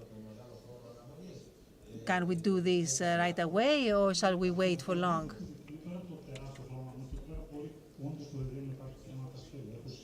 Apart from the long time periods, as regards the saturation of the grid, we had also a matter of parallel solutions. Since 2024, we have been measuring the projects based on the established capacity, established power. If we have a rejection or a negative answer after months of waiting, without knowing how this was computed, how the participation of the project was computed by the other body, then we cannot proceed with this model. In the case of industrial customers, there is a plan of upgrades, and we do understand that this might take time, but it has to be done. So we need some investments in order to accelerate. Is this correct? To find the electrical space that you speak of. Of course we need that. Mr. Dritsas, let me add to what Yannis said. As regards net billing, we also have the zero feed-in option. With a good synchronization, we can handle the case.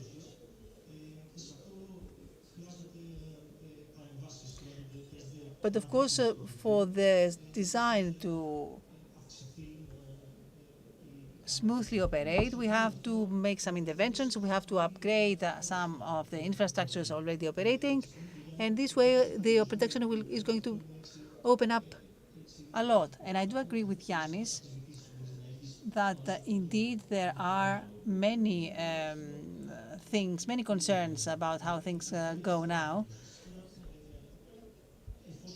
But nevertheless, if we can increase the short circuit phase to 10 microamperes, then we can open up the market more. Another obstacle is financing. There is a program running now, a government program, storage for businesses. When these programs are announced, the market freezes and waits for the program to run. This program was called in January. It opened up in January, but now we are waiting for the remaining applications.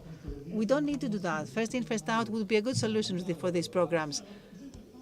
The first comers could be served and go out in the market and implement their solution.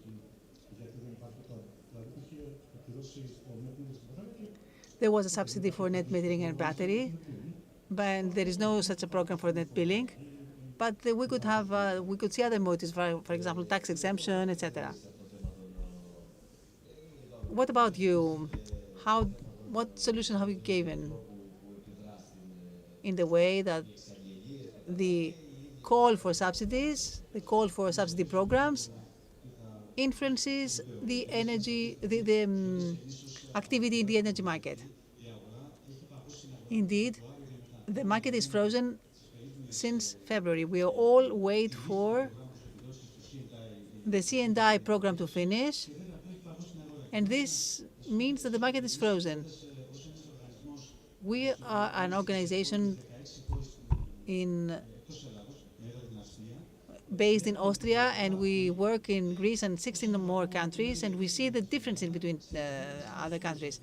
In other countries, Romania, for example, or in Bulgaria, or more mature markets like Austria, storage runs so quickly that we are running behind it. In Greece, the only thing that we can do currently, the only thing to do is that we prepare ourselves and expect that it will open. We hope that after the 31st of October, we won't have any extension to the program. We train our associates. We find the other companies that we will cooperate with. Consider that we have projects in Europe of 35,000 square meters. And we want to open the market at the appropriate time.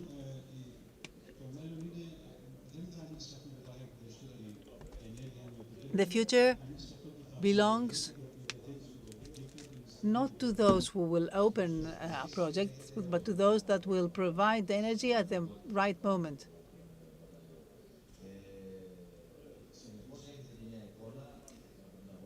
You have expertise in batteries, and you have knowledge of other markets in other countries. What about the small sizes? No, nobody cares about the small sizes, indeed. Yesterday we heard another view that says that this chapter of self-production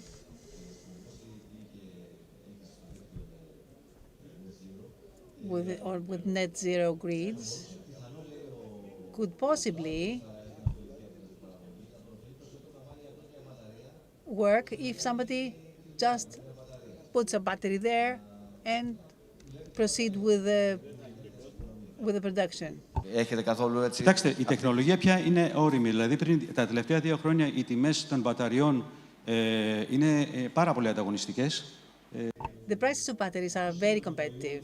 This means that especially in industrial deployments, as our colleagues here know, we proceed with the cooling infrastructure that can reach 100% of in outcome. So we have solutions that can be behind the meter or in big parks, of course. The technology is mature, we have it, we are prepared, and we will continue. We hope that since you are ready, we hope that the market will open soon enough for you to play. So let's finish with our discussion. One last comment from each of you.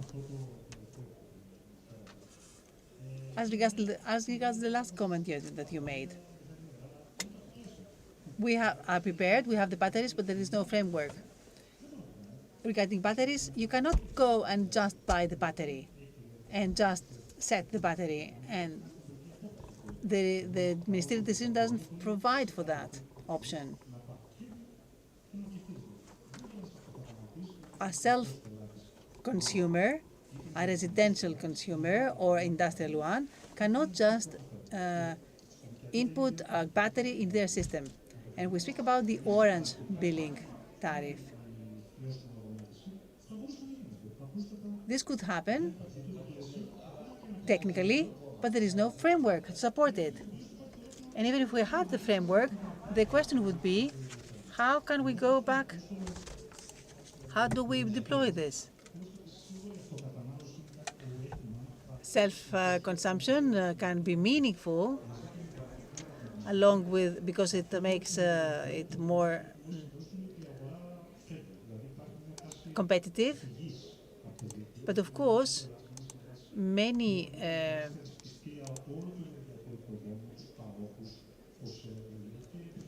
players leave the market.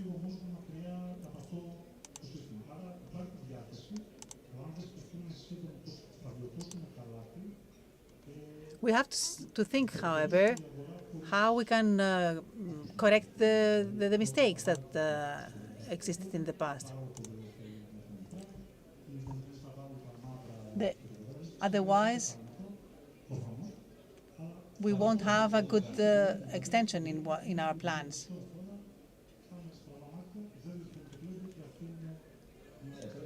We cannot proceed if we don't have the framework. If you make the framework too restricted, too hard to follow, then you might see distorted activities in the market or fraudulent activities.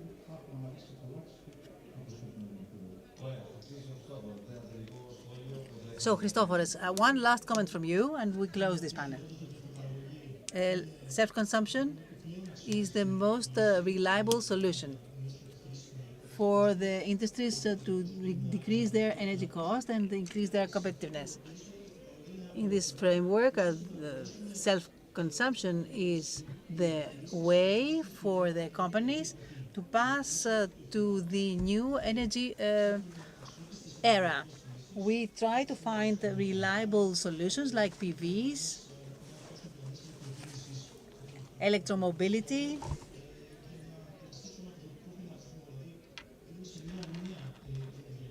there is a new era beginning, and self-production is important for the companies. And of course, very correctly, you say that this is a part of a general energy transition, not a standalone topic. We have to close here for lunch. On a positive note, we are back in self-production. As Ilias said, in other countries they are much more progressed. But nevertheless, this means that we have a lot of space for action. So we are waiting for the decisions to be made, and we have a lot of prospects for a good job. Thank you so much. Just one word before we finish. Next year, we're going to have batteries here. I want to believe that this is going to happen. Yes, indeed. Thank you so much. Μας έχουν κρεμάσει και τα κουτάλια, θα πάμε για φαγητό. Λοιπόν, ευχαριστούμε πολύ.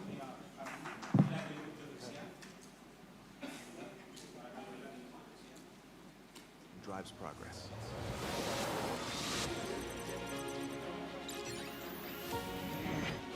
At TBEA Xi'an Electric Technology, we're pushing the boundaries of what's possible in solar, wind, power electronics, and energy storage. With cutting-edge technology and smart solutions, we're helping customers around the world embrace a cleaner, more connected energy future. Chasing light, powering the future.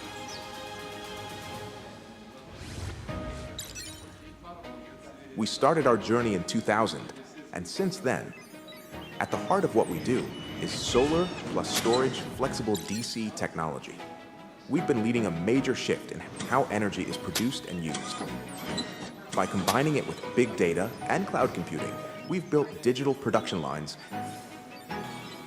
capable of delivering nearly 100 gigawatts of high-efficiency inverters every year. Our products are reliable, high-performing, and built to thrive in the toughest environments, from freezing cold to desert heat and high altitudes. They connect to the grid seamlessly, generate energy efficiently, and maximize safety and returns. We offer end-to-end intelligent power generation solutions for every stage of the life cycle.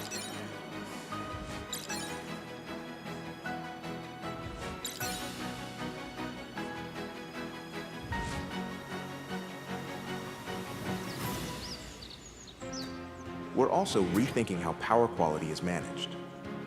Our next-gen reactive power compensation systems, SVG, help make energy use more efficient and grid-friendly, whether it's on the supply side, the grid side, or the demand side. Energy storage and stable supply are big challenges, and we're meeting them head-on. Our lightweight converter valves and flexible DC tech are building new bridges for electricity to flow more freely and reliably.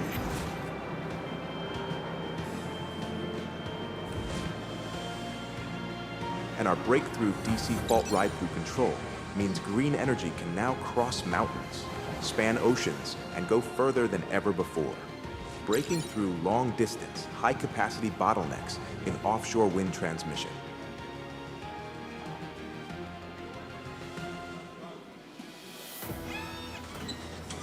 We focus on what matters most to our customers. Building a full-service system from R&D and manufacturing all the way through to after-sales support. Our products and solutions are designed to be more efficient and cost-effective, helping clients get the most value and the best possible returns. With a global network that's tailored to local needs,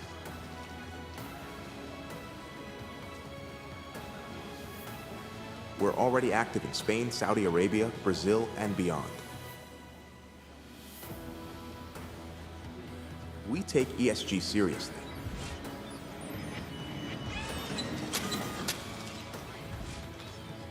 Our green technologies connect China's dual carbon goals with global decarbonization efforts. We create safe, healthy workplaces for our employees and run the company with transparency and accountability. It's all part of how we're contributing to a more sustainable future for everyone. TBEA, a global leader in smart green energy.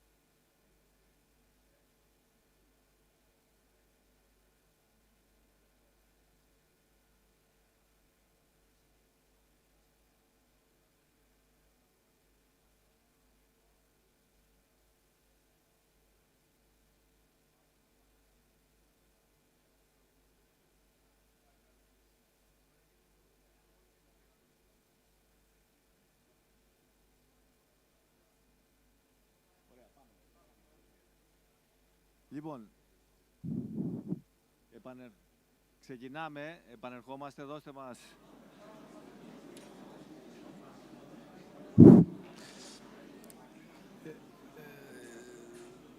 Είχαμε ένα μικρό πρόβλημα με το φαγητό.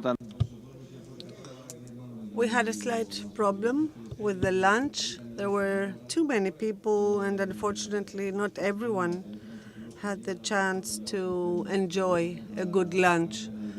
We usually are more generous, so we will invite you out another time.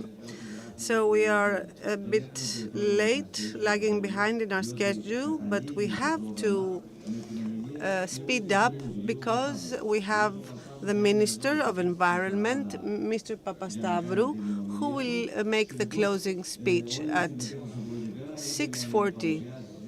So any sessions from now on should bear in mind that we don't have any possibility for further delays.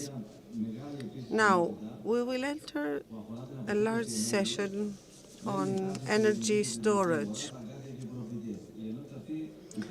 trends in the Greek and international market, bottlenecks and prospects. We will have two presentations first. Mr. Pantelis Biskas, professor at the University of Thessaloniki, and then Mr. Evangelos Gazis, and then we will have another panel.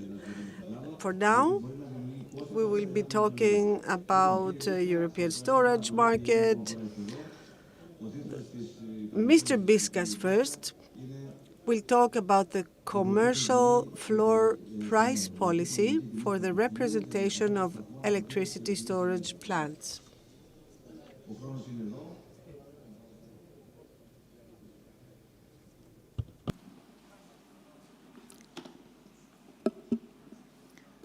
Καλησπέρα σε όλους.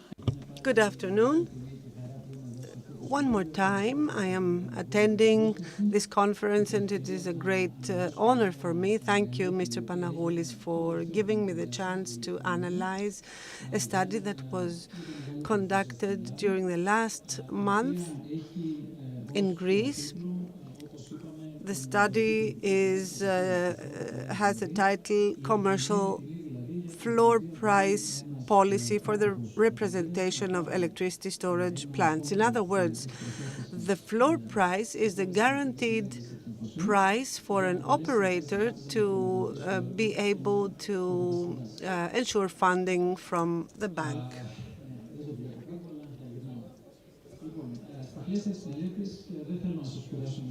In the framework of this study that I will not analyze in too much depth, we run a simulation of the wholesale electricity market in Greece for a period from 2026 to 2037. We analyzed different scenarios with base prices, high prices, low prices, and base prices with high BESS. So various scenarios that are shown here in more detail. So we have a load increase for various reasons. This is based on the 10-year plan of ADMIE from 2030 to 2037. We have total consumption and peak.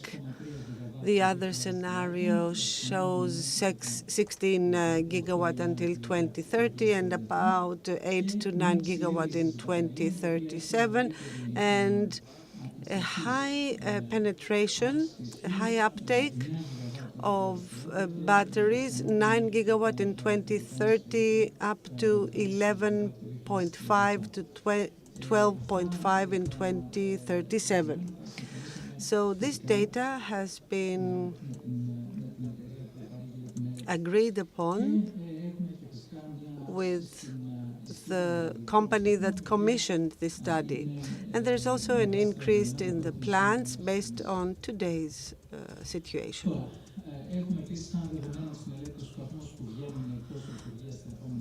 We also have considered the plants that will be decommissioned in the next years, as well as the plants that will be put into operation in the near future.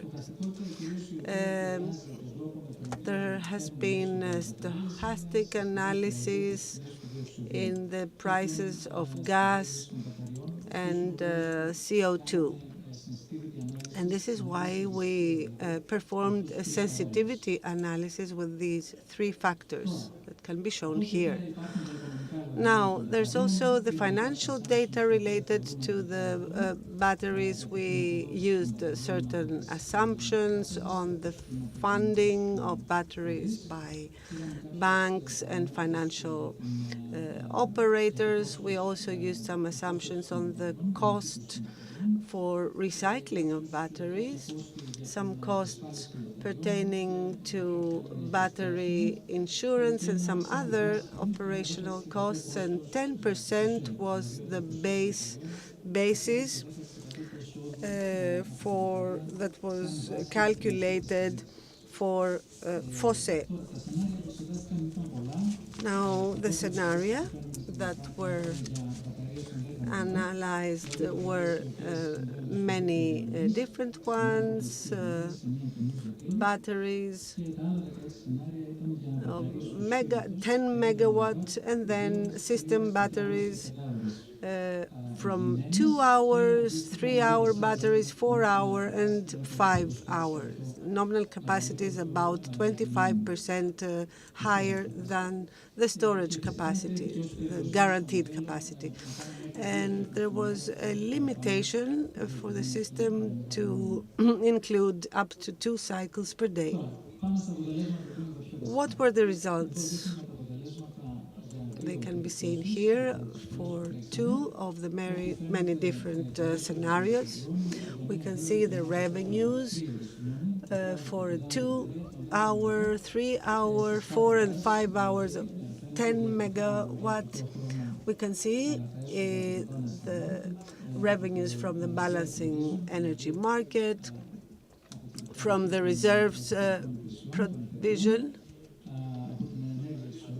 from the balancing energy is green, and then from the spot market, which is the intraday market and DAM. And as we have seen in the past, the revenues from arbitrage are maintained at a good level. They do not fall with time, whereas the revenue from activating reserves record a strong fall. We don't expect those batteries to be some of the merchant batteries, apart from those that have received license for operation. So 2027 could be a reference period for our analysis. It seems that the longer the storage is, the revenues are higher, from 1.5 million in the first year to 2.5 in the 4-hour battery, etc., which means that when you have a longer duration, you can offer a longer arbitrage period. That means more injections during the day and more reserves. I should add that this new provision on the balancing market that has been under consultation until a few days ago was considered in this study. The storage energy is a parameter that may give you the possibility for storage or not. So this is an important parameter in this simulation exercise. Based on this data, we have these results for a 10 megawatt battery, whereas the revenues are similar to what we saw before, but divided by 10. Based on this information, we now analyze the expected floor price. In other words, the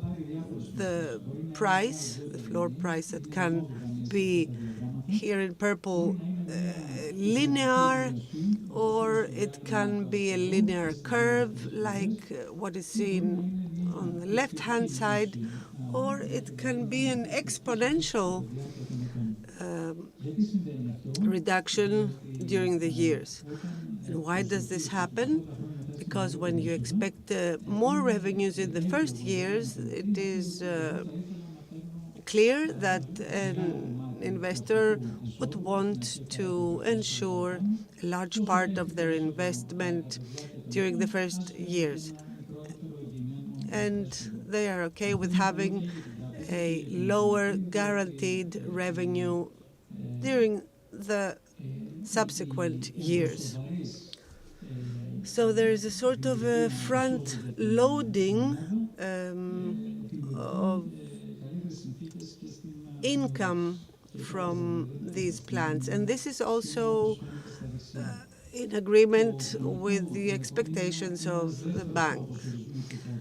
Linearity is another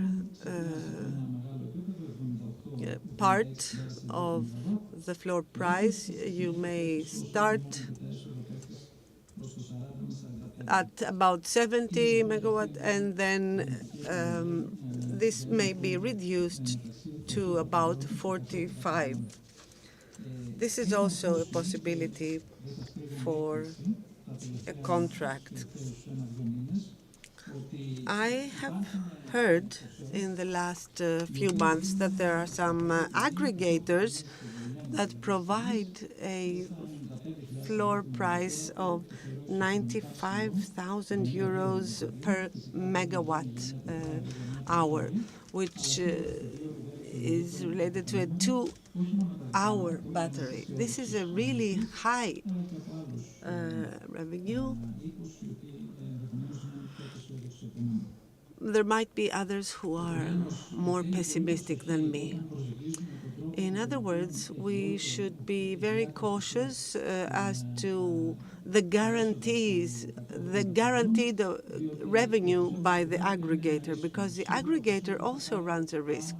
The aggregator will not receive more than the purple scenario. So the question is how the owner of the battery can have an IRR between up to 10%, so as also for the bank to be okay with that, and also the aggregator to accept the risk with the relevant revenue. So this is a trilateral agreement where all three parties need to be in agreement about the floor price. So this is an exercise that evidently is run by the aggregator, but everyone else should also consider this exercise. The same analysis for the 50 megawatt battery is made here. As you remember, before we had a 10 megawatt battery here. We have slightly less revenues from what we saw before with the 10 megawatt battery. This is related to a number of parameters that we could analyze at some other point. So the conclusion of this analysis is that the aggregators will offer floor prices. So what can someone expect?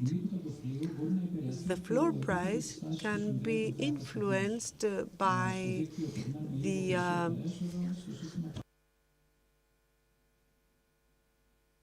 voltage level at the plant. We can expect different floor prices depending on whether we have a 2, 3, or 4-hour battery. For the 4-hour battery, the floor price should be higher. And I am about to conclude. Another critical point that needs to be considered is that the storage duration, based on these results, is relevant in the first 1 or 2 years of battery operation, but after the 3rd, the 4th, and 5th year, they have to share the larger pie of the balancing market, which means that each battery has a smaller share. So after the 3rd, 4th year, the duration of a 4 or 5-hour battery is not such as to provide revenue that is so relevant. Thank you for your attention.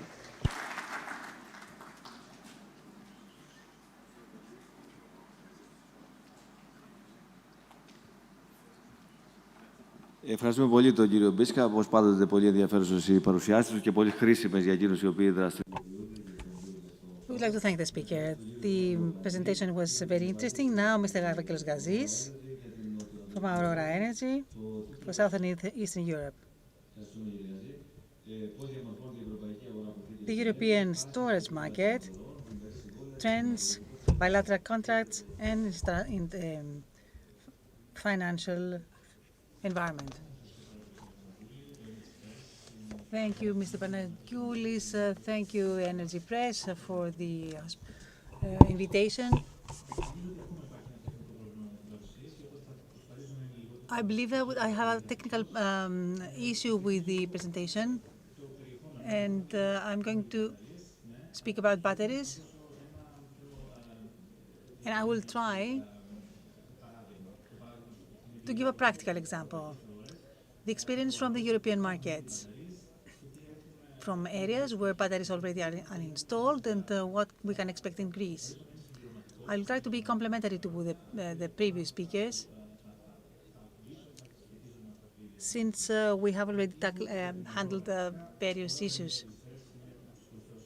Aurora Energy says is one of the global leaders in energy solutions. We have more than 1,000 consultants all over the world. We cover the major part of the energy market worldwide. Today, I shall try to speak not only about the usefulness of storage, of battery storage, but I will try to show you the challenges and the basic points that we have to deal with when we want to reach a sustainable future as the market matures. 3 points: cost of storage, especially grid batteries; 2, revenues expected and how these may change in the future; and 3, how can we reduce risk, especially with the contracts, with the good contracts. First, regarding cost. Cost has decreased significantly in the last 10 years, and this will continue. This trend will continue. But of course, the production will grow. The cost of materials will continue dropping. Both in production and management will have improvements. So we expect that the cost will decrease by 14–15% until 2050 regarding the CapEx. And also the OpEx, the operating cost, will also decrease because more expertise is going to accumulate and more companies will be in the market. So on the one hand, we have cost, And on the other hand, we have the expected revenue, which judges the future of an investment. When we estimate revenues, we see the peaks in the market and the lows. The basic revenue is the energy arbitrage. So this difference, high to low, is very important. Speaking about high prices, I like speaking about the fundamentals. What are high prices dependent on? Speaking about Greece and Europe, we have the marginal price. Thus, the cost of thermal units is important. So we have the cost of ENG, of lignite, play their role in formulating prices. What do we expect after the volatility that we've seen in the last few years in these products? We are now stabilized at rather higher level in the historical average. We expect a further de-escalation of the prices to the levels we had 20 years ago. After 2028, 29, we expect increase. This will depend on the decrease of production in Europe, the globalization of hydrogen, and the increase of ENG in China. Regarding lignite, we expect an increase there because the decarbonization ambition will lead this trend. We expect that we'll see more than 100 euros, and after 2030 we have still an increase but at lower rates. When the thermal units will enter the system, then we'll see very higher levels. Another issue we've seen for the last few months is that we have some rather negative prices. Here we see some countries in Europe, and we see how the frequency of negative prices has increased after 2023. This is a new phenomenon. We didn't see it in the past. It is related to the existence of the renewables tariffs, or it can come from inelastic thermal units, which have a certain cost to be injected into the system. Sometimes they are imported, as in the southern eastern European area. So on the one hand, we see an increase of negative prices. On the other hand, though, we have good news coming from the US, showing that despite the increase of negative prices, this year this frequency is lower due to the existence of batteries. Bringing batteries into the system, this means that we can handle the negativity in prices, and this will happen in the future probably. So this P2 line, the blue line, shows our estimate about the negative prices in our area. We spoke about highs and lows, and this is what is important, the difference in between the prices, and especially the day market. What's the difference within a day? This has increased a lot, as we see in the lower left corner. We see Poland, for example, where in 2 years we saw 200% difference of the daily spread, meaning that a battery can have much higher revenues by exploiting this price difference. We expect that this will continue and will bring about many differences in the system. In 2050, our estimate is that they will reach 126 gigawatts, especially smaller batteries that will exploit the revenues from services. When we enter the arbitrage phase, we'll see some further changes. We see here the paradigm from the example from Germany in the last few months. They have a virtual, a 2-hour battery.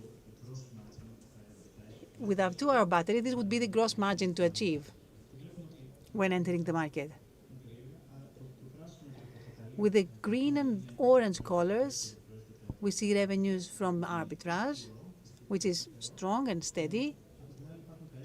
We also have other revenues coming from ancillary services, capacities, etc.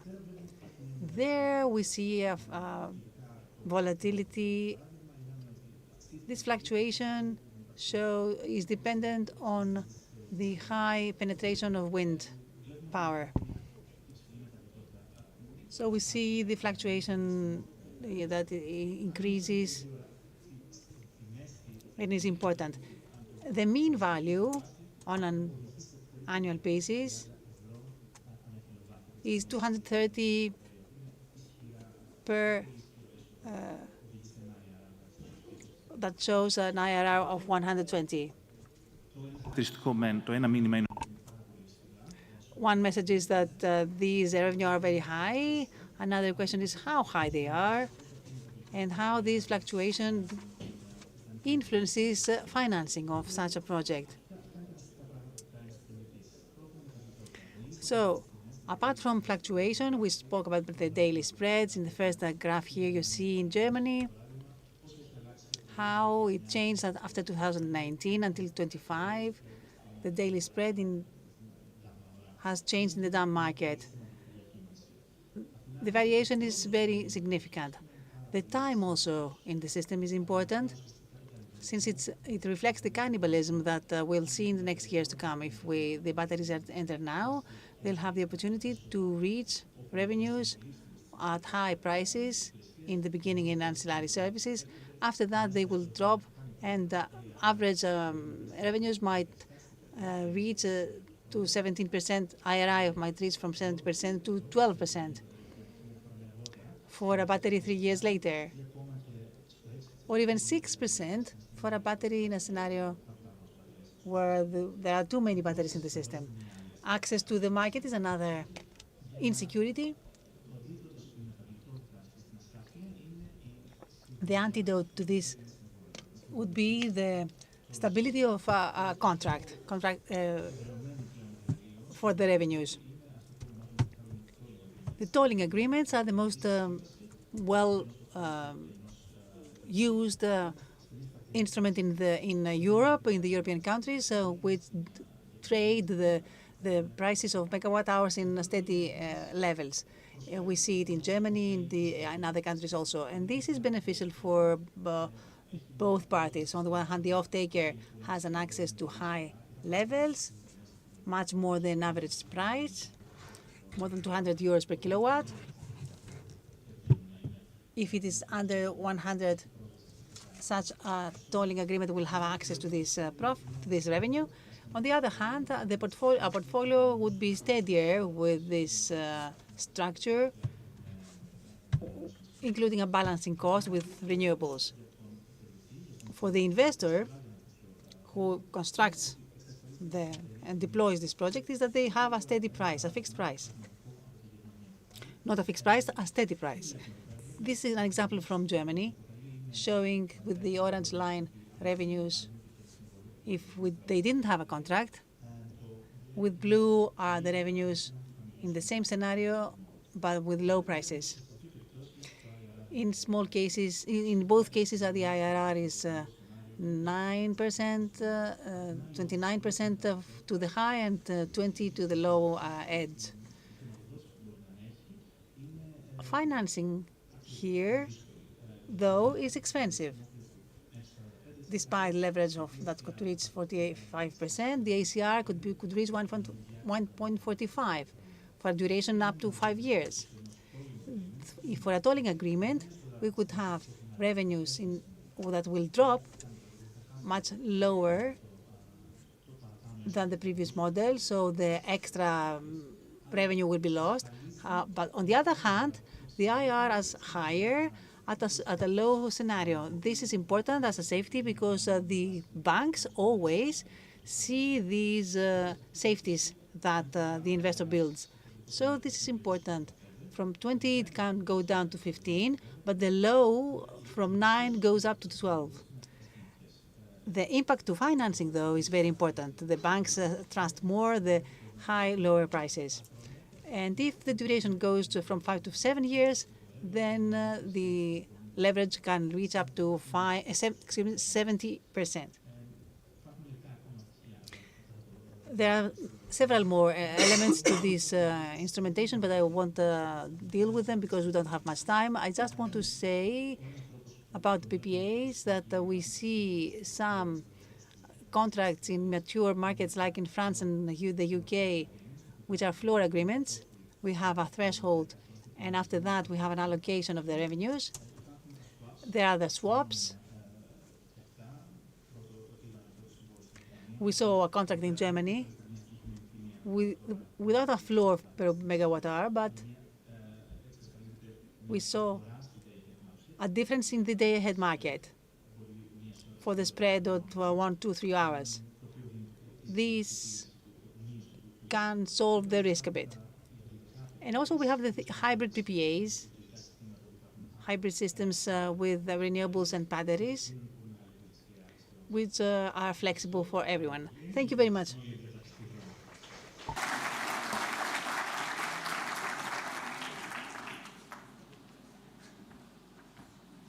Λοιπόν, ευχαριστούμε πολύ. Να ξέρετε, το ξέρετε, ότι και οι παρουσιάσεις και βεβαίως τα βίντεο ανεβαίνουν στο Energy Press και μένουν εκεί. Οπότε μπορεί κανείς να τα μελετήσει και διεξοδικότητα.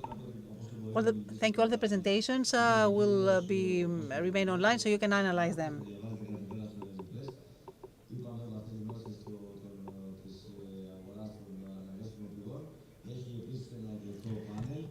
We have a very nice panel now. Mr. Konstantinos Natsis. Mr. Natsis is from PPC.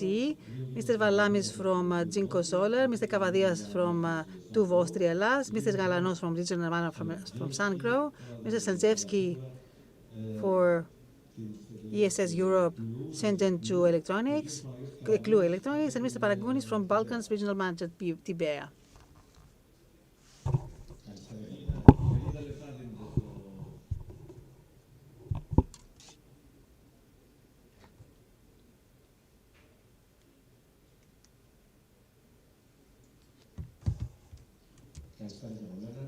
Good afternoon.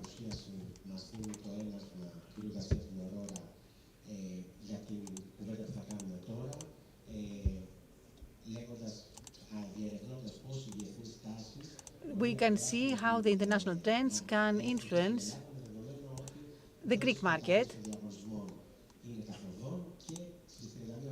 In October 31st, the call closes for batteries, and we expect to see them. So, first question for the whole panel. Which are the first results for the Greek system from the batteries until now? And are there any particularities for the Greek market? Good for the storage or challenges?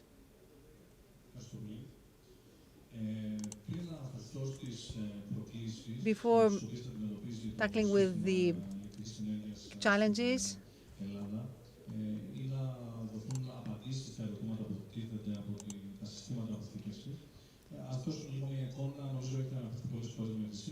let's see where we stand. We are in the middle of an energy transition from lignite to clean forms.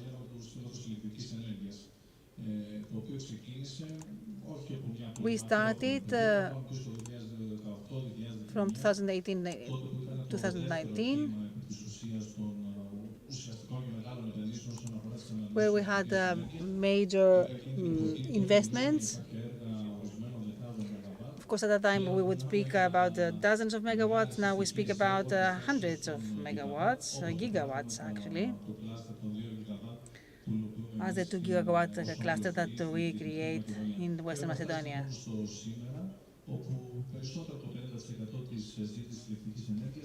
Today, A large percentage of energy comes from renewables.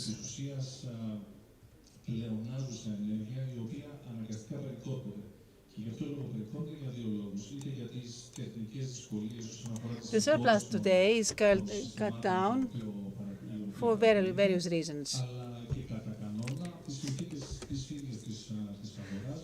Due to the conditions in the market, because we see many negative prices during the day. The outcome of this is that essentially we waste cheap, free, clean energy. So the bet of energy transition now is based on storing clean energy. Προφανώς, βασικό ρόλο σε όλα An important role is also played by European funding. Through support mechanisms, such projects are supported, but also the technological advancements are an important factor. At this point, and within this setting, we, as PPC, lay an emphasis on storage systems. A few days ago, we announced a project in Amindeo, together with another two projects that we are about to implement and finish with 18 megawatt capacity. These evidently will not be the only projects, not only related with batteries. Also, with pumping storage, we have a number of projects to be implemented in Western Macedonia. With regard to technological progress, this progress has offered us maybe not 15% that we heard before, but more as to the storage cost, which means that such investments can be sustainable even for merchant batteries. To conclude, there are a lot of big challenges.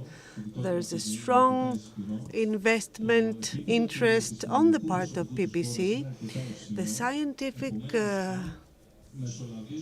personnel is also available.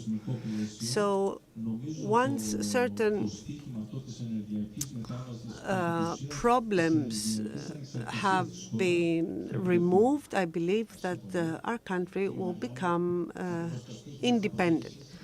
Mr. Varlamis, what about storage? Good afternoon. For me, this event gets better and better every year and is very interesting for not only the players on the market, but for the audience in general. Jinko imports batteries to Greece, more than 120 megawatt, and in the next 2-3 weeks there will be a commissioning of a plant. So we have seen the difficulties related to the delivery of the first batteries. We have more than 1 gigawatt hour in Greece under contract, and also, of course, in other countries as well. We think that batteries are the solution for solar systems because of the surplus energy that is generated. But this is wrong. Batteries are a link in this continuity of solar energy production. And we had seen that years ago when we started investing in the production of batteries. So, in other words, This is the natural continuation of a process, and all these curtailments in energy, etc., all this had to be expected, and I guess that there will be challenges and problems with batteries as well once they have been fully deployed.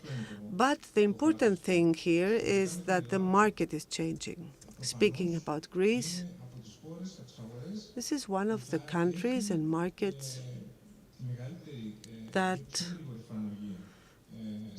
will implement battery storage more rapidly because it is not interconnected to other markets. And so this surplus energy has to be harnessed. There is no doubt that batteries are the best technology to do so. Mr. Kavadias, good afternoon. I'm happy to be joining this panel. I was listening to what Mr. Varlamis was saying. He talked about two technical issues. He said that battery is a link in this continuity of PV. We knew from the beginning that solar systems produced during the whole day and that we would be facing consumption and generation during the night hours as well. So indeed, batteries are a continuation here. A second point that Dimitris mentioned is that we may be connected with other countries, but not enough. We are not in Austria.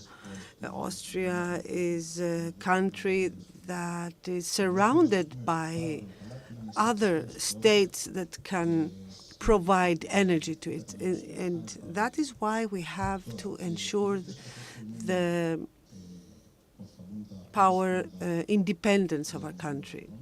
Now, we expect the battery auction terms to be set. Let's say that it is 1 gigawatt.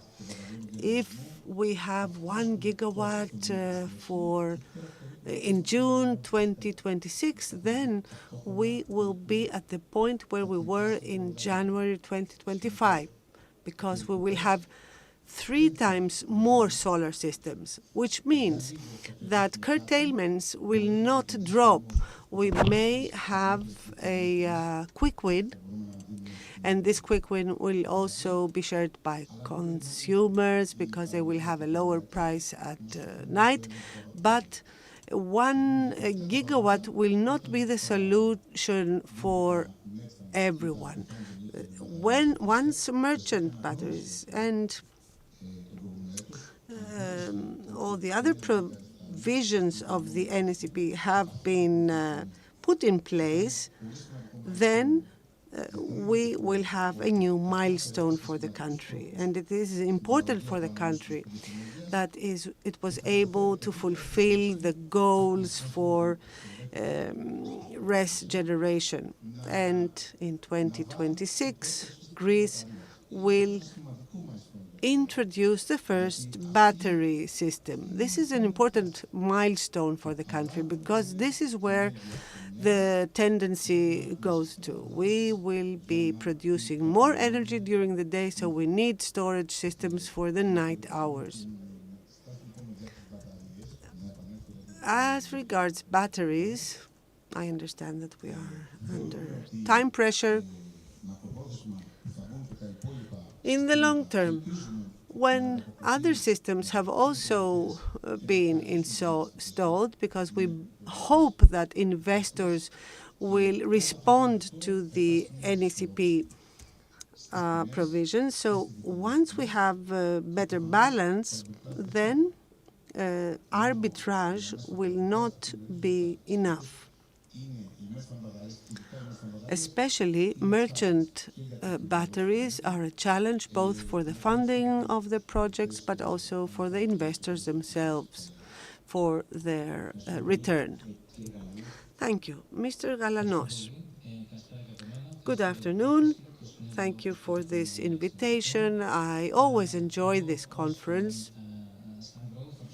I represent SunGrow, and I will try to contribute here from the viewpoint of an energy system producer and manufacturer.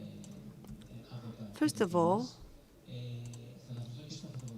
I will talk about solar systems and storage, but let me tell you that from 2024 to 25, PV is finding a balance throughout Europe. We expect that to happen in Greece too. In 2025, we had 35 gigawatt capacity. In 27, 40, and 43 after the year 2027. I'm talking about the whole of Europe. The same goes for batteries. In 2024, we had about 23 gigawatt hours. In 25, we had a spike to 39 gigawatt. And then for 26 or 27, 82 gigawatt hours, etc. So we expect energy storage systems to increase incrementally in the whole of Europe, including Greece.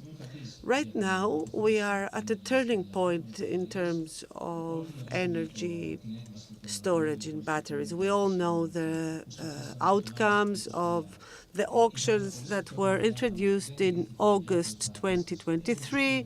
The time frame was too tight. We expect in 2026 to have the first projects to be connected, and we hope that there will be no further postponement so as to have this first gigawatt to come into operation.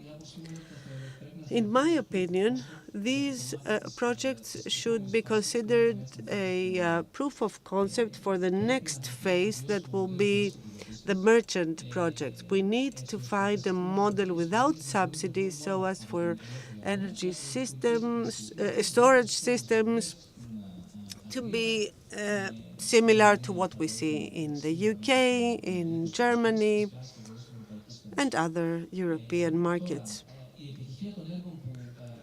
The success of the projects that are going to be connected soon lies in the fact that we will have a better balancing of renewables, a better, more steady system. We need the balancing cost to go down, and we also need to strengthen weak grids that are in place. So these battery storage systems can solve these problems. With regard to institutional challenges, I think that they are known to all of us. We need commercially sustainable models, and subsidies do not fit in this framework. We also need to develop the auxiliary services market.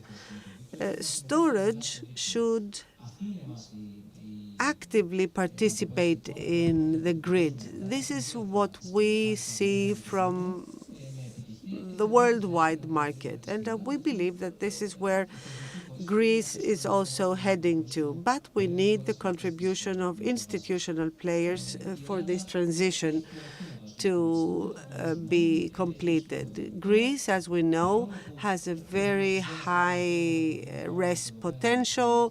We are all talking about problems here. However, there is investment interest on the market. Investors do look toward the Greek market for RES projects and also for storage, energy storage projects. So the investment environment is also making some steady steps forward.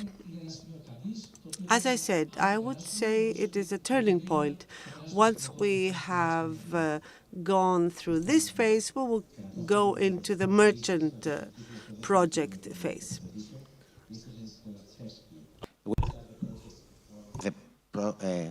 The prospects of the Greek market.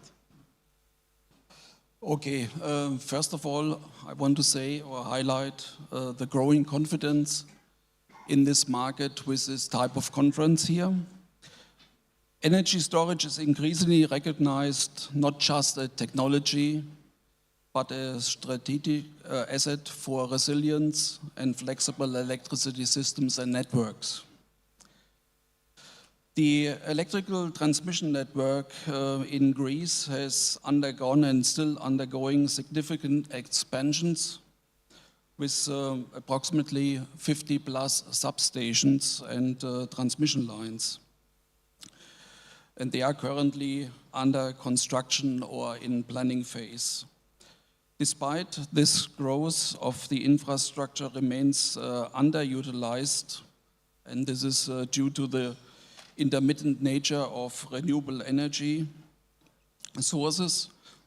Battery storage system seems to be well suited for seamless integration into this new infrastructure and have potential to alleviate congestions in specific cases. However, both the technical and regulatory frameworks for such integration, meaning wind, PV, transmission lines, power plants, and battery storage, are still in the early stages of development.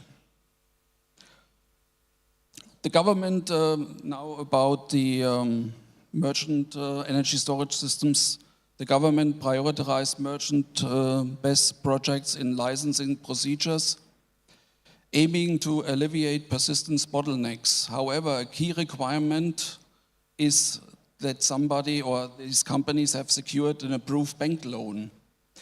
And that seems to favor large-scale enterprises only and potential limited access for smaller players in this market.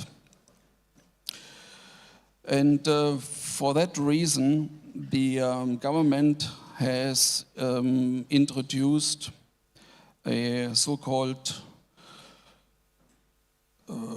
anti-concentration regulation, and that means that the government is really interested in competitive dynamics in this market. I want to make some comments about the Greek tenders we have faced recently. There is a lot of too much emphasis on safety and standards related to the safety. On one hand, this is good because, of course, we want to deliver safe systems.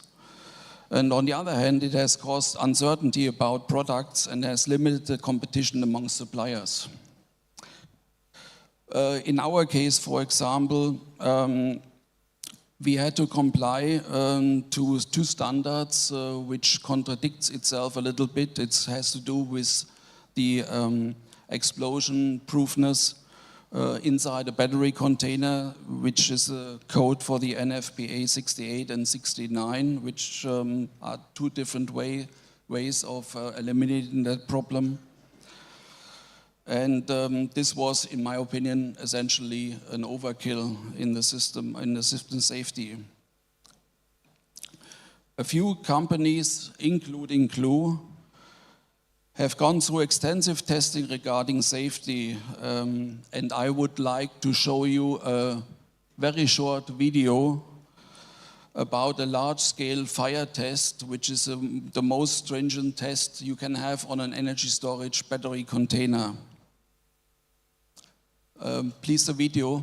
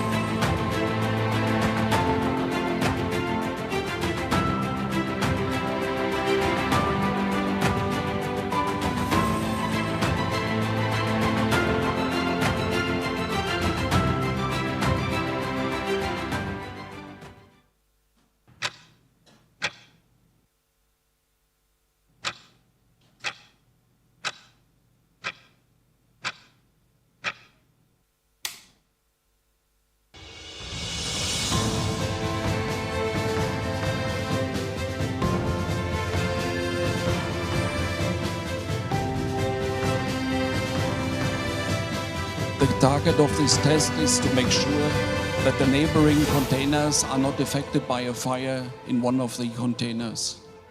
This test has lasted for over 50 hours until the flames were completely extinguished.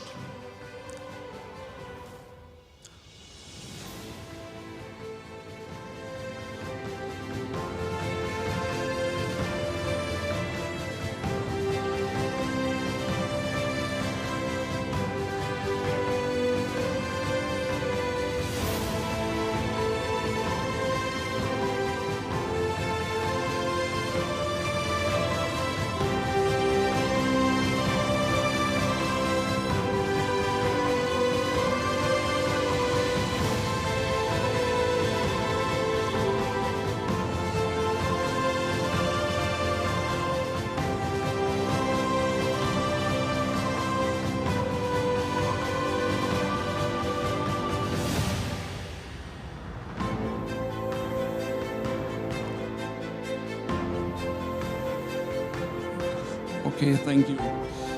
Some of the barriers also to extend this market here in Europe is the limited historical data. So it's very difficult for investors to model returns due to the lack of operational benchmarks in Greece and in other countries in Europe. The next critical thing is recycling of batteries. Currently, recycling costs are extremely high, and we have to add these to the CapEx cost by buying these energy storage systems. So we think that's a little bit of an unfair way that you pay up front, and the batteries are probably recycled in 20 years' time. And nobody knows right now what type of technology is available for recycling and how much it costs at this time. Okay, thank you very much. The video, the fire test was really impressive. Κύριε Καραγκούνη. Καλησπέρα σας και από μένα. Mr. Karagounis, good afternoon. I'm very happy that I'm here among so many distinguished guests, and I would like to thank you for the invitation. First of all, let me say how the projects will contribute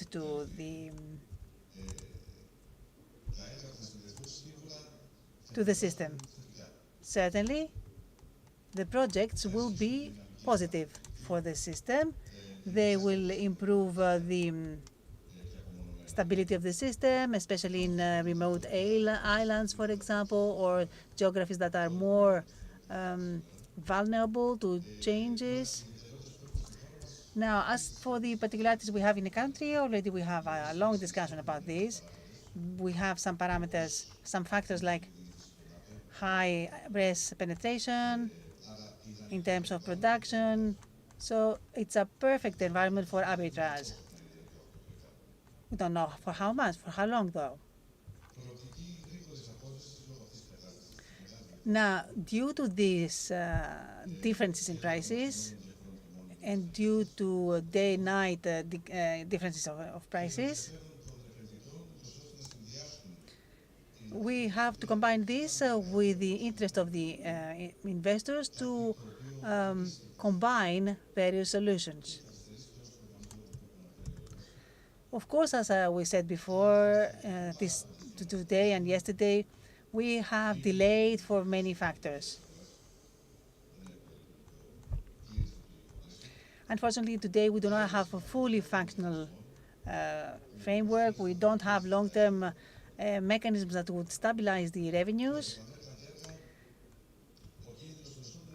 Now, the revenue risk is high just because it depends on the difference of the prices. We all speak about batteries, etc. But at some point, this is a gap that is going to be bridged.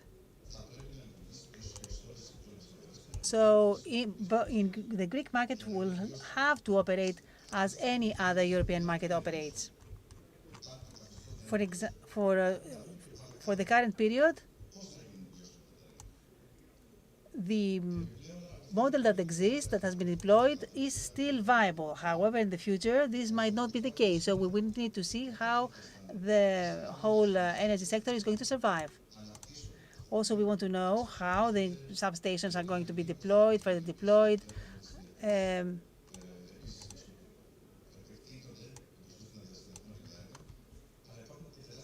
But on the other hand, we see many delays in not only in the construction and deployment of the projects, but also in staffing and other important factors. When a substation is ready, ADMIE receives it, accepts it, and this might take a lot of time.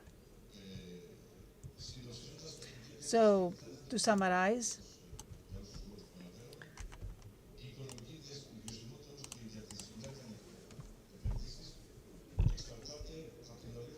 the maturity and sustainability of the merchant solutions, it depends on the fluctuation of the market.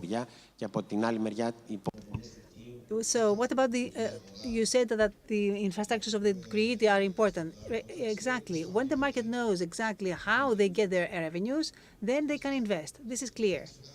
Ιστορικά και από τους φωτοβολταϊκούς σταθμούς, από τους αιωλικούς σταθμούς και φτάσαμε εδώ να συζητάμε ευτυχώς και για την αποθήκευση. Γιατί We have been speaking about the wind stations.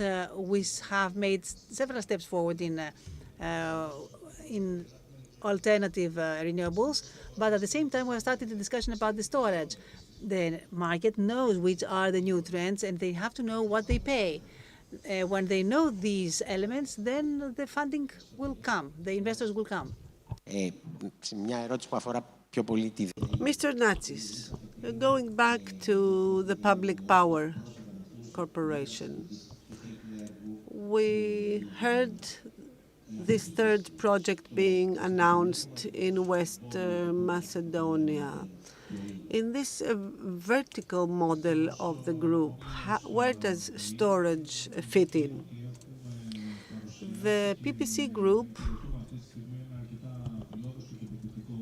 is implementing a quite ambitious investment plan in 4 countries, Greece, Bulgaria, Romania, and Italy. We are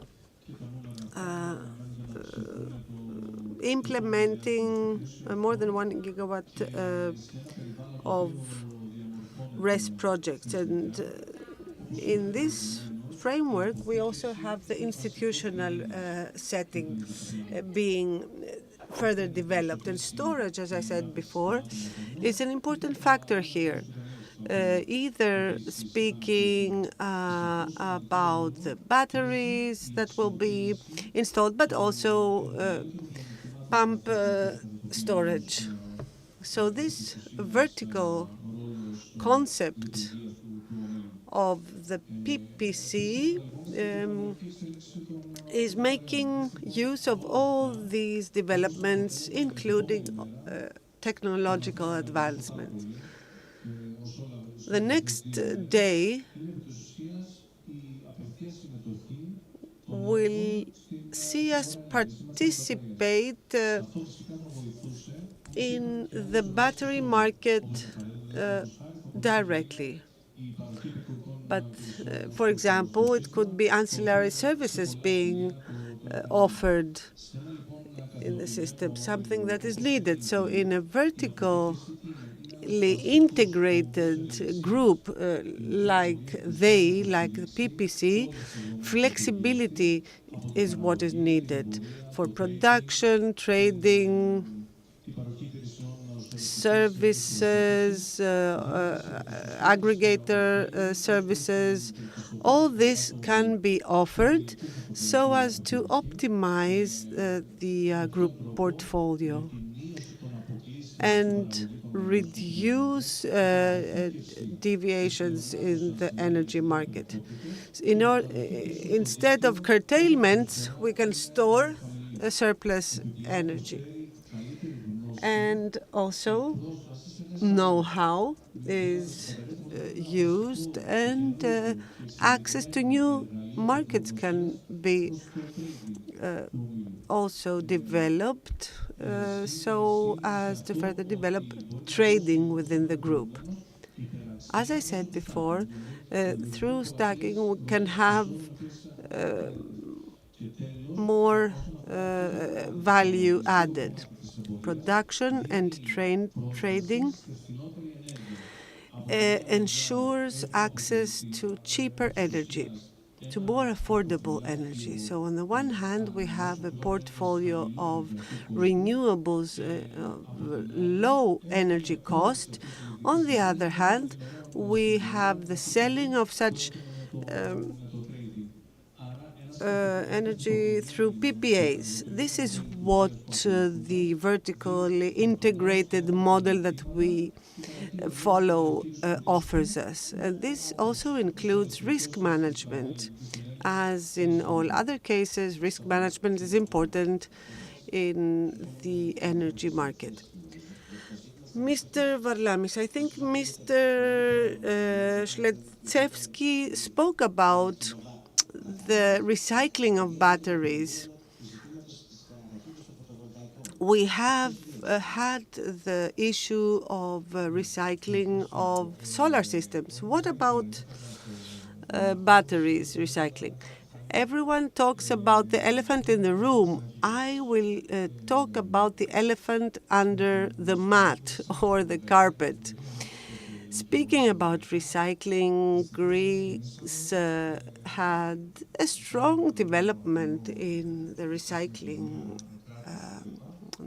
market, but we were not able to ensure funds for the recycling of PV. This is a mistake we made. Solar systems are now being looked at in terms of recycling because we have to look into this matter thoroughly. So this experience may lead us, by way of priority, to find a solution also for the batteries recycling, even before they enter the market, because we have the previous experience with solar systems. Again, based on this experience of solar systems, we're talking here about investments and business actions. They always go hand in hand with risk.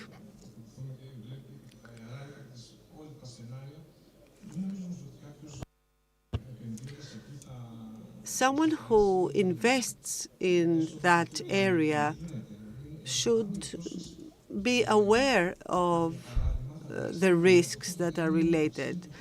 And also, sometimes such investment needs to be supported by the members of the group. So the investor should be prepared for all these cases. And another issue is that self-generation is one of the priorities, especially at businesses. This should have happened yesterday, behind the meter. And of course, there are some ministerial decisions that need to be taken. Mr. Cavadias, we have foreign investors leaving the area of renewables in Greece. Do you think that storage could be a way to attract foreign investors again to the Greek market? The truth is that we are at the gate where foreign investors have to pass to enter the country because they need certain factors to be assessed. We have dealt with 29 gigawatts of assessments and 2 gigawatts for battery systems. Unfortunately, we have done some due diligence analysis for some foreign investors who did not proceed. But they were taken over, these projects, by Greeks. The important thing to note is that in 2025, we had 3 new investors who were considering Greece, and from the 3 due diligence studies, 2 of them also included batteries. I believe, however, that those who have left Greece are more in number. You may have read about some mergers and takeovers in energy press lately, but there are behind all this information also other companies. And there are 3 foreign investors right now. Only one of them has been announced. Now, what do the investors want? They want a firm, a steady framework, a steady legislation. They want to know exactly what the rules are. They know that we have very good construction firms in Greece, so they are not afraid of our know-how. They are convinced that they will be using know-how from Asia for batteries, for example. But the problem in the country is if we do not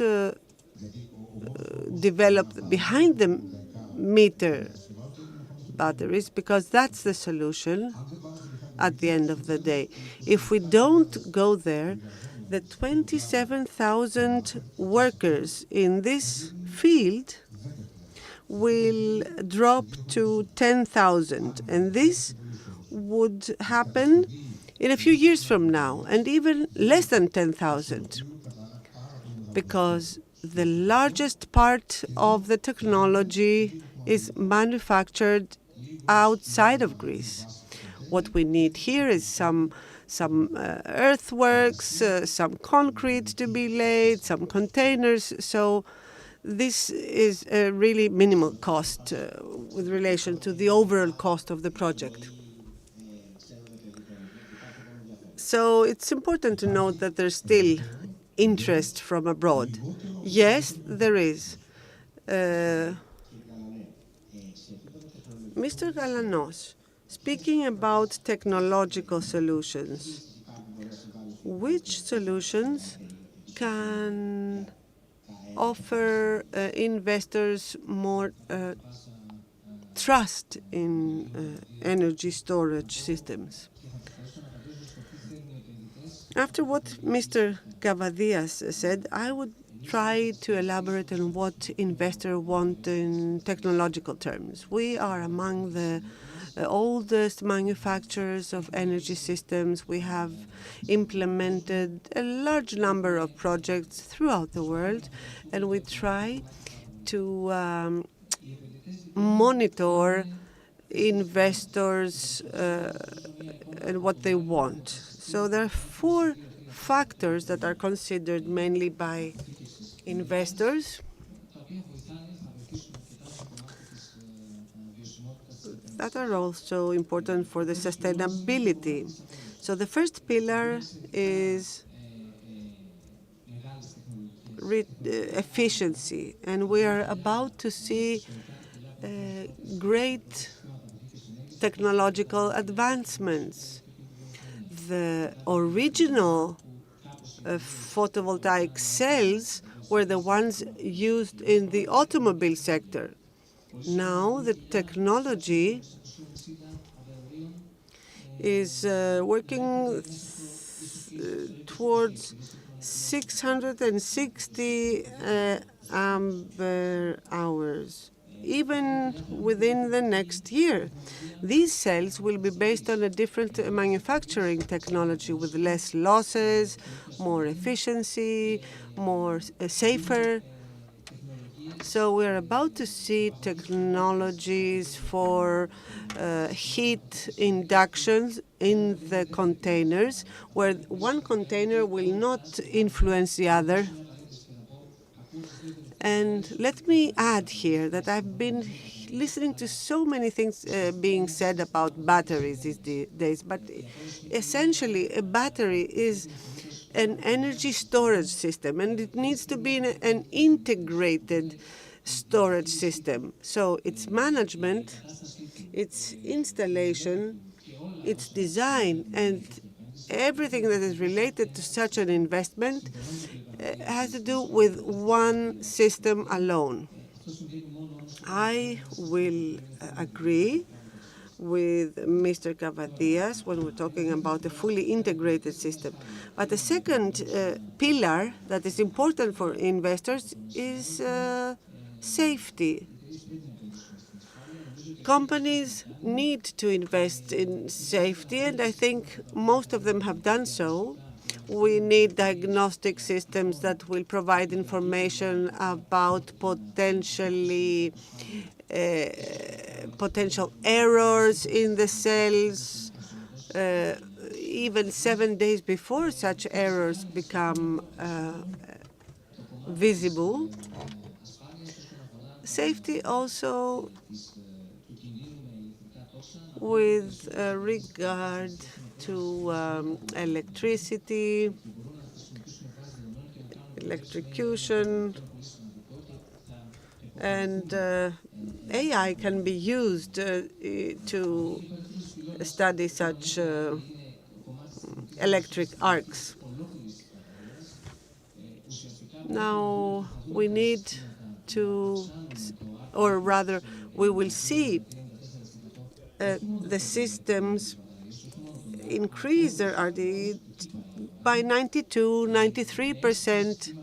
Intelligent systems that will balance the state of health so as to remain in operation, even if one battery has a problem.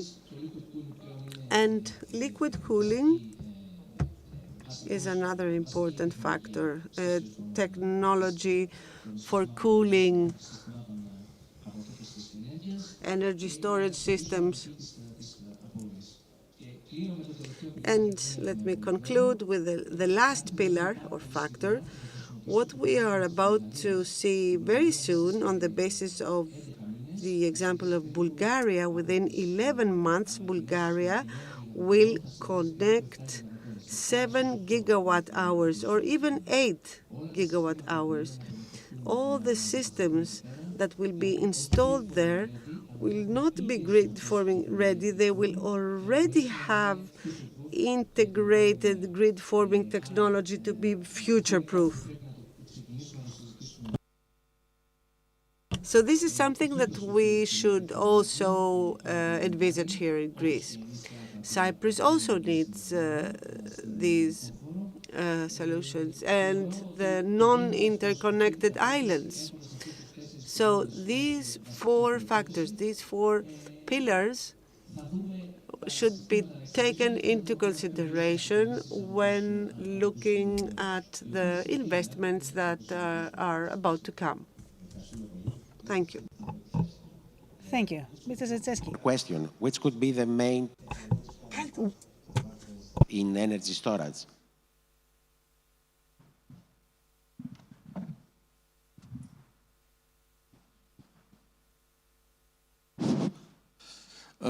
Okay. First of all, we should make the right decisions to where we're spending our money to develop new technologies, improving technologies and things like that.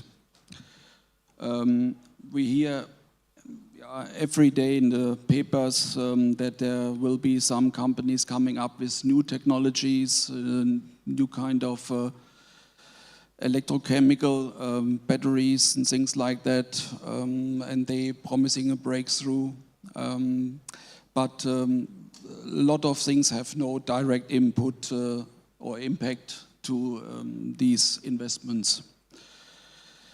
What Clue thinks is one of the key factors now in development is, first of all, on the PCS side, the inverter side. Clue is a manufacturer who builds inverters as well as battery containers. So we have the whole value chain of energy storage available. The technology now on inverters will change from IGBTs to silicon carbide technology that has a huge impact on efficiency of the inverters. Also, the sizing of the inverters will get smaller, so you have more room for batteries. We see Clue is a part of the MIDEA group, and therefore we have huge resources on research and development available in China. They are experts in mostly in thermodynamics, everything to do with cooling architecture. We have software engineers for BMS technology and things like that. That will be improving. High energy density designs, that is already starting. Also, Clue has currently a 5 megawatt hour container. In 6 months, we will going up to 6.8 megawatt hours, all in the 20-foot containers. We're running soon into a problem that the 20-foot containers with this high energy density is very difficult to transport. We exceeding now on a 20-foot container with capacity over 6 megawatt hours, roughly 50 tons. And that is almost impossible to have a relatively inexpensive transport way. Solid state batteries is another thing which is still in development. This is, I would say, a little bit of a long-term development until it becomes reliable and safe. Recycling innovations, as I mentioned before, we need to do something about the recycling. We have limited resources on this planet. Lithium, cobalt, and everything else is not available forever. And then, of course, artificial intelligence has its way also made into the battery energy storage systems. We're using this in future on our BMS, which have some advantages about analytics and things like that to improve the performance, to increase the lifetime of the battery cells. Sorry, if you could be brief because our time is running out. Okay. Okay, thank you. Κύριε Καραγκούνη, και ολοκληρώνουμε το πάνελ με εσάς. Mr. Karagounis, Mr. Valiotis said how important batteries can be in self-production. We would like to hear your view as whether storage can change the BPS field in the market. The storage market will be catalytic for the energy market because it will give the opportunity to all to offer a more predictable and steady profile. Until today, we have in Greece PPAs, which are focused on selling kilowatt hours. We know very well what kind of problems we have. We can swift this energy. We have spoken since yesterday about these issues in detail. So we know that the game changes. So we can have long-term solutions.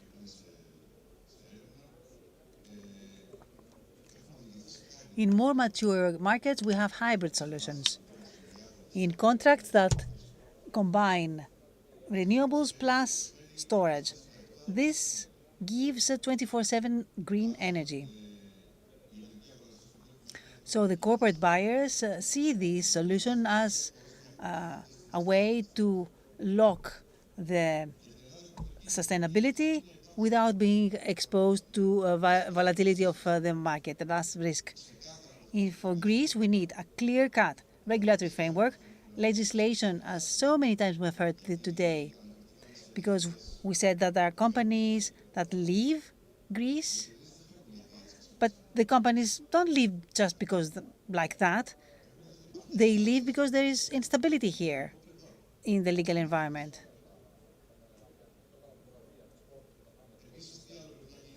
Moreover, we have the tenders to be implemented. This will be an example for all because the projects will function. We will see whether people will have problems or not. So the banks will be convinced and give loans, finance the projects. We have technology, but we don't have implementation for these reasons. So we have to take decisions, not to discuss why we don't have A or B or C. We have everything. Maybe we select not to take a decision. This is a classical problem in Greece. Thank you, everyone. I keep your last word that the prospects for storage are positive on the term that we will have regulatory stability. Thank you so much for being here and for all your views.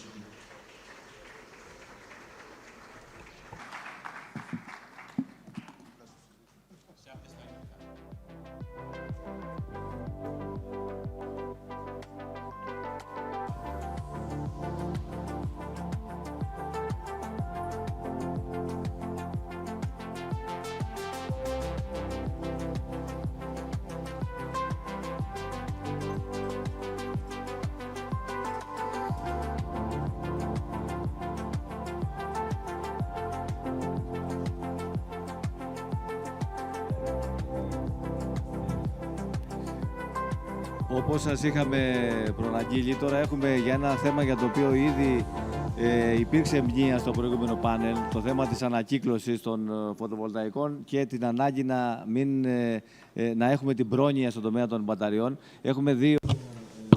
Well, we have two presentations coming up from Mr. Baduvas, Combat Company.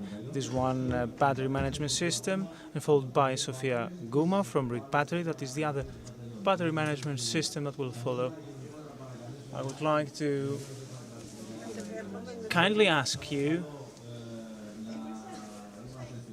to stay here in the conference room, considering that the Minister will be here at the end of the proceedings, and it is a very good and positive signal to be very strong represented here in the room. Mr. Baduvas, you have the floor.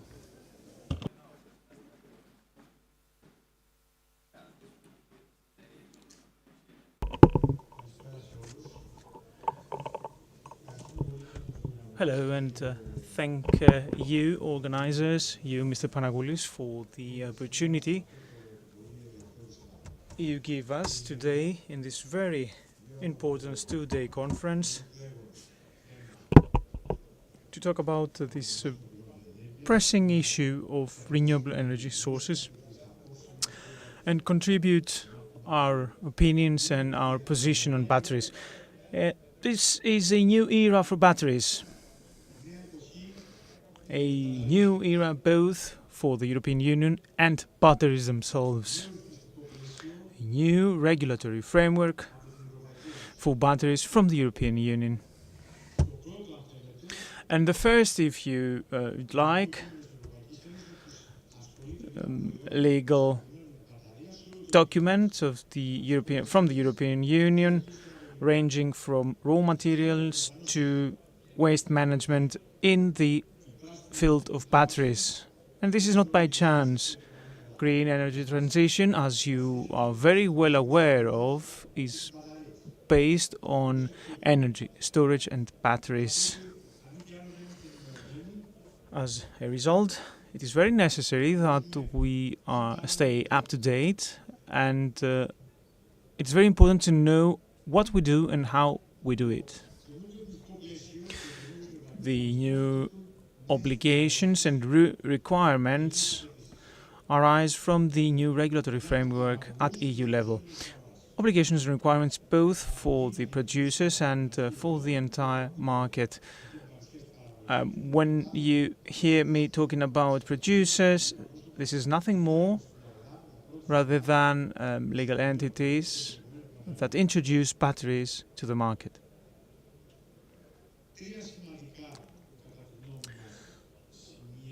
There are three important aspects that determine the framework of the new requirements based on the new EU regulatory framework that is since February 2024 in effect.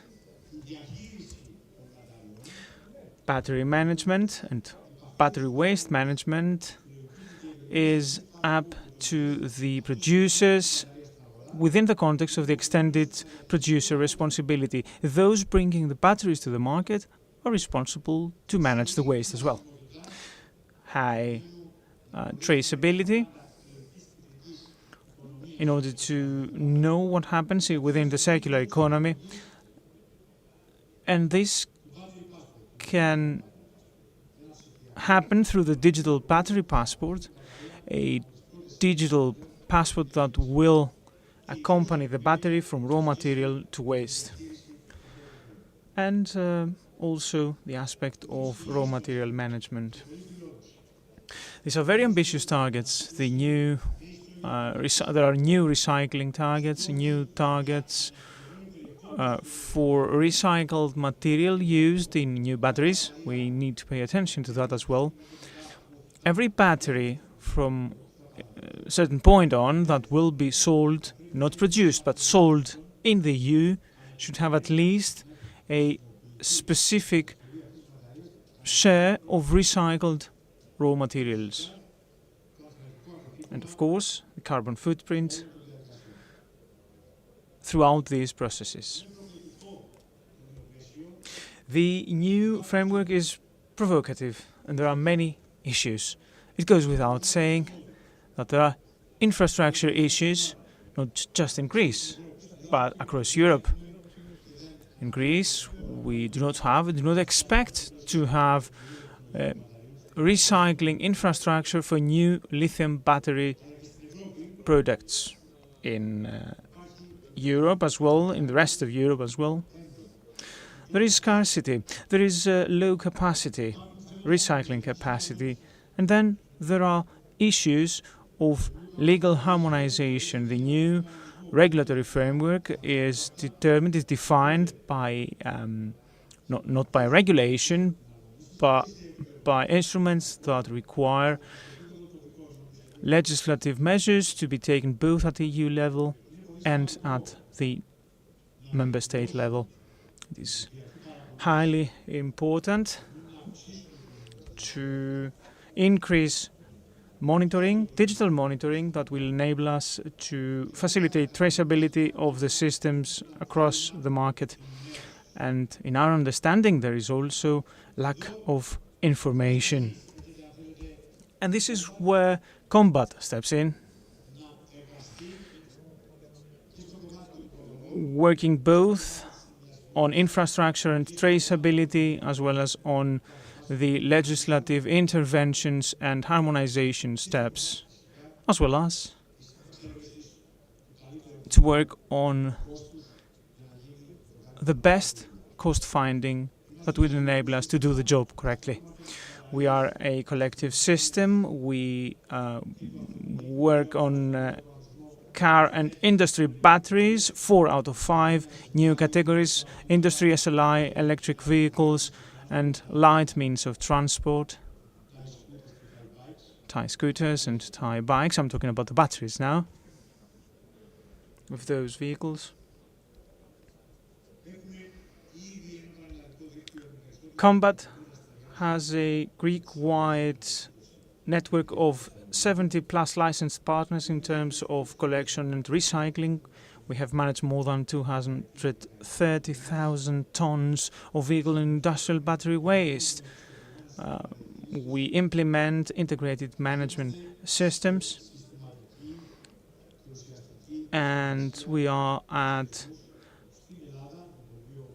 in cooperation with the Greek Ministry of Environment and the Greek recycling companies, as well as at EU level, through our participation in e-combat. EU Combat. And of course, we implement information campaigns for the market, consumers, and for awareness raising. You can find online also 2 manuals we have published on the use and recycling of batteries. It's very important that all stakeholders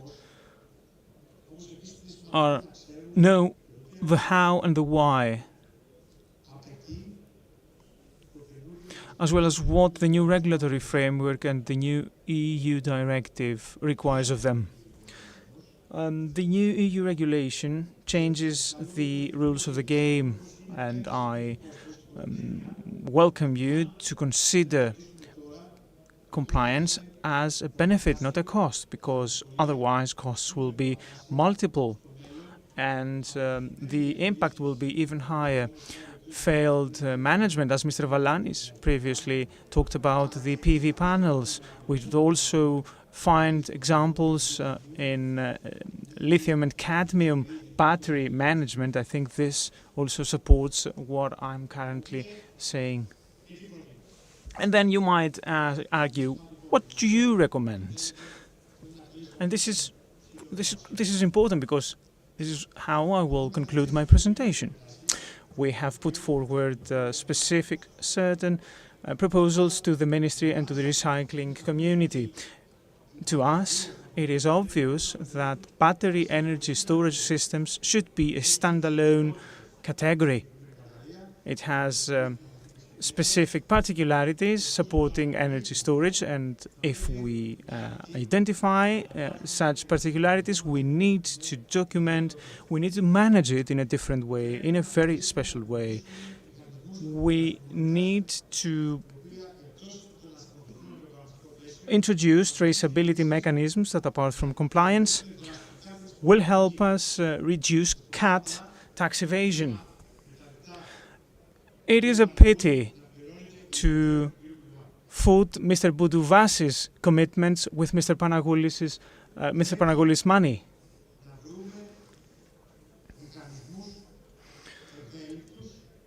Still from Paul to give to Peter. This is not a solution. We have to find ways to be compliant with the recycling requirements of the EU regulation. We have set forward proposals, there are ideas and concepts on using other tools such as letters of guarantee. There are pros and cons in every solution, of course. We have tabled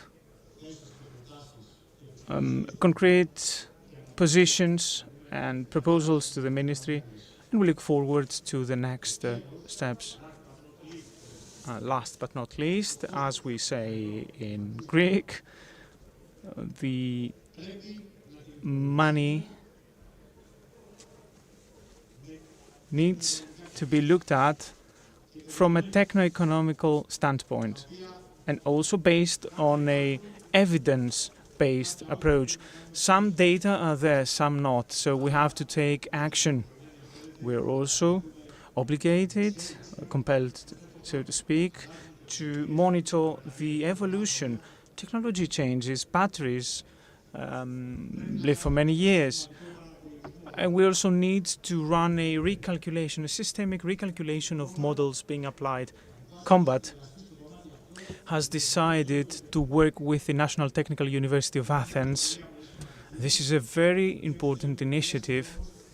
We believe that we will be able to come up with specific findings that Combat will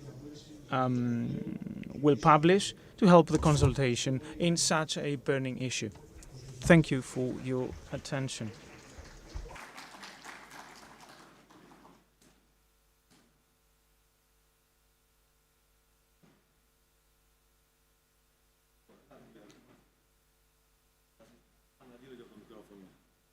Η κυρία Χούμα τώρα παίρνει το βήμα και το... Mrs. Huma has the floor now. She will be talking about another management system.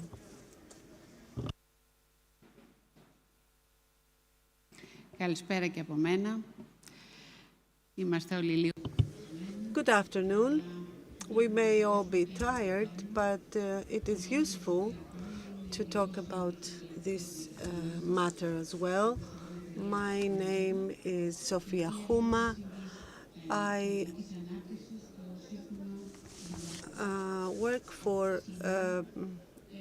Rebattery. I'm a strategic development advisor. We have heard a lot being said today about the managerial costs of batteries, and it is exactly on this matter that we would like to present our approach. Rebattery helps importers comply with the new regulation 1542. We all know that this new regulation of the year of 2023 requires all the quantities to be reported and then for the environmental level to be paid. The final amount that, or rather the final quantity that is calculated for the environmental levy is quite high. On the other hand, we have a product that has a long life, and therefore one has to pay a large amount into the system so as for the batteries to be recycled after a long period. Each importer reports on an annual basis the quantities of batteries for the storage of energy that are being marketed. Then the levy is calculated and it is paid within the reporting period, which means that there is no possibility for a price readjustment. That, in turn, means that any reduction of the operational and management costs that may arise in the future cannot be taken into consideration, since today we are at the beginning of this process and we might see significant differences arise in the future. But this is not something that can be, that an importer can benefit from.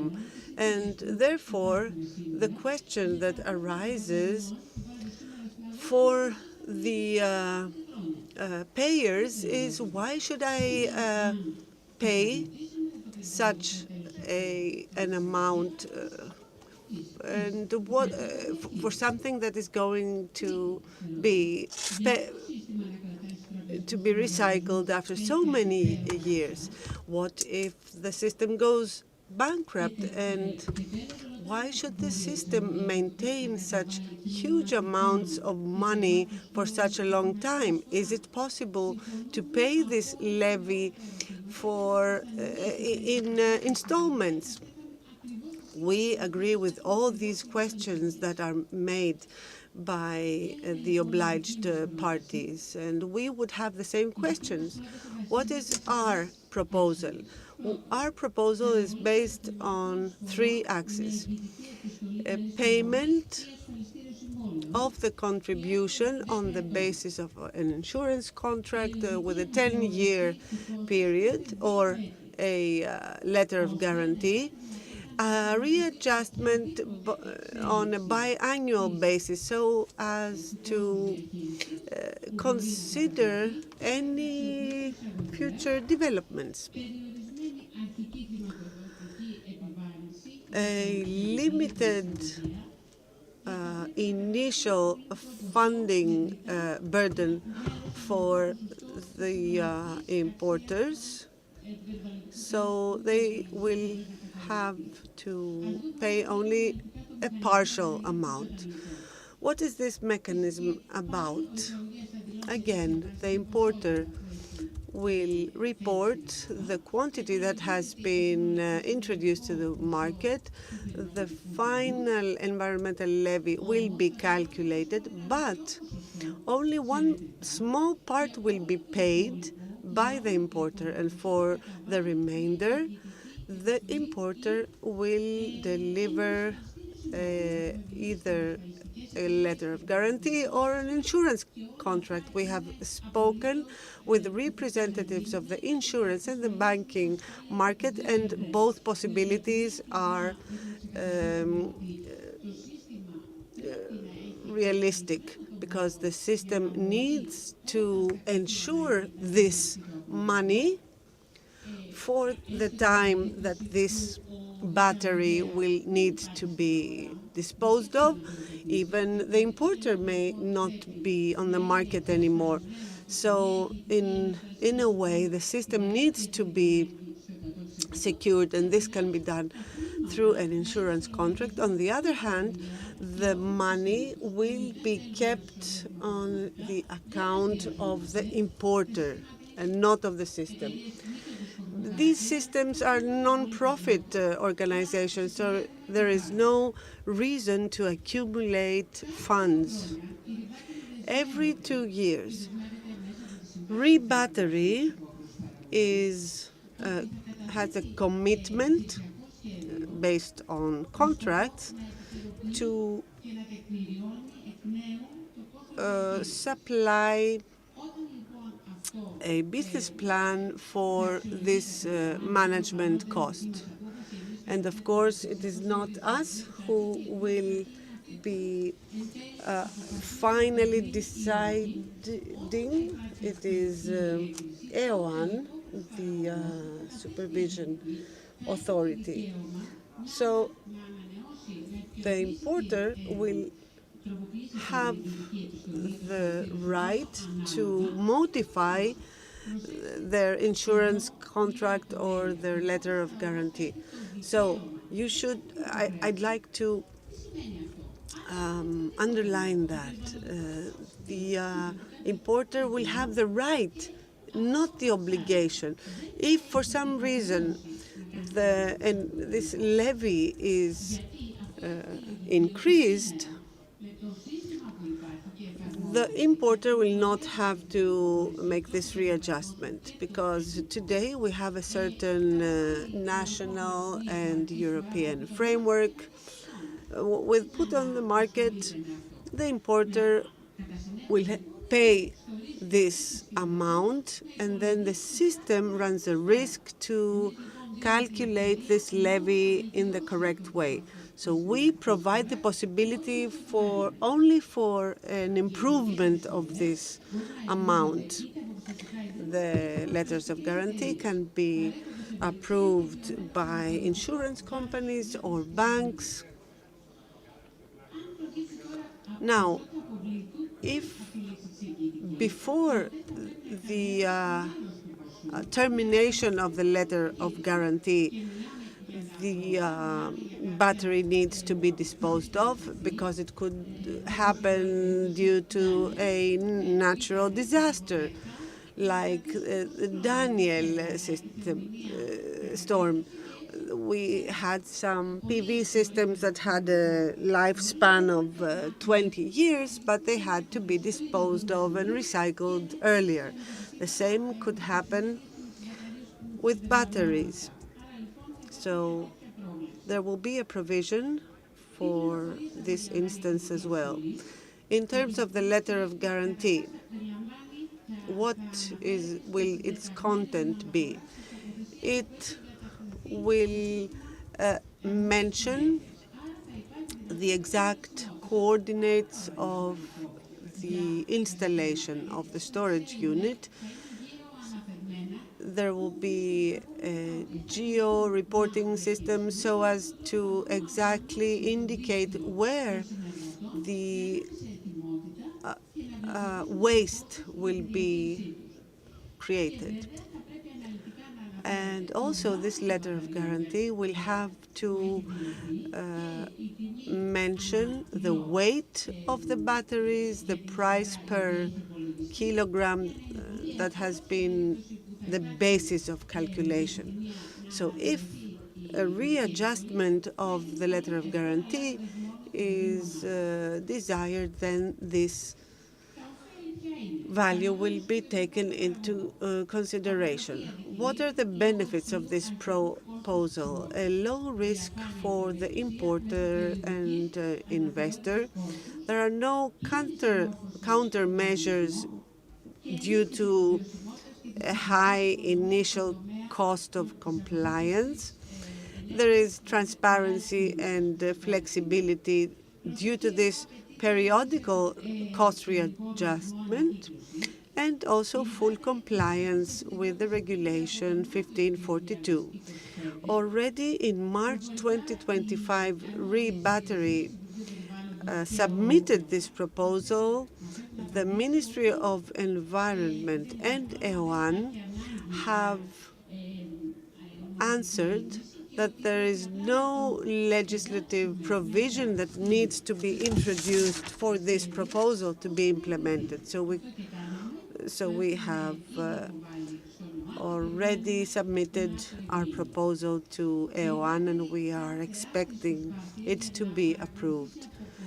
ReBattery is monitoring developments in ion lithium batteries, and already in January we started to work on the Crusade project. It is a project that deals with recycling technologies for end of cycle electrical vehicles and their components. And there's 7 partners. The duration is, or rather, 19 partners and 48 months. ReBattery is another project that we are participating in together with 6 other partners, and for a duration of 18 months. And there's one more project that we are participating in. We are participating in EUCOBAT, which is the organization where 30 national battery systems from 23 countries from Europe and third countries participate in, like Canada, etc. And this organization closely monitors the implementation of the regulation, but it also taps on best practices from countries that are more advanced in lithium-ion batteries, because lithium-ion batteries are also used in e-vehicles. 90% of vehicles in Norway are electric, or in Belgium too. So we try to learn as much as possible from other successful examples. Thank you, Mr. Panagoulis, for this invitation.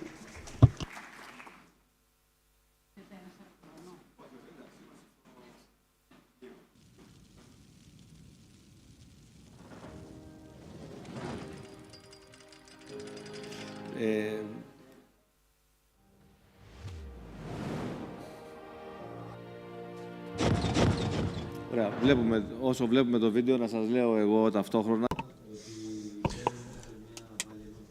We are entering a session that is linked to technology, batteries, networks, and the conditions in the supply chain. It's a very important aspects that will determine what the investors will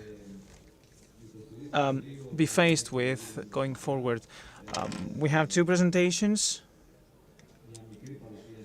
At the start, a presentation by Usama Rai from Huawei, followed up by Yorgos Bakladis from Protasys, and then a panel will be moderated by Michalis Mastorakis. So, without further ado, would like to ask Mr. Usama Rai to take the floor.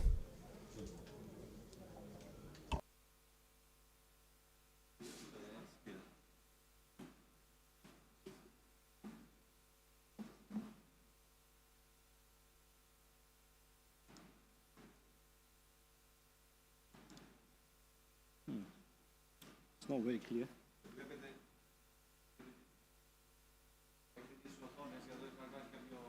Okay.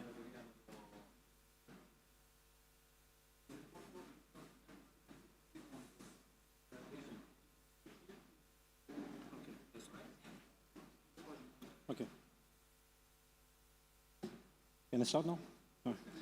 Good evening, ladies and gentlemen. It is with immense pleasure that I stand before you at this very forum dedicated to some remarkable advancements in the field of renewable energy technologies, battery energy storage system, and EU energy transition strategy, the trends and challenges that we are facing nowadays in the adoption of renewables and how to address and mitigate those challenges. In this session, I will highlight some key technological advancements and innovations in the battery energy storage systems and some safety features from the Huawei's perspective, along with a little bit of cost analysis, how the cost is affecting the adoption of the renewables and energy storage in this day and age. So before we get into specifics, let's quickly go through the future EU power system. So according to ENG, wind and solar share is expected to reach nearly 67% by 2030, which means that from the year 2023, where we were around 1,070 gigawatt, it would reach nearly about 1,681 gigawatt by the year 2030. It is an expectation, very ambitious expectation, so take it with a pinch of salt. It might change a little bit, but this is what it is expected. Similarly, if we look at the battery energy storage market, so this market also is expected to grow substantially from nearly 47 gigawatt hour, give or take, from 2024 to nearly 255 gigawatt hour by the year 2030. So with the increase in renewable energy, EU markets would be needing a substantial amount of battery energy storage system in order to stabilize their grids. So if we look at the key technological advancements in the battery energy storage system, there are quite a lot from our perspective. We have worked on our batteries, the quality and the performance of the batteries, and I will go through certain features that we have. No doubt, the battery currently are one of the best possible tools, in my opinion, in order to provide different services for the grid stability and the reliability of the grid in the long run. So if we look at the Huawei's key features in terms of their batteries, the first one is the high availability string architecture. So as compared to the centralized PCS, which has a single point of failure, I'm not against central inverter, it just depends on the application, but having a single point of failure because 10 to 20 battery clusters are connected with the single DC input, and if one of the PCS fails, that could bring down anywhere from 1 megawatt up to 4.5 megawatt of power. In contrast, Huawei introduced string inverters, so they have reduced the, you could say, the failure rate from the string level down to the single cluster level, which means that if one of the battery cluster is failed, so it won't impede the functionality of the entire system. The rest of the system would work as it's supposed to, and with the increased availability of not less than 99%. With the pack and rack level optimization, what it does is basically the pack level optimization eliminates the serial mismatch between packs connected in series in the rack. It also ensures the charge performance of each battery pack so that the available capacity from each pack remains at the enhanced level. And by this, we are able to increase the efficiency of the pack level by nearly 1.7% throughout the lifetime of the battery project, whether it's a 15-year or a 20-year project. Similarly, rack level optimization ensures that every single rack in the container is independently charged and discharged at the same rate, at the same time, so to ensure the enhanced available output capacity from each battery rack. And we have achieved nearly 7.2% of the enhanced battery rack optimization and enhanced capacity over the lifetime of the battery. One of the, I think, key features among all is the Huawei's high safety DC-DC and DC-AC dual stage architecture. So what happens is if there is an over voltage ride-through event on the grid, this could basically increase the, you could say, burst voltage above the battery voltage and backfeed current into the grid, and there is a highly likely chance that there would be an equipment damage. How Huawei has achieved overcoming this issue is by introducing an over-voltage ride-through adaptive algorithm, which ensures that the bus voltage of the PCS remains stable, as well as the voltage of the battery side remains stable, and we have the output efficiency remains at above 99%. So with this architecture, it not only ensures the safety of the battery energy storage system, but also the safety of the grid because there is no backfeed into the grid side. So in terms of the SoC calibration, Huawei has introduced a real-time active SoC calibration, and this is achieved through precise voltage and current sampling at a very high rate, ensuring a dedicated battery management and integrated chip which, with a self-learning AI algorithm, and that ensures that we have a high sampling rate, and that reduces the error level to less than 3% and the discharge capacity to above 2%. In layman term, this means that in the normal circumstances, depending on the application, depending on the usage of the battery, you may have to send your service engineers to the site. You may have to shut down your battery containers in order to do a manual SoC calibration. So that means the downtime of the battery, loss of the revenue if your batteries are participating in certain ancillary or grid balancing services. But in our case, there is no such thing because the battery actively and real time does the SoC calibration, so there is no loss of revenue. I think among all, the most important feature is grid forming.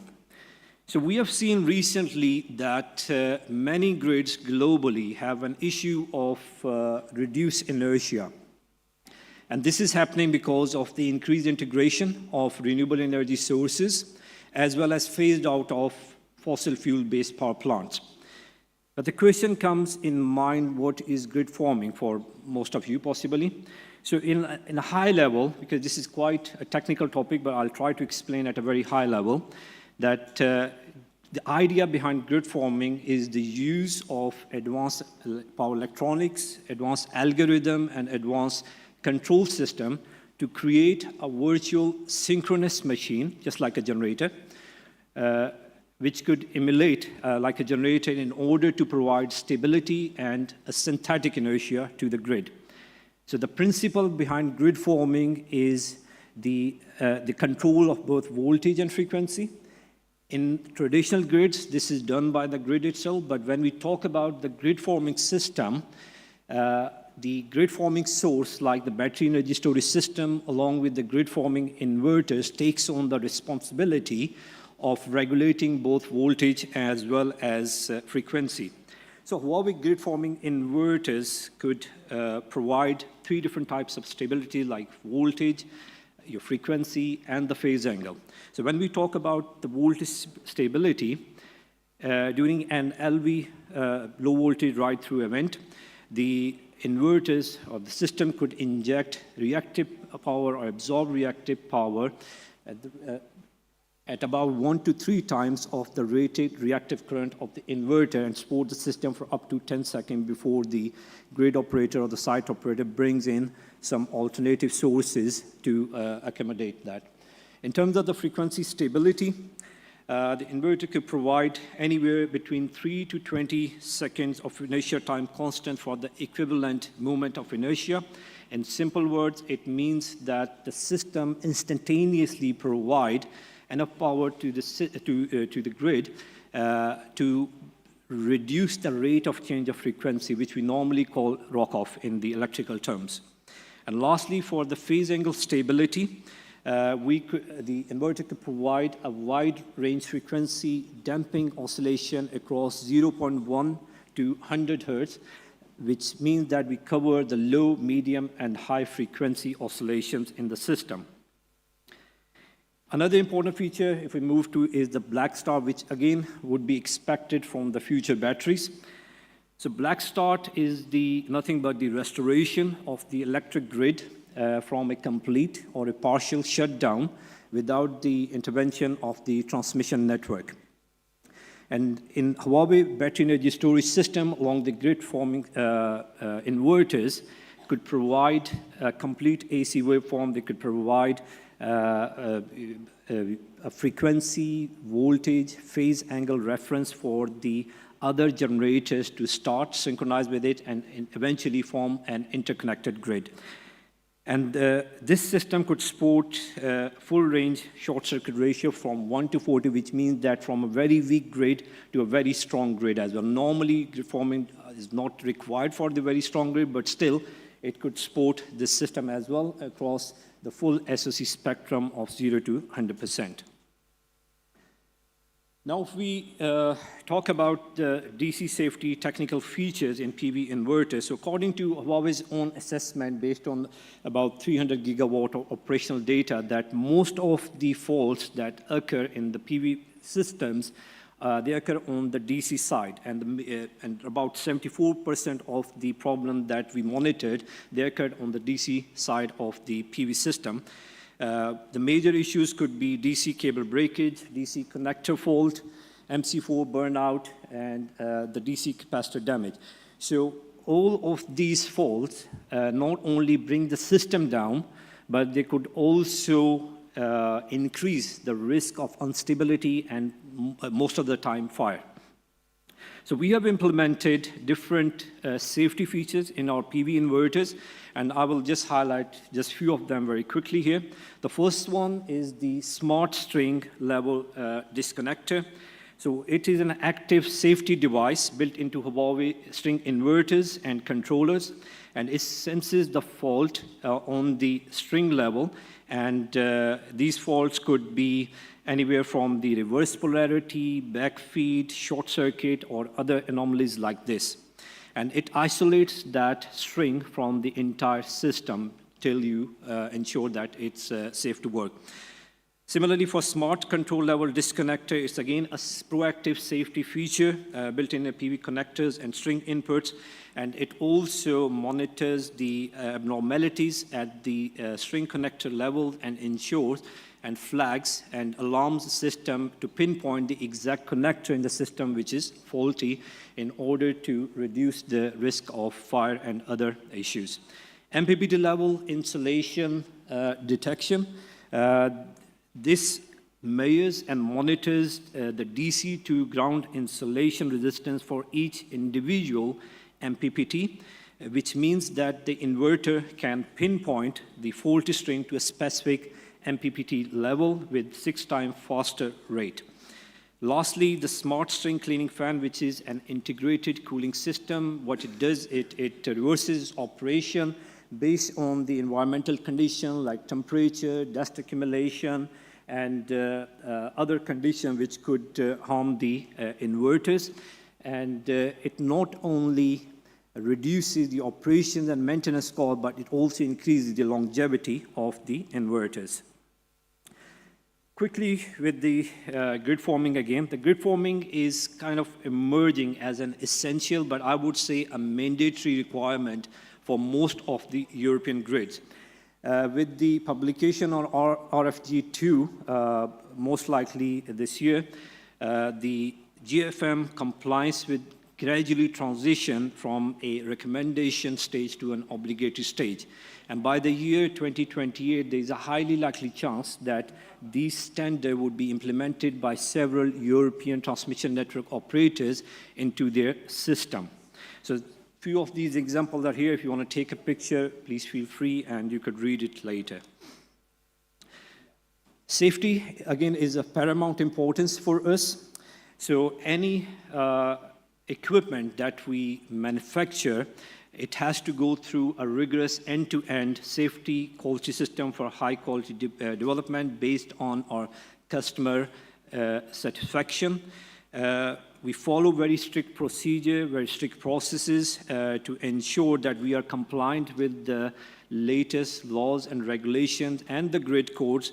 And based on our customer feedback and based on our customer requirement, we ensure that every product we produce is safe and highly reliable and up to the market standards. When we talk about the battery safety, one of the key elements is the use of high performance and high stable cells, because cell is the basic structure of the battery energy storage system. And at Huawei, we are adamant of going through rigorous testing of these batch of cells that we randomly choose. They go through hundreds of cell performance testing like short circuit, lithium precipitation test, expansion, swell test, drop test, puncture test. So there are various types of tests that we perform in order to ensure that not only the cells are reliable, but the whole system is reliable to be used in the market.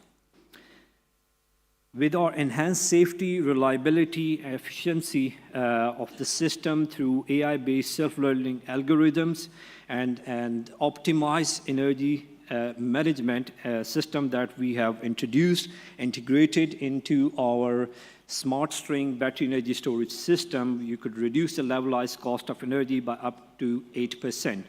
With the higher availability, you get high returns, and with that, you get enhanced operational efficiency. So based on a 100 megawatt hour system, which is doing one charge cycle every day, you could have a saving on the OPEX from anywhere 1.5 to up to $2.8 million US.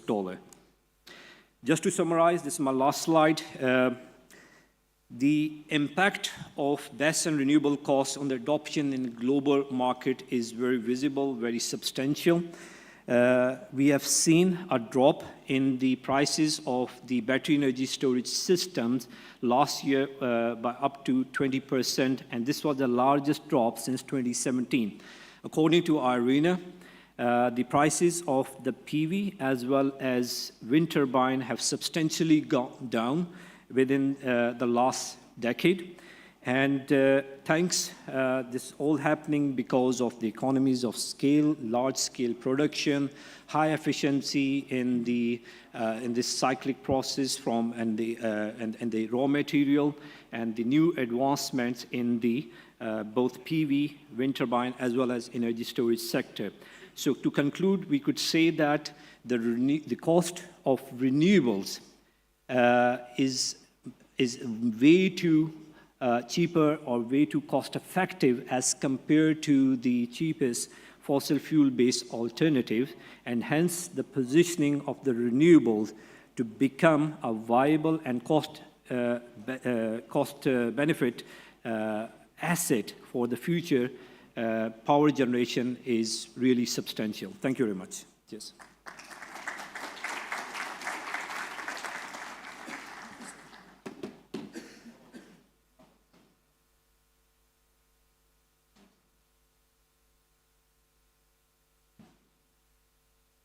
Λοιπόν, θα καλέσω τώρα τον κύριο Μπαγλατζή.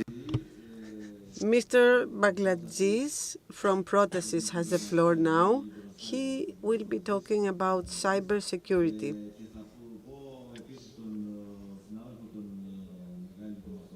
Let me say to Michalis Mastorakis, the moderator of the next panel, to also prepare himself. Ωραία, ωραία, μια χαρά. Ευχαριστώ. Χαίρομαι ιδιαίτερα. Ήθελα να παρουσιάσω το λόγο της εταιρείας μας. So never mind the colors, never mind that our company logo is shown here in pink. I think that all of us who are in the room will understand what I mean with my presentation title: when energy fails, everything stops, and costs. So what is the cost of a failure of a wind park that has stopped operating, or a solar park that is burning because a non-authorized user made a mistake with the power supply? And what is the cost at the end of the day when 1 million people have a power outage in the middle of winter? These are no scenarios, these are real-life examples that show us what can happen if fundamental infrastructure is not protected. And we have had a series of ICS attacks in the last years. Ladies and gentlemen, I am Yorgos Bagladjis, Head of Operations and Information System Security at Protasys, and in the next few minutes I would like to speak about cyber security, and I will also propose actions to be taken in order to ensure investments and energy storage systems. When we talk about such systems, we have, on the one hand, technology and cost. So how much do new panels cost? How quickly does the price of batteries drop? But there is another cost component, which has to do with the protection of these systems. The energy transition is not only about adding capacity, it has to be also secured, otherwise it is not sustainable. So remote monitoring, cloud platforms can reduce the cost and increase efficiency. However, every new interface may also become the gateway for new threats. So smart systems without smart security can become easy targets. This is exactly what regulatory provisions try to mitigate, like NIS2, which also includes the energy sector. Cyber security is not an option anymore. So every CEO of any company has to take measures to ensure the safety, and this is supervised by the national safety authorities. But apart from the regulatory requirements, it is also the market that requires the best possible safety. Investors seek safety to invest.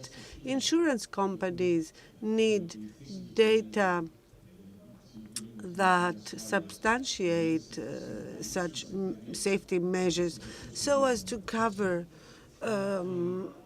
such threats, and also the transmission network operators will make sure that cybersecurity requirements are met. Now, if all this does not look complex enough, let us think about the larger systems within all these measures have to be taken. So we're talking about legacy systems from the past that have inherent weaknesses, very often old equipment, outdated equipment. We also have systems that were deployed in the last 5 years or are even being designed today. And even these systems may not have cyber security requirements incorporated in them. So this is why we talk about security by design, because such weaknesses can also be relayed to the implementation phase. Have you ever calculated the value of your computer assets, and have you assessed your compliance vis-à-vis regulatory requirements? With regard to service providers, how much are you influenced by any potential failures on their part? Or your industrial network, do you monitor its activity systemically? And if an incident should occur, how prepared are you to respond? If you cannot give a definitive answer to all these questions, then you should deal with these threats. We have a good wide portfolio of cybersecurity services, certified personnel, and deep technical knowledge, because we are also manufacturers of technical solutions and storage systems. Without wanting to tire you, we can assess vulnerabilities in your systems. We passively we use our software to assess these vulnerabilities, and then we provide the customers with a list of products, a list of the vulnerabilities that have been identified,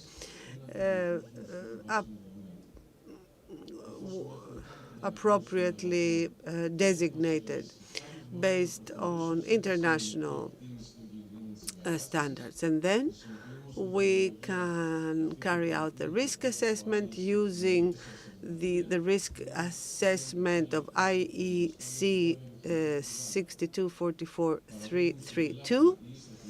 This is a high-level risk assessment that is being performed through a questionnaire that is based on this updated standard. We can assess the cybersecurity maturity level and measure your compliance. For example, for NIS2, we use 169 security measures that are assessed. They are divided under 24 subject categories.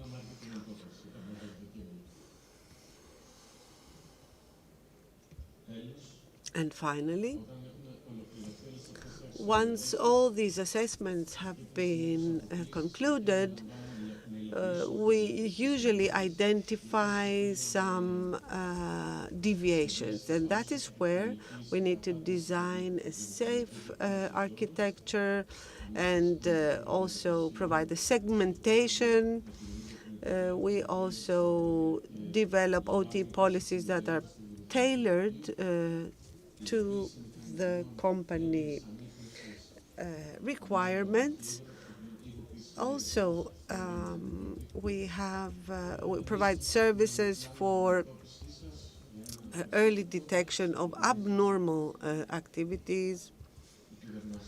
Cybersecurity is not a cost. It is a factor that protects your investment in renewables and energy systems. And I am available to talk to you and see how we can provide more value to your companies. You can also check us online. Thank you.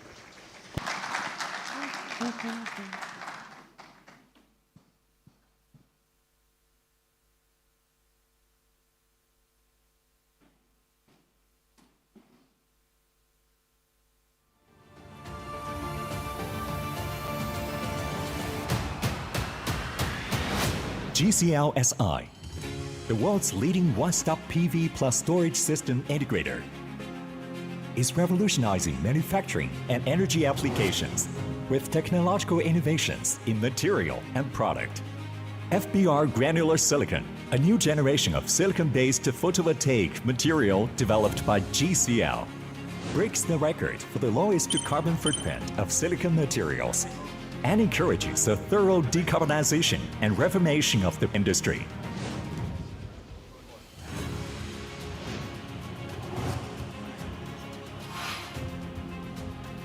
GCL-SI develops high-efficiency untapped PV cells and modules with smart closed-loop management of the entire manufacturing process based on big data, leaps into the own era.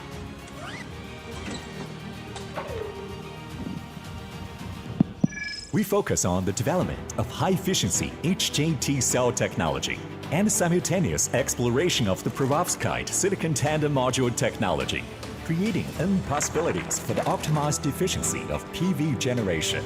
GCL-SI.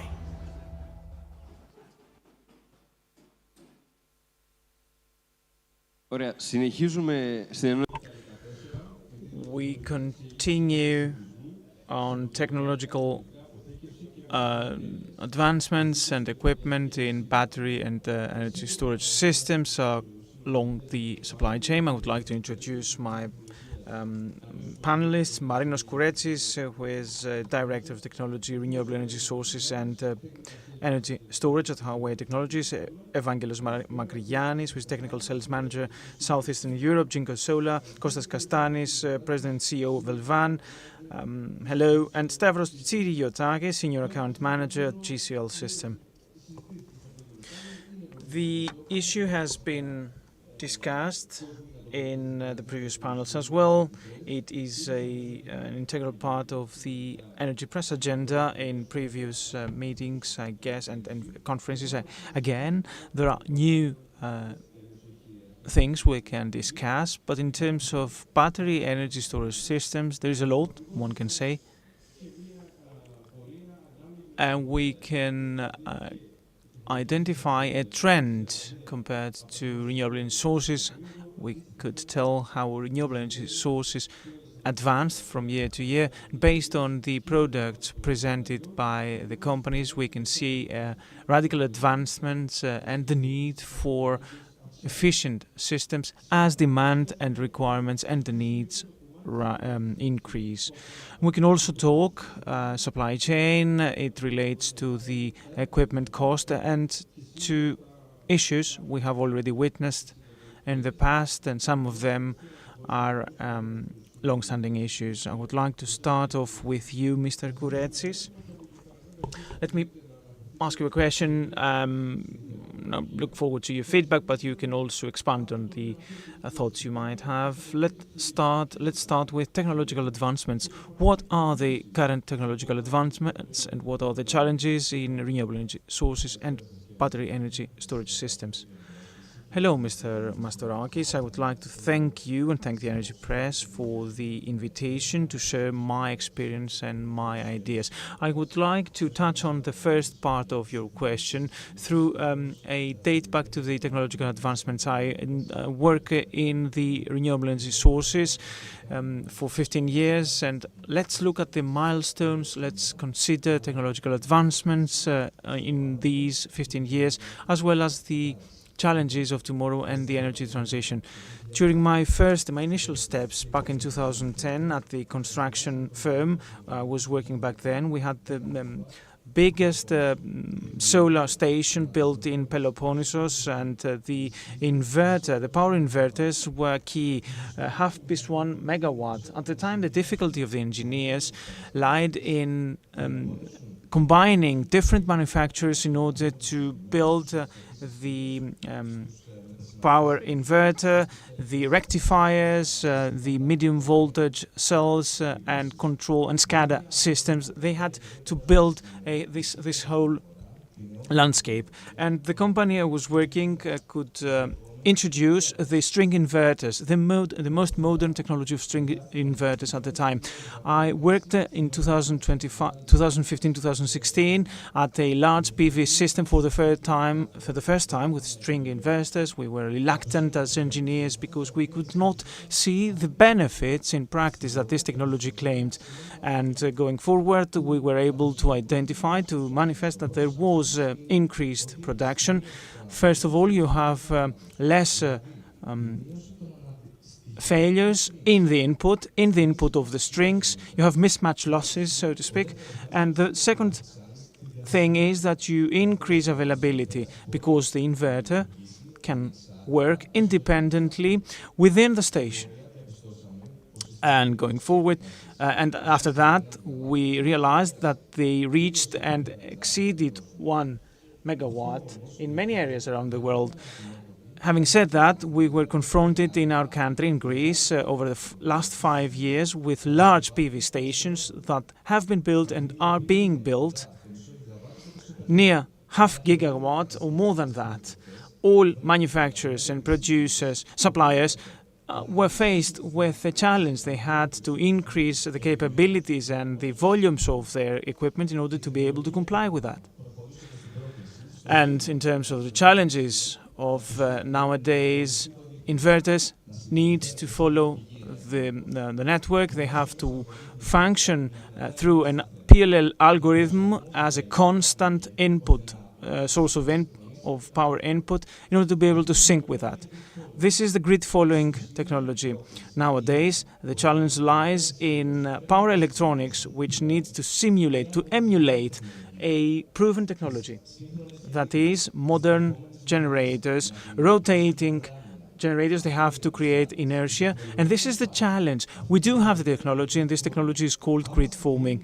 If we compare the two technologies, it is obvious that the grid forming technology is performing better, but what the system also requires, that is a direct responsiveness. UUV and Protosys demonstrated how important it is to be responsive to the grid. And I want to connect that to the market. We are waiting for oscillation, absorption markets, and also for the pricing of those services. We're awaiting the inverter-related ancillary systems, and we will see that in the inverter market, where we should not let aside PVs. A solar plant has 5% deductions nowadays, and this translates into 28% of electricity reduction. PVs should also play a part in this energy game, and we can enable it to revive its business model. Personally, I do here there are 28,000 jobs that are related to PVs. The technology is there, PVs are there. They should also have a share in the pie of the market. And I'm not the first one to have this thought. I just share food for thought with you. Thank you. όλα αυτά. Thank you very much. This has been very useful, although it sounded Chinese for someone who is not a connoisseur. But what you said about the inertia is important if we take the example of network challenges or Spain. We'll be back to this issue, but let's go now to you, Mr. Makrigiannis. For 2 years now, we have been facing the challenges of cost on the part of manufacturers. And recently, they agreed to raise the prices. So what do you expect with regard to the prices of PV panels? Good evening. From me too, it is true that we had reached a record low for PV panels. This is not something that will be repeated. Even now, we have had measures for polysilicon producers. In the next months, we will also see some prices going up due to taxes being imposed. And also there is cannibalization in some incidents. Although there has been this general agreement to raise prices, it is an effort that may arise. Now, I would like to also say, after what Marina said, that employment and jobs are influenced. There's always this transition from one employment area to a similar one, which is now battery. Here, you need know-how that is not widely available, neither in Greece nor in other countries, which means that we need also training capabilities. And talking as a PV manufacturer, the aim is for the new PV technology to help manufacture panels that will produce earlier in the morning hours and later in the day. So an increased production throughout the day. This is the new generation of panels. And those who deal with E will also understand this price increase. Thank you. Mr. Kastanis, the market is turning towards batteries. So where do the mounting equipment companies stand? I will not agree with what is being said, that we should only look out for batteries. I have a positive view towards the market. The market is now free. And the installation of batteries is a necessary step for the next PV generation to be developed. So for 2 years, we may be selling less mounting equipment, but the batteries are also a necessary stage, so as for more PV to be installed in future. This might lead to a price drop that will be evident to the consumers directly. Now, our company is active both in solar systems and in cable trays, because cable trays are used in battery projects as well. So you will have to deal with us, even if you are installers of batteries, with us, Elvan. Mr. Tsirigotakis, would you also like to make an introductory remark?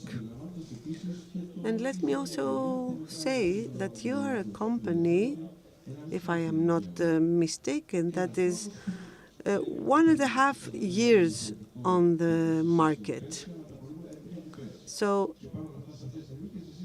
although this is quite a challenging area, you decided to enter this field. What made you enter the Greek market? What attracted you to it? And what do you identify as important to be dealt with on the Greek market? Good evening from me, too. I would like to congratulate the organizers. GCL is an IPP group. It has been active in the energy sector for 15 years now. We were producing silicon initially. We are among the 3 top silicon producers, and we produce silicon up to the end product. It is true that we've been on the Greek market for 1.5 years. We have heard all the challenges on the market. However, the Greek market is still very interesting for us, both for PV panels and storage. We do have our own method to process silicon. It is called FBR, and it uses less energy and, most importantly, has a smaller carbon footprint by 75%, which means that we can deliver a product that is low carbon. And this is something that we have not underlined much, but it will become important in the future. So we have seen in Greece that there are capabilities, and this is also confirmed by the collaborations and partnerships we have forged. We try to deliver both solutions. So you know that you have TopCon on the one hand being developed, and then you have back contact. None of them is something new. Both have been around on the market for some time. There are some manufacturers who have focused on one of the two. We do not think that there are bad and good options. We think there are good and better options.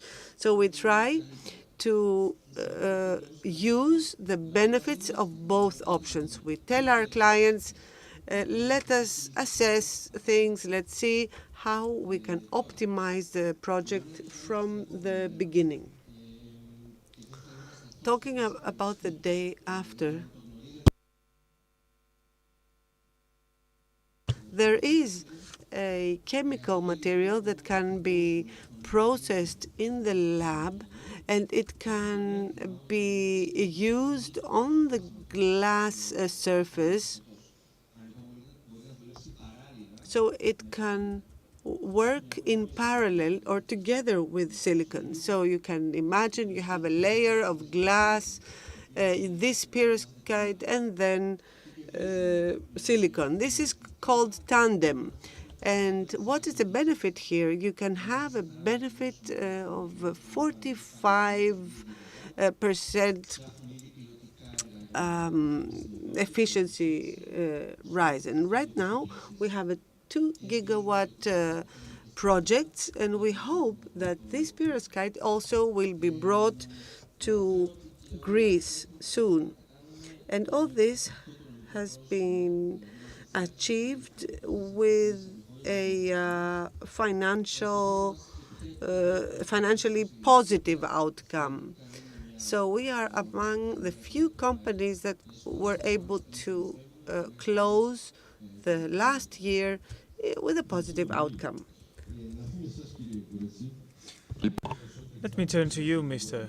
Kouretsis. Hopefully it will not sound too Greek to our audience, what you will tell us.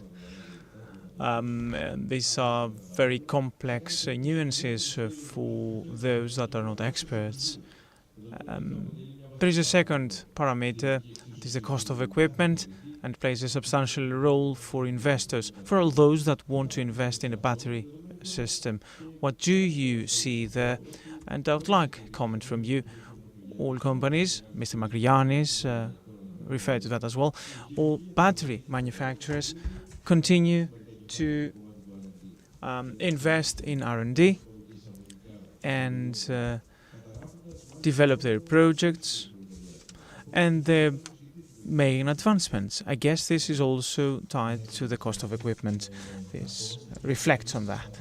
Of course, Mr. Mastorakis, there are risks and opportunities.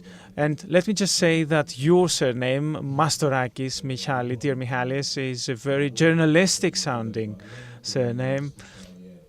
Anyway, let me talk about the equipment. Over the last 4 years, we have been dealing with this subject matter, and we have identified that the major cost of a battery energy storage system, and I'm talking about the power inverters, substations, and SCADA systems, we have identified that we have 3 times lower costs in a very short period of time. Our team has also noticed that the cost of an investment of a battery energy system solution has been similar to that of a PV station. If you have a battery container of a 2-hour battery system, 200 megawatt hours, I dare to say that it is similar to a 100 megawatt PV system. Judging from the 3 first standalone BESS of 300 megawatts, manufacturers are faced with a very peculiar situation of responsibility because of the long-term commitments of the 10-year guarantee on performance, 10-year availability guarantees, as well as a long-term maintenance contract that has to go with that. In our way, we were well prepared. 4 or 5 years ago, there were just 3 of us. Now there are more than 50 of us. We have created standalone departments in order to support that. We have a vendors department, a contract department, a maintenance department, let alone the design department and sales departments that have been strengthened even further. And from the manufacturers and suppliers standpoint, our responsibility in the PV systems was passive because guarantees or the warranties were in the scope of the contractors. Currently, the market has led us to take on this responsibility. The warranty responsibility lies and the warranty liability lies with the manufacturer. This brings me to a conclusion that the battery energy systems are more close to the wind systems than to the solar, more closely to the solar systems rather than the wind systems. Battery manufacturers put special focus on that, and now let me turn to you. Do you see competition working Do you see in this area competition working just like in the PV area? Do you see technological advancements going forward? Well, first of all, competition at the beginning of the demand and the tender demand was there. There was high competition. There were thousands of applications. As a matter of fact, in terms of implementation, we are very slow. Although competition was apparently very high, implementation lags behind, which means there is not a huge availability of projects and rather a shortage in equipment. Going forward, there will be such a chance of healthy competition, so to speak, when the projects begin. When the hybrid projects begin, there will be lack of competition, and there will be room for everyone. If we take a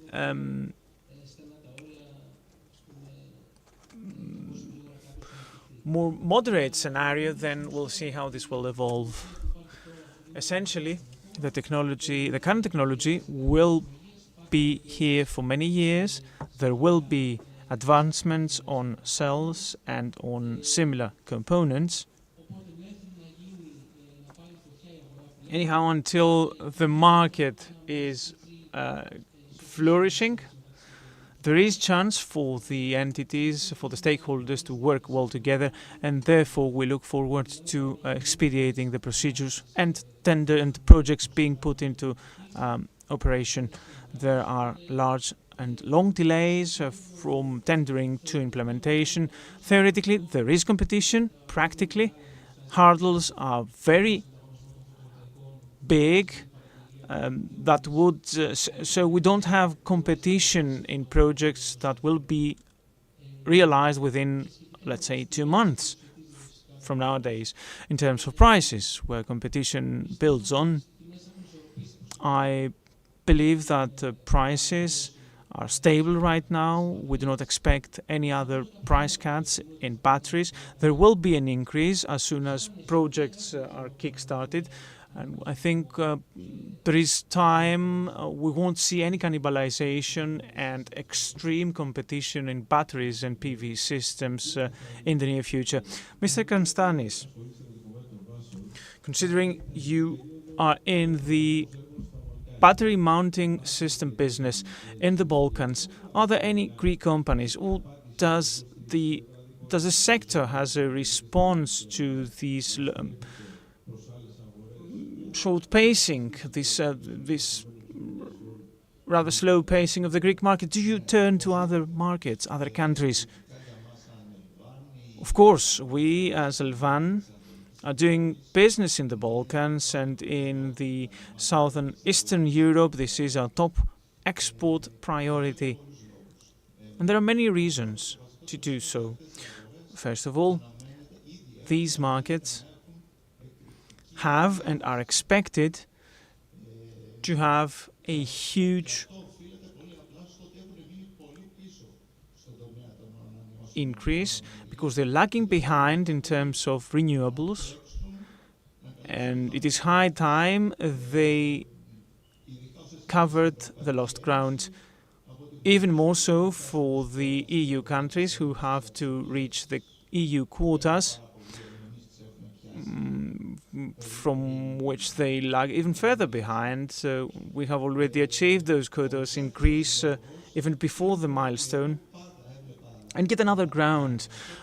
I have always regarded the Balkans and southeastern Europe as the natural space of business for Greece.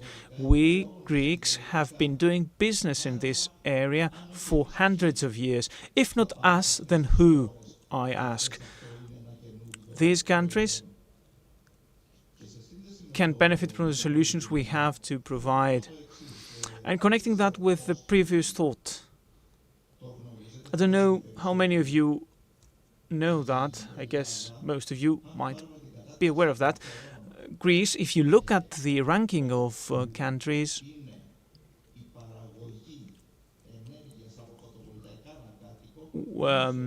considering PV production per inhabitant, we are ranking 5th out of the 200 plus countries. 5th. And this, is rather an optimistic note. And then at the 4th place, you have the Cook Islands. I don't know how many inhabitants the Cook Islands have, but if you have 10 megawatt PVs on the rooftops, perhaps you achieve that quota. Anyway, we have created a very good ecosystem in the PV business in Greece. We are very well positioned there, and we are the ideal partner to turn to the Balkans and to Southeastern Europe and convey this know-how, which will bring also positive results to the trade surplus of Greece as well. Do you have any changes in the base prices? And I think there is a downward trend, but there is high chance as of January 1st, considering tax and other quotas issues, an upward trend might be occurring. I mean, there are external factors influencing that. As of January 1st, there have been announcements. We do not know whether this will be the case. There might be a monumental increase in the prices.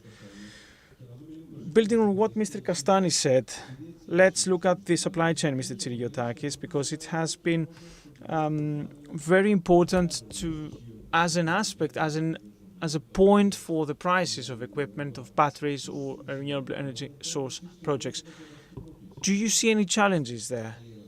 This is a very good question. Let's try to capture the current image. We are on standby. We talked about higher prices. We see that in silicon and polysilicon. This has not translated into PVs. There is not a wave breaker down the supply chain that would stop that prices having any spillover effect. There is this rumor about the 13 down to 9% tax return, 4% for the Chinese government to have another tool in their hands. We'll wait and see. I mean, this is a waiting stance we have. There will be an increase in prices. We see that coming. And then there is this Damocles sword. China is considering setting a threshold to the prices, X works, and from then on from the factory on, no one can. There will be a price that cannot. That will be set as a threshold. Many geopolitical issues, I mean, you're well aware of them. We don't have anything new here. And then there's the economic war, the economic conflict. This is rather something one can predict. I mean, one cannot predict how the US economy will do. What is certain is that the measures the Chinese government tries to take are not sufficient. We need a long-term solution for the viability of the sector. Both PV panels and the whole sector obey to the liberal market rules, regardless of interventions. And there is a rule: if you have a surplus of demand, you will have prices going down. There are currently 200 gigawatt of panels that are surplus, and then you have double the demand in silicon. The more this surplus exists, the less likely it is that you have sustainable prices. This is why the Chinese government is currently taking efforts to close this capacity. This doesn't mean that there won't be any other factories in China or in the Middle East. But we have identified the issue, and we're trying in the coming months to reach a sustainable level. Thank you very much. I think this is the point where we can finish our discussion. since we're running out of time, technological advancements are very important across sectors. We didn't speak a lot about wind projects, but in PVs we see the trends. Mr. Kouretsi, you also addressed the economies of that, how this can be an opportunity based on the challenges for the networks in order to have new pricing model. I think these are things to come, perhaps next year. We might have many things to discuss on that, and this might be linked to the shift, to the transformation of the sector per se, in terms of the jobs that and all other aspects that will evolve over time. And Mr. Makrianis also talked about the high efficiency of PVs throughout the day. This is a parameter that might change the whole picture. And then you have this the supply chain questions, where one cannot be certain how things will progress, and issues that affect prices, be it PV panels and batteries, or mounting and support bases, cables, etc. Thank you all for your participation.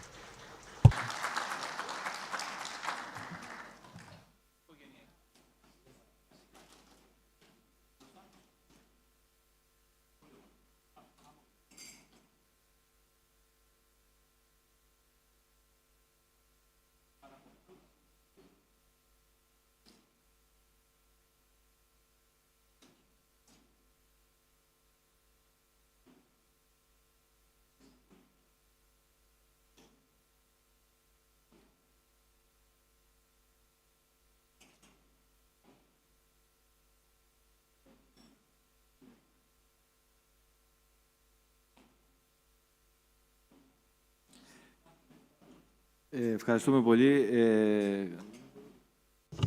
Thank you.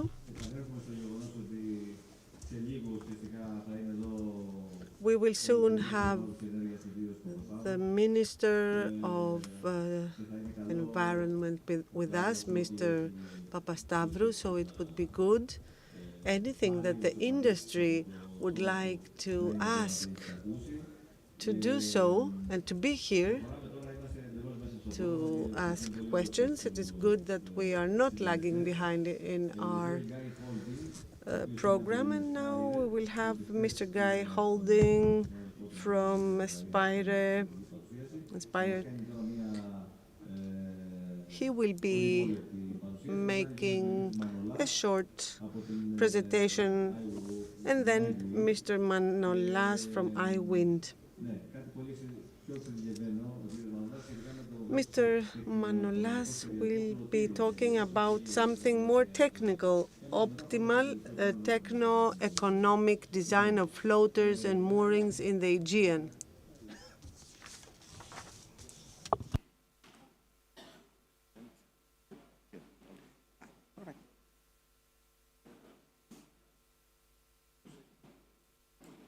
So, good afternoon, everybody. It's a pleasure to be here today.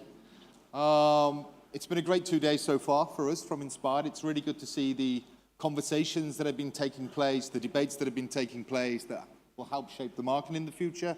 It's good to be seeing the networking that's taking place, but more importantly, the conversations as well.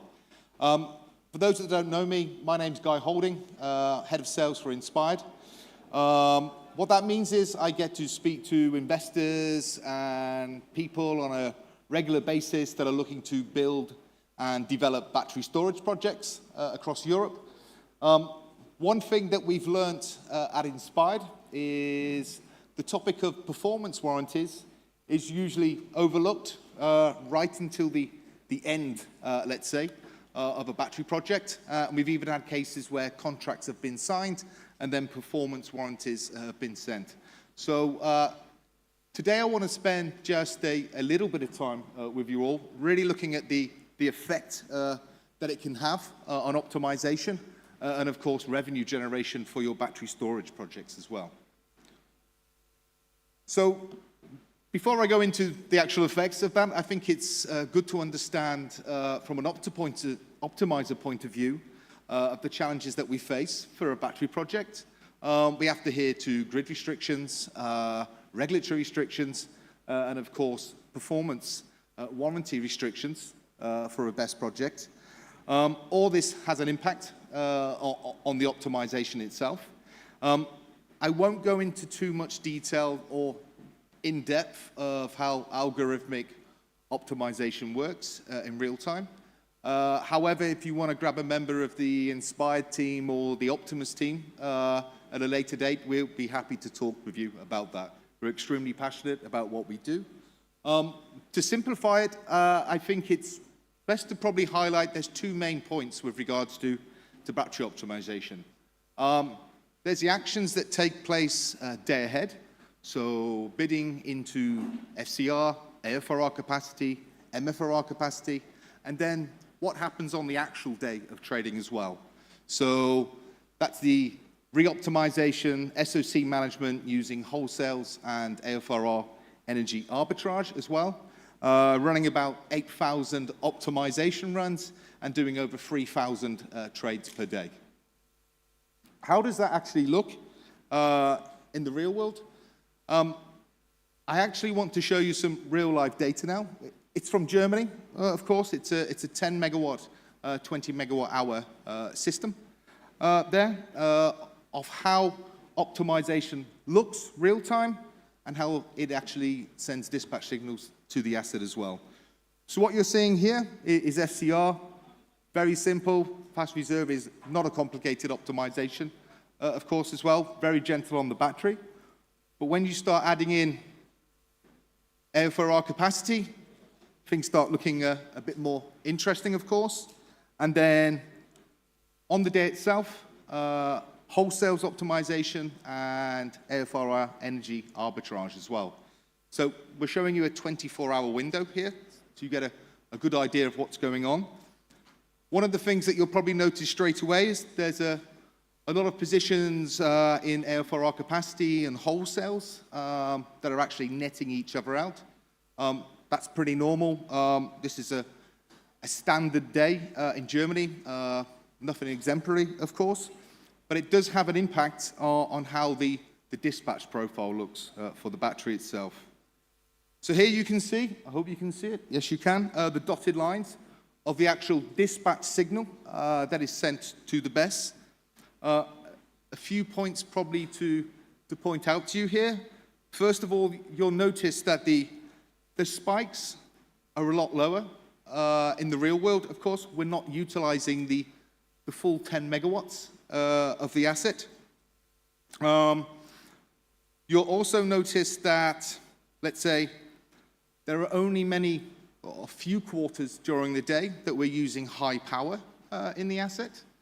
And probably more importantly as well, and a bit of teaser for you of where I'm going a bit later on, is that throughout the entire 24-hour period, in every quarter, there's trading activity or a dispatch signal being sent to the BESS as well. And the reason why that's important is because we have two conflicting worlds, which is the optimizer reality and the integrator assumption as well. So you can see from the dispatch profile I showed you on the left, just underneath it, you will see the SOC profile for the day. It's a lot more gentle and gradually rolling, as you would think. It's being optimized in real time, of course. Two things will probably jump straight out at you is cycles. We're actually not using many cycles there as well. And also C rate for this asset, it's 0.5 max C rate. If you look at this, we're probably using less than 0.3 C rate as well. And here lies in the conflict when you're discussing your performance warranties, because then you have the assumption from the integrator side as well. So any of you that have seen performance warranties, had the pleasure to read through performance warranties, will probably be more familiar with what's on the right-hand side of the screen. A cycle is considered full charge, full discharge. If you're having 2 cycles a day, they will put a buffer in between that as well. Reason being is we don't recommend a full charge and discharge. It's got to heat the battery up, and that's why you need that buffer there. But if you see in the real world, it's a lot more gradual, of course, as well. What does this mean in the real world? So resting periods we do not like. From an optimizer point of view, in fact, we have not signed a contract that's had a resting period in. What we say is, when you're choosing suppliers, when you're choosing partners, bring them together early. And Inspired, we get involved in a lot of conversations with our clients across Europe with regards to negotiating these down and out of performance royalties in total. So resting periods. I'm just showing you a 1 hour example. The past 2 days I've been hearing 3 hours, let's say, between that. So even a greater impact on the revenue capture there as well. We can look at cycles also, because there's an impact also in revenue capture.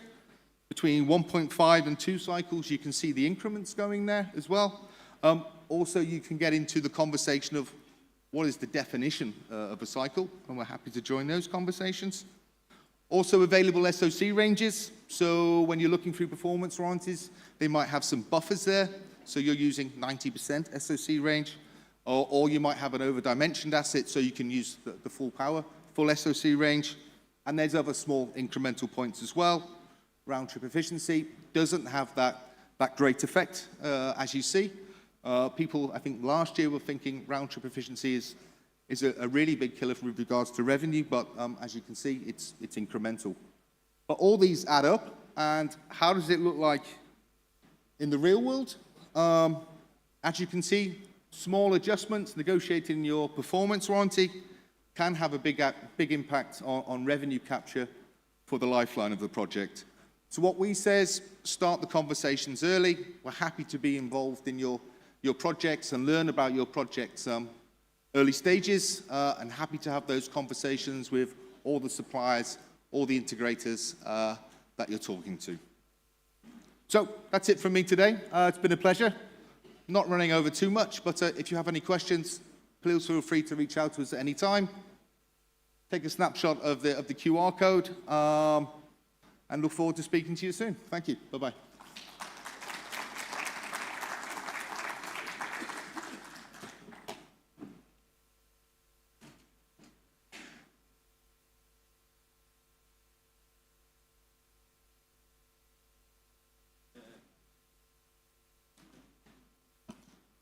Ευχαριστούμε πολύ και για το σύντομο.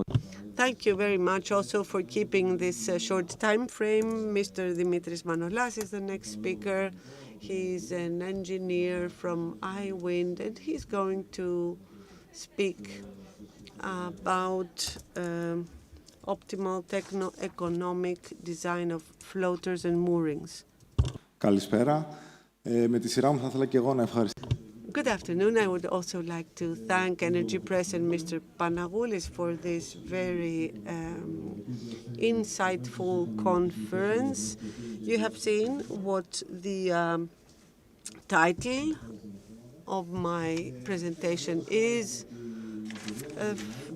iWind is a technical advisors company that was founded in 2015 by Greek engineers, PhD holders from the academic and research community, and we provide expertise and specialized knowledge so as to bridge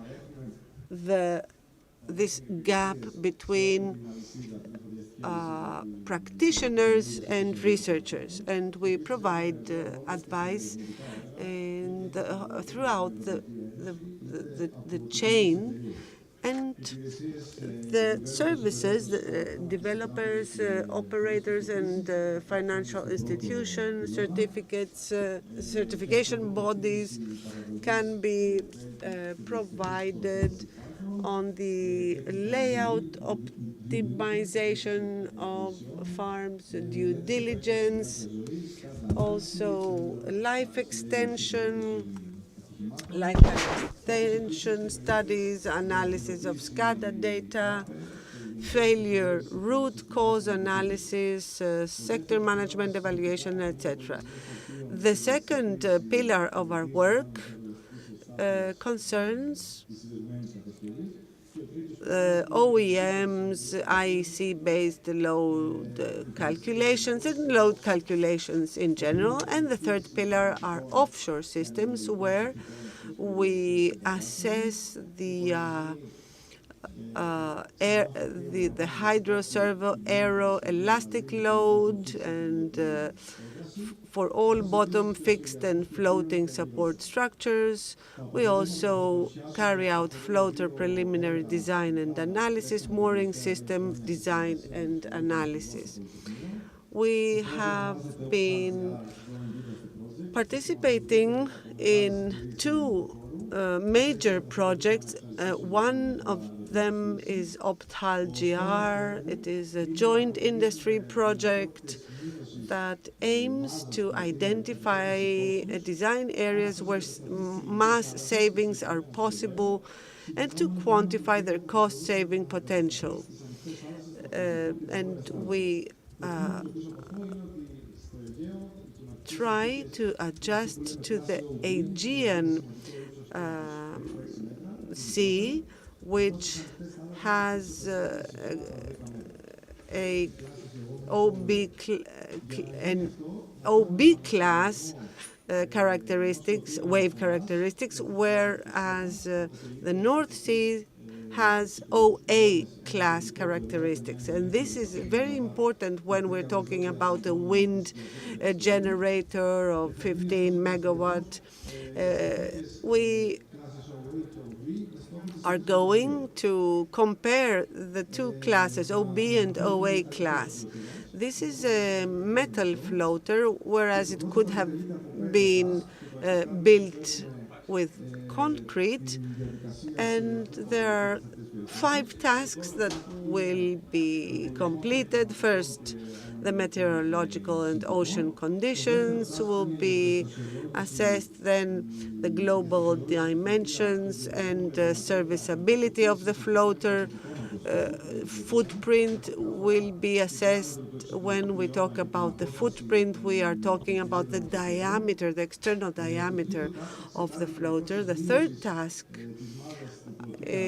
concerns the intact stability and air gap analysis of the column's height. Here we have 2 criteria based on international standards. One is stability, which is that the floater should not collapse, whereas the air gap is practically the fact that waves should not cover certain parts of the floater.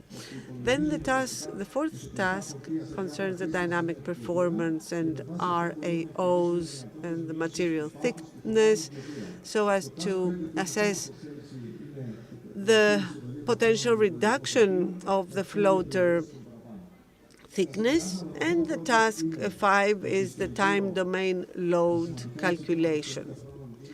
Now, the conclusions from this exercise, from this project, are that the wave characteristics obtained from statistical analysis in the Aegean Sea are that the wave heights are approximately half of those in the North Sea and the Atlantic Ocean. The second task shows that we did not achieve a reduction in the steel mass of the reference floater. The third task about the external columns, there we tested different floater designs, and we achieved a draft of 15 meters, 17.5 meters, and 20 meters, and the expected floater mass reduction of 6 to 12% was achieved, whereas the fourth task indicated an expected floater mass reduction of at least 24%. Now, the next project that I would like to present is about hybrid mooring systems for floating offshore wind turbines. Here, the scope is to design and compare mooring systems with steel wire ropes versus synthetic ropes. The objective is to identify possible cost benefits by using steel wire ropes. So we have used both wave classes, OA and OB, and different water depths, 200 meters and 1,000 meters. Here we build 2 or 3 different mooring systems, and then we compare them. You can see the spar buoy systems that use the catenary chain, which is the conventional chain, whereas there's also a chain that can be made by wire, or can be synthetic.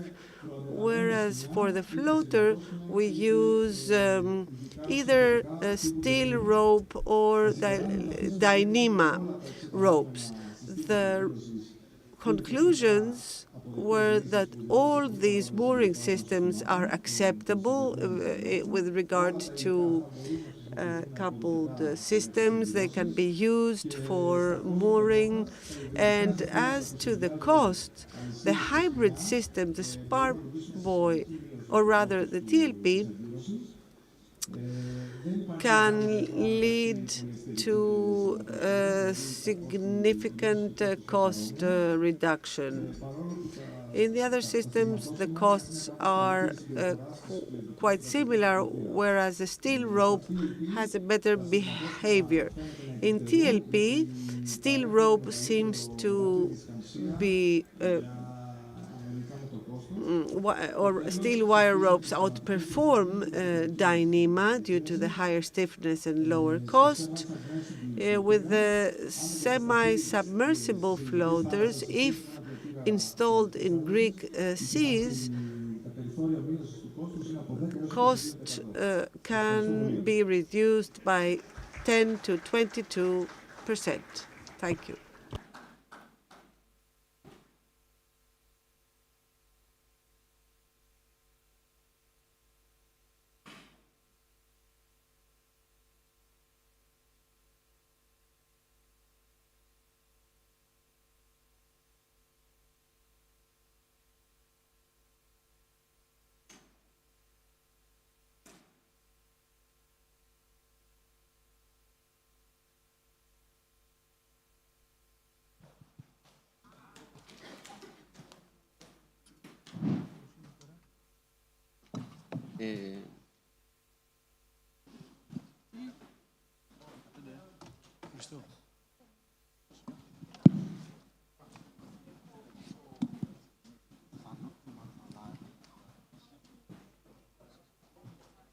Καλησπέρα σας και από μένα. Ονομάζω... Hello, my name is Glavas Theotokis, and I'm responsible for development in northern Greece of the Petros Petropoulos IAV industrial unit. Petros Petropoulos is a group that has been 103 years in the business, a group that's starting at the late 19th century, guided through its vision and acumen, managed 1999 to be listed in the Greek exchange.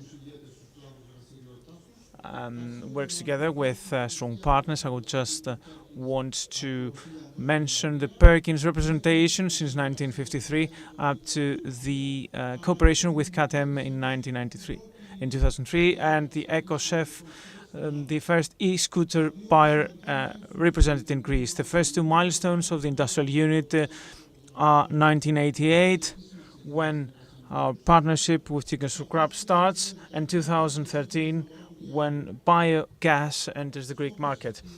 The object of the scope of my presentation is biogas purification and its upgrade into biomethane. This is a task that happens in 3 phases, as you can see in this graph. The first phase includes purification of biogas in order to extract ammonium, and then both siloxanes and other compounds, and then you have the compression, and then you have the filtering system. We have a comprehensive solution starting with the first step, that is cooling of nitrogen and cleaning, as well as the use of active carbon in order to keep specific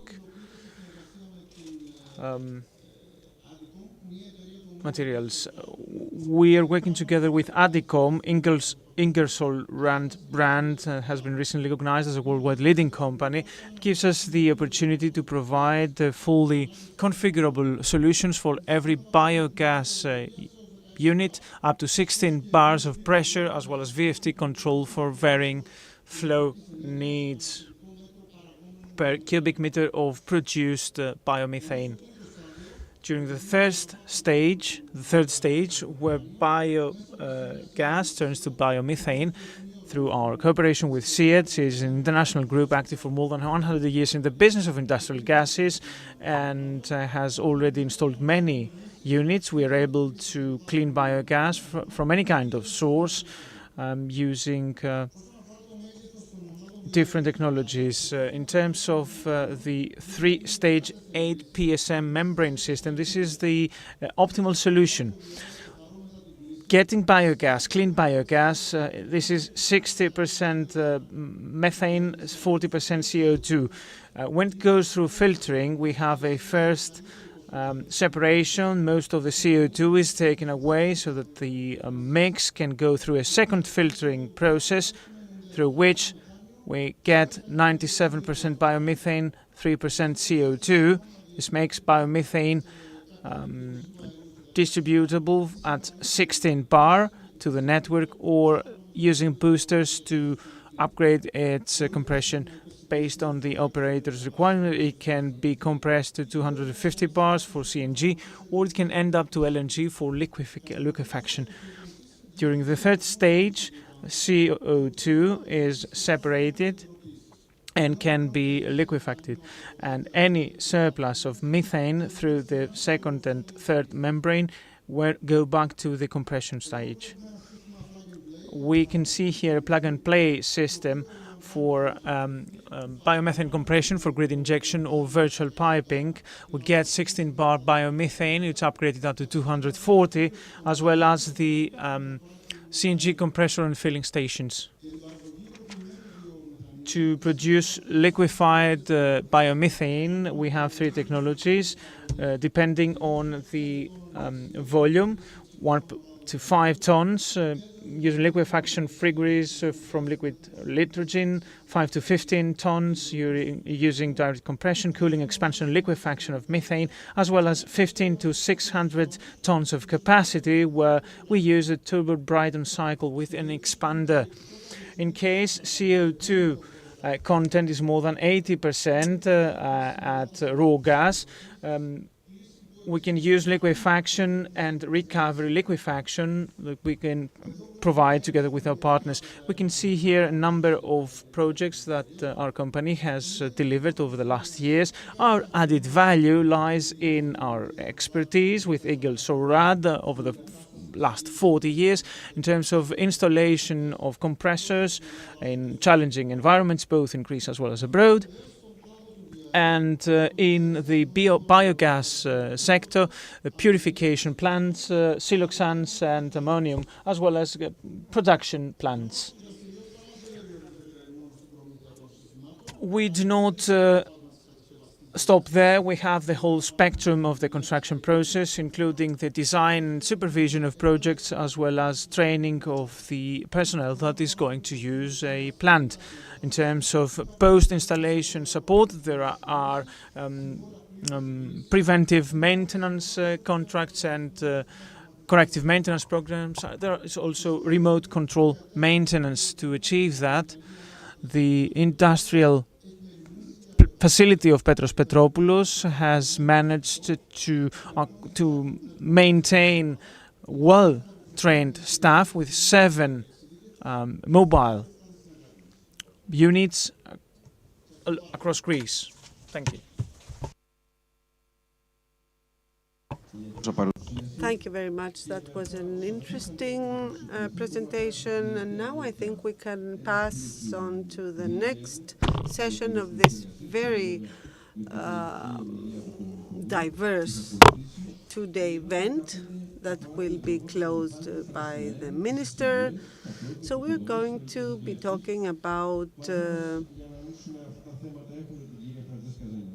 or rather, we will be talking with Mrs. Francesca Zaninotti, CEO of Enaon EDA, Mr. Gikas, who is from DESFA. He's not on the program. Mr. Dimitris Triantafilopoulos, CEO of Hellenic Hydrogen, Mrs. Eleni Bayrami, Chair and CEO of EcoHellas, and Mr. Gennaro Formisano from SIAT, Petros Petropoulos, AEVEN, Digas Agis. So I think that it is clear throughout the market that we have a lot of evolving issues that are not yet mature, but with regard to Greece, there's a lot of interest because we have a number of projects in the pipeline. For example, biomethane. Methane seems to be more mature than hydrogen.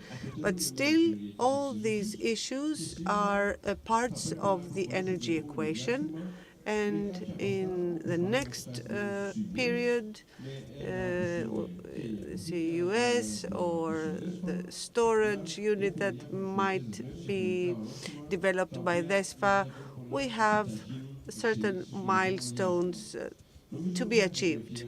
We are here to talk about all this, and I will start with Mrs. Zaninotti. Ms. Zainotti, and I would like to ask you about the energy transition is accelerating across Europe with renewable gases emerging as a key enabler of decarbonization. From your perspective, how can gas distribution networks and companies like Enaon EDA contribute to a sustainable transition? Please, the floor is yours. Thank you. Good evening to everybody, and first of all, thank you for the invitation. And also for creating this valuable space for this dialogue. It's a very pleasure for me to join to today's discussion on renewable gases and energy transition that is a so strategic topic for Europe, but also a national priority for Greece. Let me start from the energy equation that you, as you said before. First of all, to deliver decarbonization, security of supply, and also affordability, it's definitely clear that energy transition cannot rely on a single path. And so multiple solutions have to work together. I mean electricity for renewable sources, renewable gases, supported by digital infrastructure that can combine molecules and electrons, and not as competitors, but as complementary resources that can serve the same transformation. The Global Gas Report of 2025 is underlining this balance. In 2024, gas demand increased compared to the previous year, and for 2025, it's expecting to increase even more, driven mainly by power generation. At the same time, renewables are rapidly increasing, but due to their intermittency,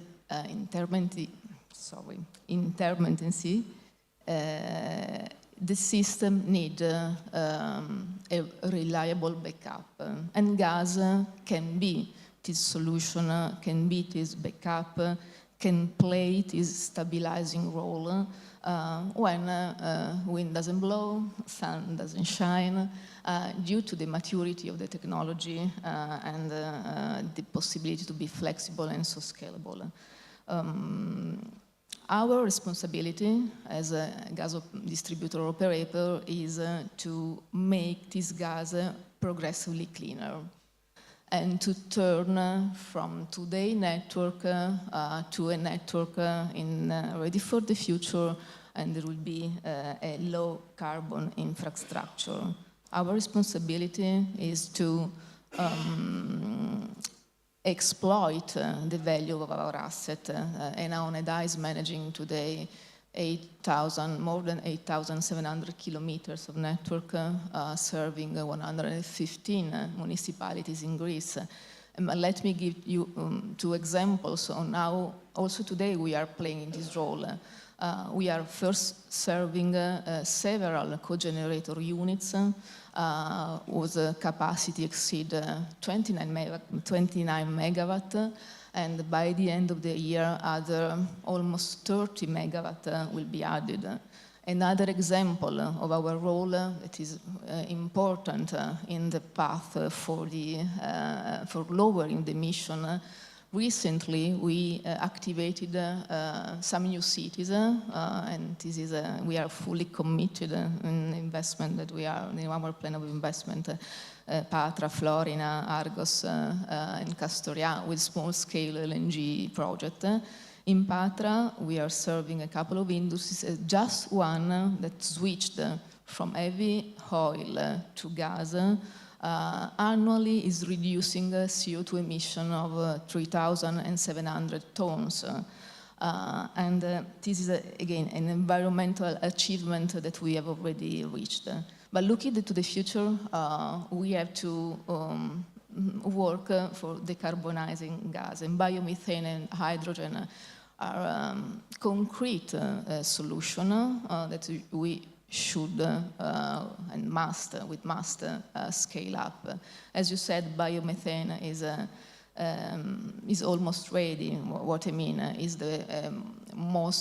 one of the most promising renewable gases, supported by a more mature production technology, and also the fully compatibility with the network, but also with the end user applications. Our network is absolutely ready for hosting biomethane. Greece, in this moment, is moving from a vision to implementation, has taken and adopted the complete framework from production, certification, and injection in the grid since last summer, and then also the regulator plus the ministry have also delivered the key secondary but important legislation. In this moment, under consultation, there is the connection contract that will allow the connection between a biogas producer that will convert to biomethane to our network. The process is clear and is also very time sensitive. What it's the last mile, the last effort that all of us should be focused on is the incentive scheme in order to allow to start with investment. Hydrogen is again another very promising low carbon gas. To be pragmatic, it will have for sure in the future a key role in decarbonizing sectors hard to abate. In this moment, to be pragmatic, we should focus, I think, on the blending hydrogen in our network. And what we did, we have already started last year with the project in order to assess all our more than 800,000 kilometers of network. And we arrived to a first result. The majority of our network, more than 90%, is already compatible with a blend of hydrogen up to 5%. We are working now in more, let me say, accurate studies on the remaining part in order to ensure the compatibility with the blend up to 20%.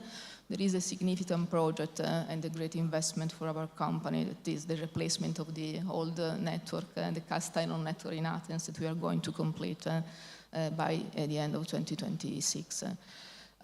These are together with other projects that we are running, the base for ensuring our network future-proof. And also for supporting today the possibility for lowering also today emissions. Thank you very much. Κύριε Δίγκα, να περάσουμε εσάς. Αναφέρθηκε η κυρία Ζανινότη σχετικά.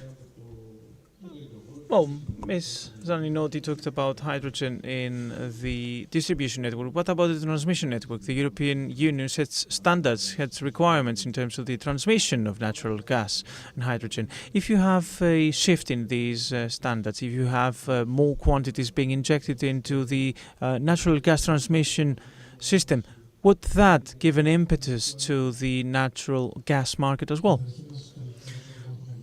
First of all, thank you for having me today here. Thank you for the invitation.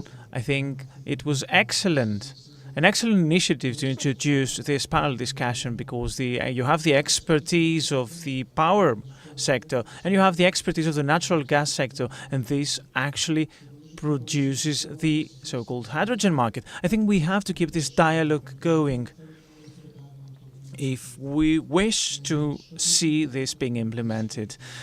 When it comes to DESFA and DESFA strategic on the hydrogen development, I would like to state that DESFA is fully committed to supporting both Greece and southeastern Europe in its decarbonization efforts. In view of that, it has adopted a holistic mid-term and long-term as well as a short-term approach plan. Let me just say that in the short term, we are working together with off-takers and producers to have the first hydrogen valleys being in place.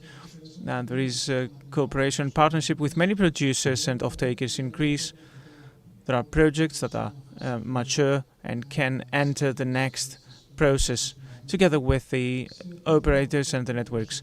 In the medium run, and when it comes to blending, we do believe this is the golden rule when it comes to the transition from conventional fuels to renewable fuels and hydrogen all the more.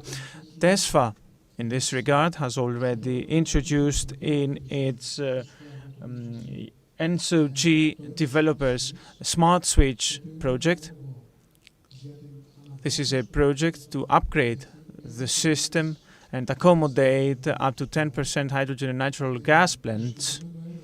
This project, and perhaps the most important part of it, is that it upgrades existing infrastructure by reviving them, because oftentimes we think that we will shift to greener gases, so fossil fuels and conventional fuels will be depleted, will stop being used, but natural gas will be used going forward.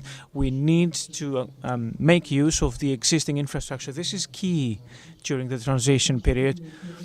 And based in view of that, DESFA will upgrade its infrastructure meter extensions, the same pipelines that can accommodate this blend without any safety and security problems, but also intelligent networks for this flows to be utilized in an intelligent manner within the system. We have submitted this project for the EPCI, and it's doing well. We're waiting for a publication for a public decision on that. We're doing well nevertheless, and this is a signal to the market. Hydrogen has a very substantial role to play, as the CEO of Enaon rightly said, also in the development of the market once the market becomes even bigger. In the long run, we already have the Hydria flagship backbone program in place. This is a duplication of the existing pipeline from Attica up to Bulgaria. This is a large project that is in PCI status and therefore has been accepted as an IPCI project by the European Union.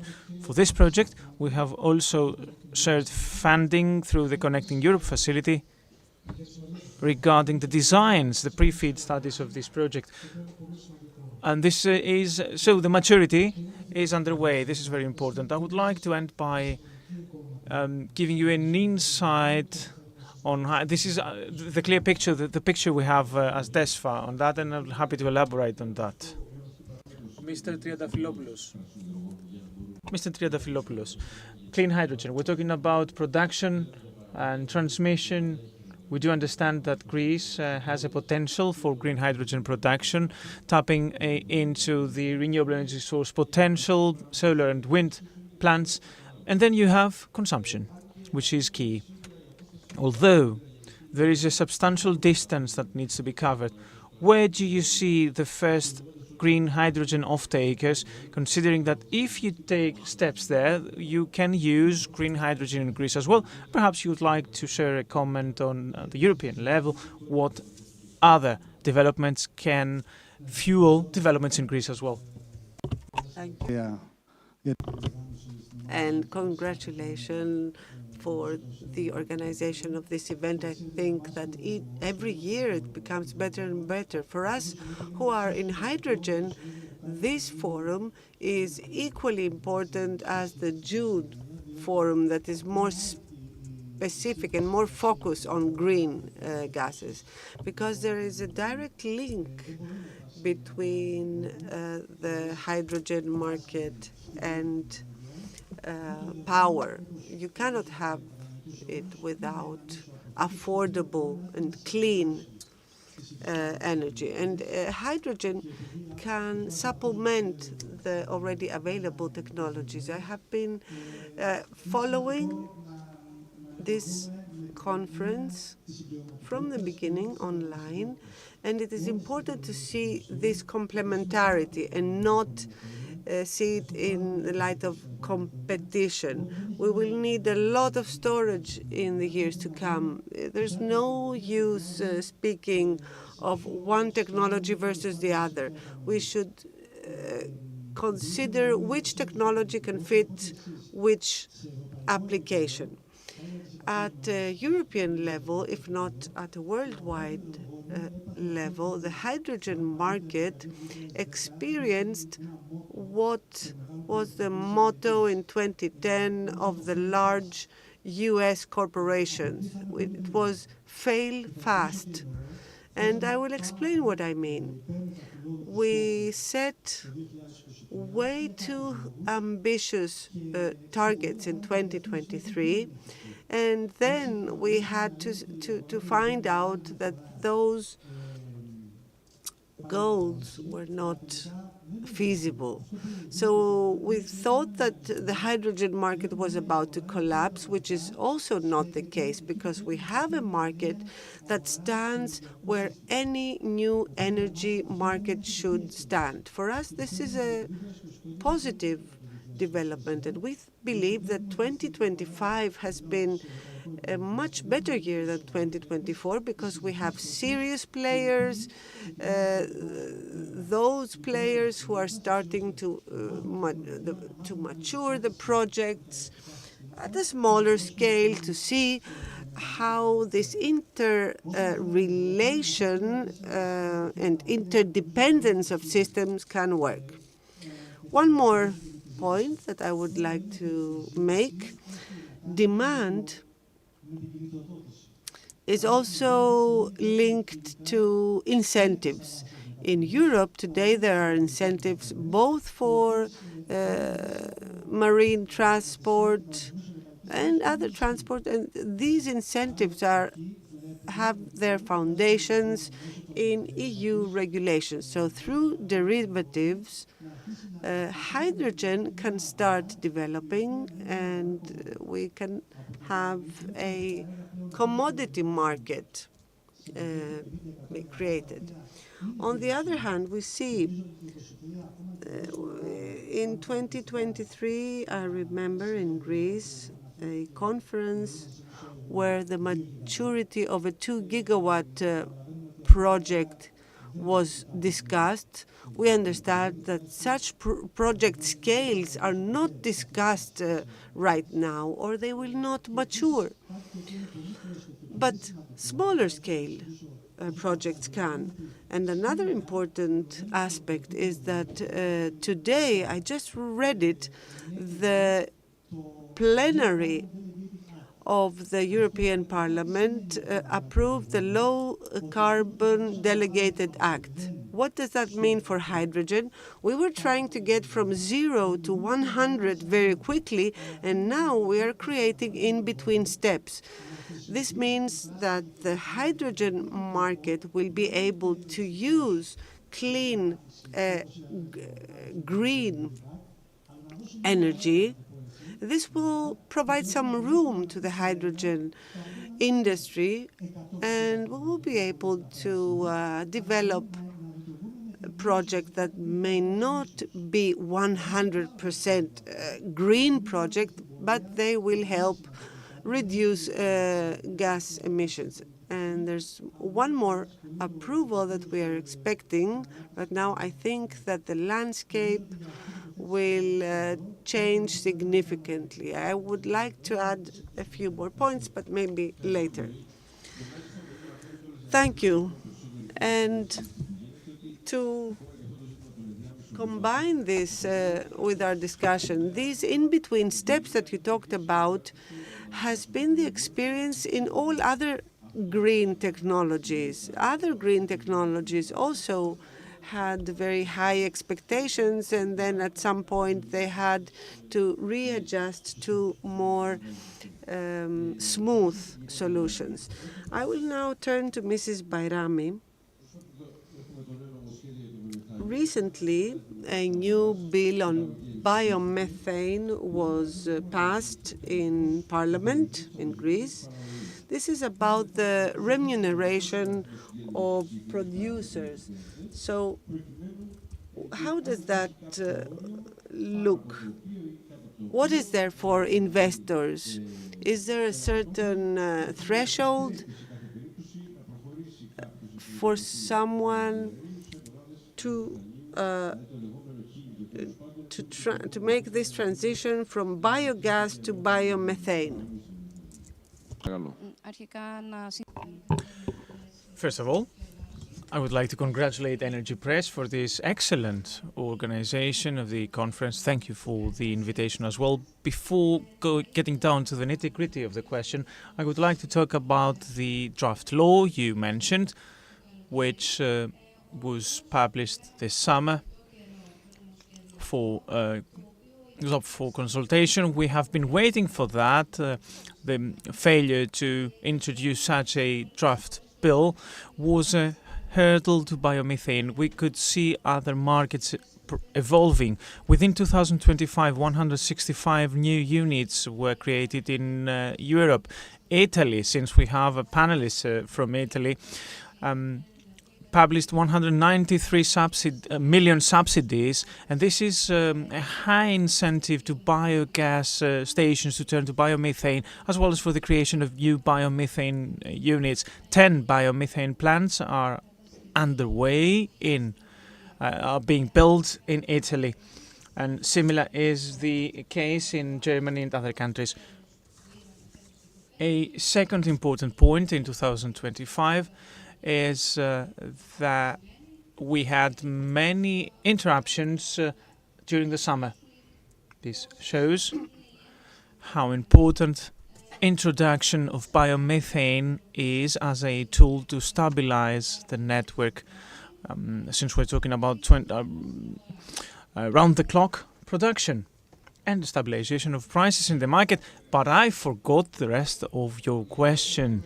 Well, my question refers to the incentives to turn from biogas to biomethane. Of course, tariffs are the incentive, or a regulatory framework, an algorithm, if you'd like, for the compensation of producers. If this is not in place, a business plan cannot be created for us investors to be able to examine the sustainability of those projects. Same goes for the banks. A good flow, cash flow, is also important in terms of the tariffs. I can't tell where will be standing. It relies on the feedstock, on the volume of the investment, and I guess we are also waiting for an answer here in order to be able to know where we're heading. As you listen, Italy is an example for Greece, so maybe you can mention on that the experience from Italy. But I would like also to ask you, what do you think about biogas and biomethane potential in Greece, and how companies like SIAD and Petros Petropoulos, you have a cooperation, can help the development of the market? What is the experience about SIAD and biomethane, bio-LNG in Italy and worldwide? Please, the floor is yours. Thank you. Many for the questions. It's a very complex question. Let me to introduce SIAD as beginning. We are an Italian company. It's a family-owned company founded a century ago with over 1 billion of turnover and almost 3,000 employees worldwide. We are one of the European leader in the technical gas selling, but we have also an engineering divisions. Here is well represented from Petros Petropoulos, and which guarantee us a reliable partner here in Greece. We are technology provider of air separation unit. We can say without any technical limitation, up to 40 megawatt. We can supply, we are technology provider of LNG liquefier in the small scale side, so up to 600 tons per day. Reciprocating compressor manufacturing, up to 10 megawatt, with over 10,000 of installation worldwide. And in the end, our product portfolio is increased in the last year with the biomethane upgrading system, with amine and with membrane technology, and carbon capturing system and CO2 liquefaction system. So we represent, as a SIAD, and here in Greece with the Petros Petropoulos, one-stop shop for the future investment in the biomethane and the LNG in general. About the development of the business here in Greece and how the Greece can contribute to decarbonization in general, the starting point is the existing network and the existing infrastructure. So we have to start from the biogas plant already existing. Here in Greece, there are, if I'm not wrong, 70 biogas plants. The biggest is 9 megawatt, which are equal to 50 tons per day of bio-LNG, which tomorrow can be ready. So the starting point is to put around the same table all the stakeholders. So the technology provider, like SIAD and Petros Petropoulos, the investors, like Ecoelas, Italgas, DESFA, and so on, with the authorities and government, and to establish which is the most reliable business model. Because we have many, many examples in Europe of a different business model. We work mainly, we can say, everywhere in Europe, and in the Nordics, for example, the business model of the bio-LNG and biomethane is totally different compared with France, or comparing with Germany or Italy. In the Nordics, for example, the feedstock is collected in one single point, and the bio-LNG plant and biomethane plant size is typically bigger than the European average. This guarantees them to have a good efficiency of the plant itself. This means a good price of the LNG. But the investor can do this because there is an off-taker. There is a main off-taker, which is Gasum in the Nordics, which promote this business. And behind Gasum, there are other investors like Scania, for example, or Volvo, which invest in the heavy road transportation with LNG. In Germany, the business model is quite similar to the Italy. So we have many, we are talking about hundreds of biomethane plants we inject into the grid, okay? And there are some liquefaction points based on, so the business model is the virtual pipeline liquefaction. We have one huge plant installed in Germany. It's 150 tons per day. It's already studied for the next step, which allow to the German network to put up to the 2% of hydrogen into the grid. This plant is operated by Open Grid Europe. We have another wonderful example in Italy that we are making with Snam, Traut Green Tour, which is a company of Snam in the south of Italy. It's an LNG liquefier. It's a complete LNG project of 150 tons. It's a very futuristic plant because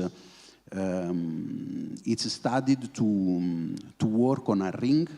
It means that all the waste gases are collected in order to produce enough power to sustain the plant itself. And the plant is studied to operate it with a very high availability. And it is done to develop the LNG market in the south of Italy, for example. So there are many, many business models. We are participating to a project in the Nordics with a company which are investing in the e-methane. So they are combining the biogenic CO2 with the green hydrogen throughout a methanization process in order to create the e-methane. So it's another step. The point is that to put at the same table again all the main stakeholders, all the main players, the technology provider, and to study which is the best solution to create a sustainable business here in Greece. So it sounds promising because there is a good base. Consider that actually in Europe there are installed 1,600 biomethane plants, and in the next 5 years, considering the RIU power and what all the other countries are promising to the RIU power project, other 900 plants will be installed. So this sounds promising, and for sure this will involve also the Greece. So there is a lot to do. Thank you very much. Ms. Zainouti, I would like to ask you how is ENA preparing its infrastructure and operations to integrate renewable gases, and what are the next milestones? Because you mentioned a few things, but please, we can focus more, and please for a short, brief answer, because we don't have enough time. So super short. Yes. So the goal is to have next year the first injection of biomethane in our network. We are definitely ready. Yes, for sure. Some details as the models has to be defined. What we can do is also to leverage on the expertise of our company in Italy, Italgas.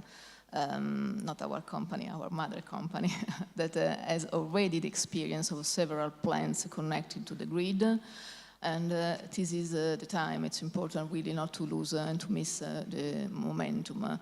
Second point, to continue to invest in the network. It's has been said also by our colleague in DESFA, the important value is to really to exploit the value of the existing infrastructure. So we have to continue to invest in the digitalization of the network, in the expansion of the network, mainly in the area that are also remote and not reached today by the possibility to have this source of energy. And that's all. And we are fully committed and also aware of the responsibility that the gas distribution operator has to take in the energy transition path. Thank you very much. Κύριε Δίγκα, ο ΔΕΣΦΑ ασχολείται και με το κομμάτι της παραγωγής. DESFA is also involved in the production. What are your conclusions? Maybe the most important milestone in assessing the hydrogen market was at the end of 2024, when we had the non-binding call of interest. We asked the players in the market, even shippers, not only producers, to state to us what their future plans were. And Mr. Thomadakis had presented the results of that exercise in a previous conference. So 92 or 72 gigawatt hours of production. So DESFA is working at a European level with other European TSOs, so as to have two different routes towards Europe, one passing through the Balkan and Eastern Europe to Germany, Romania, Czech Republic, etc. The second corridor goes via Italy, Austria, and also reaches Germany. This creates the possibility for DESFA to signal to the market that this production can also find off-takers and consumers. And also, this makes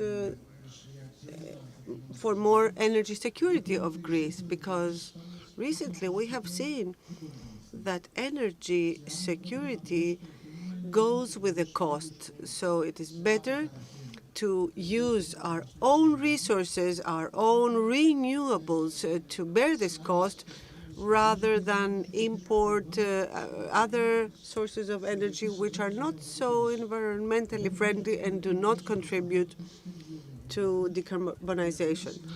In this respect, DESFA is working with other TSOs, and we actually had yesterday a meeting in Vienna with the Italian corridor, and we believe that the results will be shown very soon on the market. Mr. Vassilasopoulou, hydrogen is preparing the first plant for the production of green hydrogen.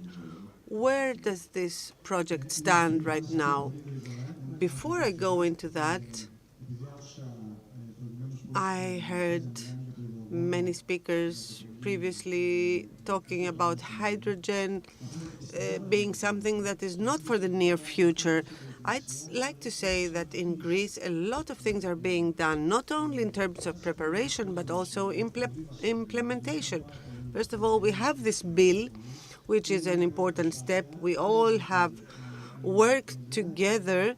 It is a first effort, a first step. It may not be perfect, but until this bill was published, we were among the last countries that had any regulations for licensing of. The second important step is financing. We see now that there are Greek financing tools that envisage hydrogen as well. One such tool, one such instrument is the the Just Transition Fund. Apart from that, Motor Oil is building a 50-megawatt electrolysis plant, the largest such plant in Europe is 20 megawatt. So talking about private, the private sector is quite advanced here. And with regard to more long-term targets, we would like to have exporting possibilities for our plants. But it's good to make small steps. Hellenic hydrogen. We have been driven by the same principles that are known to all of us. We want to be as Motor Oil, work with PPC. We have invested a lot in the maturity of this project. Unfortunately, the timing of this conference is not the best in terms of the financing of our project, but we have spent many hours of discussions on this investment. I'm talking about here the different reactions that are mentioned against RES projects, but we are talking with stakeholders who do have this culture of industrial development. So we had said from the beginning that in 2027 we would have a project running in West Macedonia, and this still stands.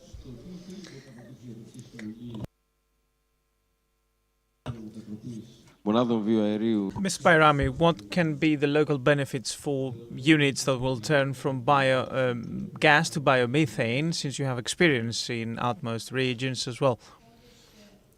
Indeed, we all know that configuration of biogas or biomethane plants is reliant on the circumstances in the area, the local area, the feedstock available in decentralized or rather at most regions. We had an experience of a project that will be put into operation in the coming months. We do experience that these plants are very important. They create jobs.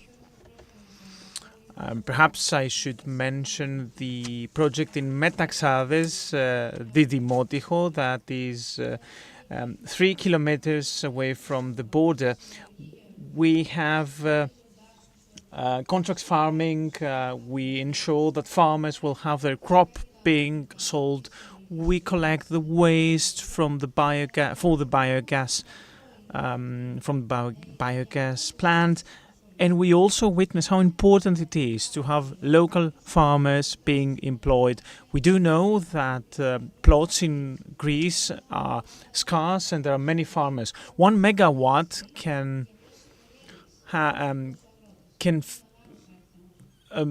bring food to 200 families to the table.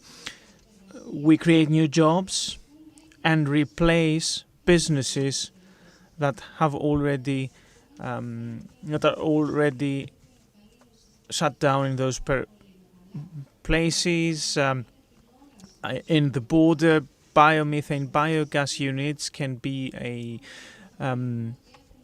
pillar of stability, and if you may, we might end up to a brain gain by creating jobs in these areas. How these investments can enter in the actual LNG Greece market? Please make a short, yes, very quick answer. First of all, it's nice to hear from Francesca that within 1 year there will be the first biomethane plant. We hope will be ours, obviously. About bio-LNG, again, here in Greece, we have to create a strong relation with the off-taker, which can be DESFA, for example. As already done, for example, in the terminal in Singapore, where Shell, which is one of the traders, announced that they will acquire throughout ISO tank 40 tons per day of bio-LNG every day, and this quantity will increase up to 900 tons per day in the next 5 years. So the LNG terminal can play a central role in this. For sure, it's a drop into the sea, but it's the first drop. And in order to reduce the CO2 emission and to achieve the decarbonization goal. Thank you very much. Και νομίζω να κλείσουμε τη συζήτηση. And thank you. I think it's high time we concluded this discussion. To wrap up, biogas is important in this energy transition. The facts show that there is potential, 72 gigawatt hours in Greece, as well as an outward-looking potential by making use of existing infrastructure. Here, of course, basic prerequisites are cheap green energy, inclusiveness, since these are not technologies that block each other, and then moving from ambitious targets to realistic targets. Incentives are necessary in order to have the first steps and be able to have successful projects in Greece, such as in Italy and worldwide as well, which also shows that we can have production and utilization of biogas and biomethane and have them contributing in power production as well as in hard-to-abate sectors. Thank you very much for your participation.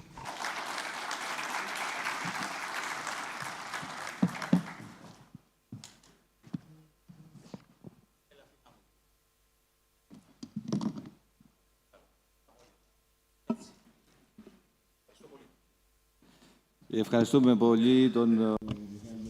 Thank you. Michalis Mastorakis. Thank you to all the speakers who participated in this panel. We would like to welcome the Minister of Environment and Energy, Mr. Stavros Papastavrou. Let me just say, as sort of conclusion of this marathon conference, because we are almost 30 hours, we almost have 30 or 20 hours of conference work and proceedings. So those who wish to develop actions and have the funds for that probably will now have the possibility to do so, as long as there is a clear framework for those who are ready to take the risk, and for them to know what kind of risk they are about to take. Thank you for being with us, Minister.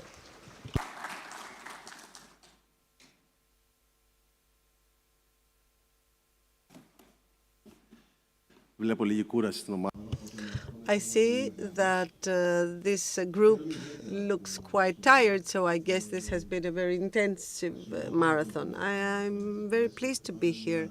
I highly esteem your work at Energy Press.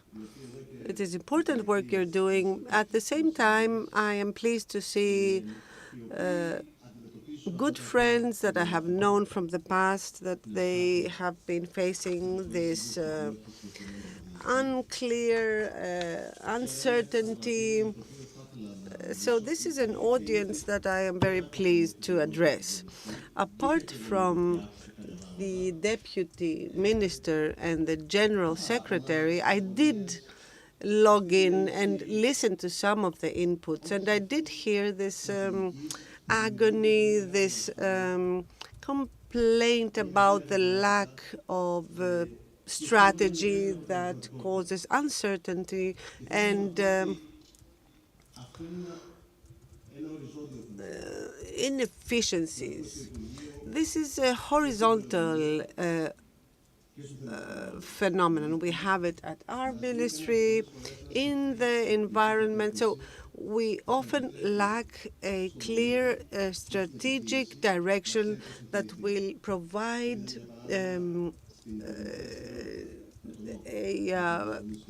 the possibility for citizens and for businesses with a clear course ahead. We have seen it with the new building regulation. So sometimes it's good to come to this decision. So the Ministry of Environment and Energy has three main priorities: simplification, transparency, and digitalization. In other words, better organization or spatial organization, spatial planning, with a spatial planning bill for RES, and also the marine spatial plan. If you think about it, that there was no marine spatial planning, although we are the country with the most islands and the longest coastlines, and still we did not have such a plan.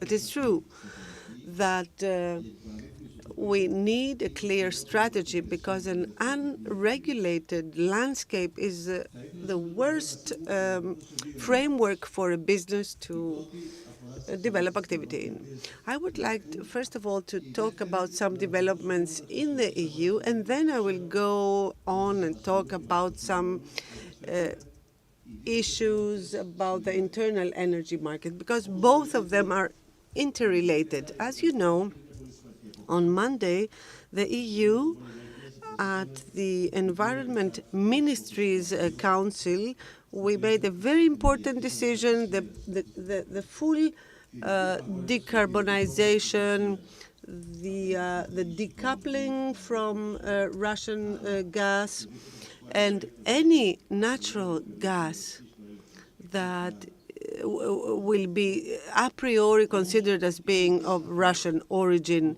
if not proven differently, but also energy autonomy and energy security cannot be cannot be to the detriment of competitiveness. And that is why the Prime Minister, Mr. Mitsotakis, at the European Council today said that you cannot have competitiveness in the EU without lower energy prices. And Mr. Jorgensen has made the commitment to make efforts in that respect. So, within this framework, the infrastructure that has been created in the last years and the interconnections with other countries has brought our country in, has given our country a pivotal role. In a few weeks, Chris Wright, the energy secretary of the US, will visit Greece together with 20 other energy ministers from Eastern and Central Europe, because our country will be the gateway for US LNG to reach other countries such as Bulgaria, Moldavia, Ukraine, Hungary. So, in other words, energy is a significant pillar in the collaboration between Greece and the United States. And this gives us a much more important role in the Eastern Mediterranean area. As you may know, in 2019, we had 6 to 7 BCM reaching our country. So we were a country of destination, whereas now we have some 17 million coming to Greece. So, and a lot of that is exported to other countries. So this makes Greece an important partner of the US. From the first day that we took office together with Nikos Tsafos, the deputy minister, the hydrocarbon issue was very important to us, because Europe is talking about technological neutrality, so we cannot but explore what we have in our surroundings as other countries are doing. We have such deposits in the Ionian Sea, in other seas, and it is something that will change significantly the landscape. We will do so with Chevron and Exxon. But also towards Italy, there has been a decision of our Prime Minister with the Italian ministry, but also the Greghi project that is start being implemented and that will contribute largely to the energy demands that are linked to AI. The US Secretary of the Interior talked about a new form of antagonism in the world that is there. People are so states are competing, not with it's not an armaments race, but an AI race. So artificial intelligence is producing knowledge at a rate that had been unthinkable until now. So it is important for our country to position itself in a way that it will also contribute in the development of AI. In a particularly unstable geopolitical landscape, I think that that upgrading our energy role will help us become a hub in the connection between Europe and America.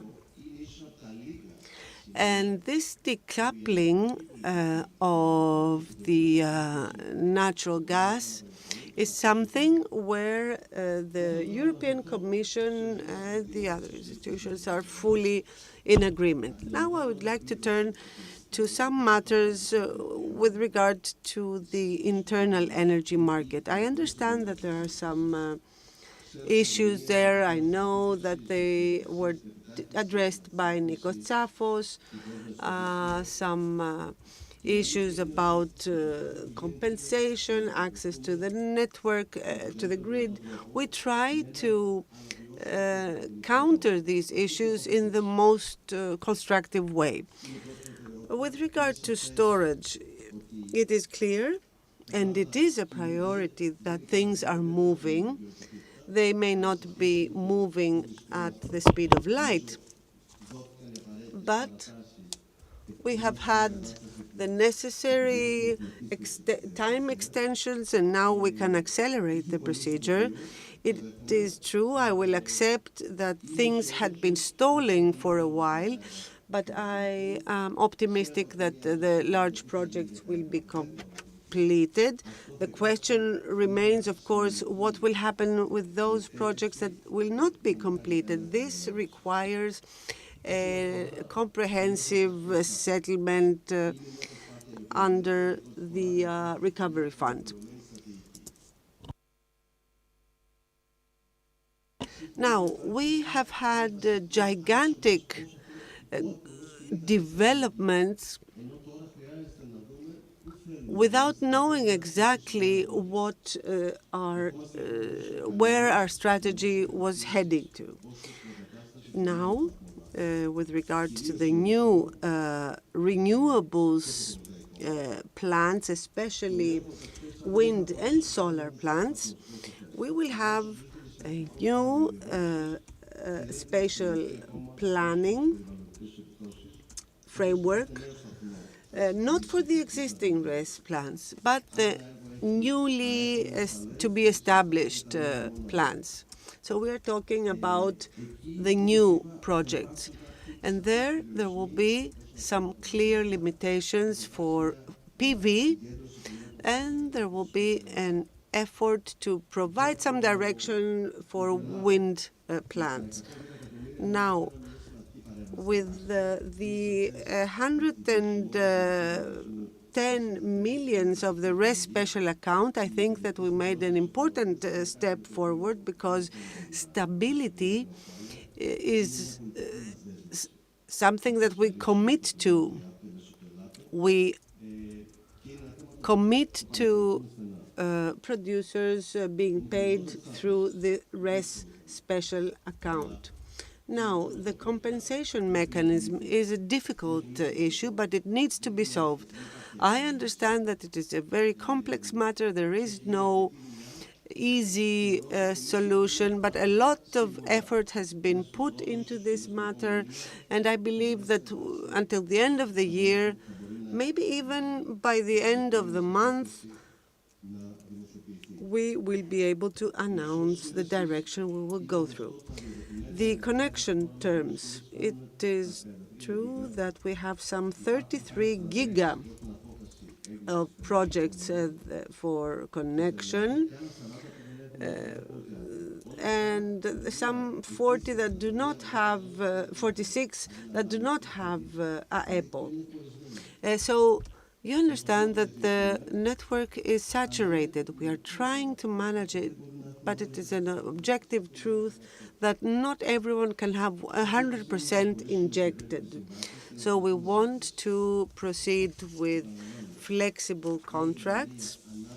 There has been a development, I repeat, without rules and without a certain concept, a strategy. So it is indeed difficult to try to put in place such rules ex post, but we need those rules for the next decades.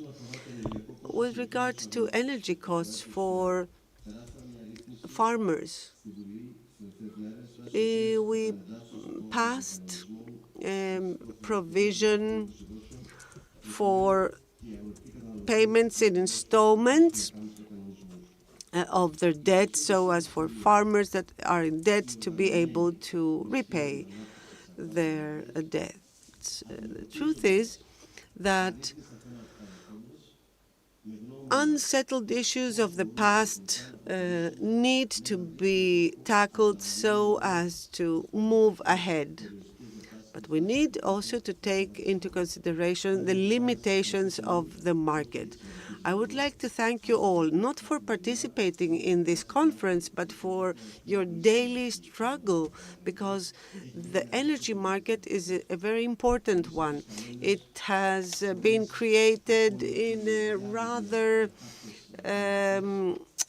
awkward way, without clear rules. But now I believe that the market is maturing. Also, the institutional coverage of this market is maturing, and very soon we will also have clear directions from the political leadership. Thank you very much.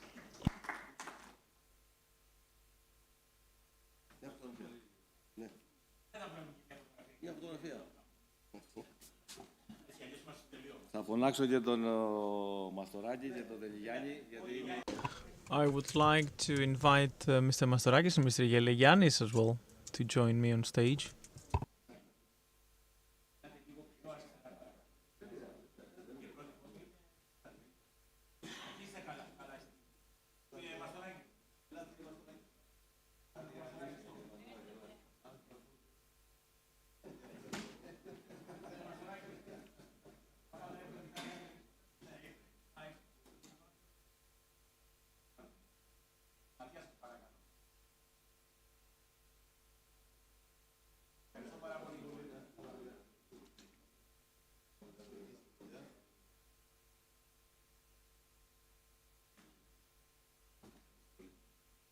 Λοιπόν, αγαπητές φίλες και αγαπητοί φίλοι. Dear friends and dear dozens of friends, thousands of friends that have been following us online. More than 10,000 people have been joining us online. I guess you have an equal number today.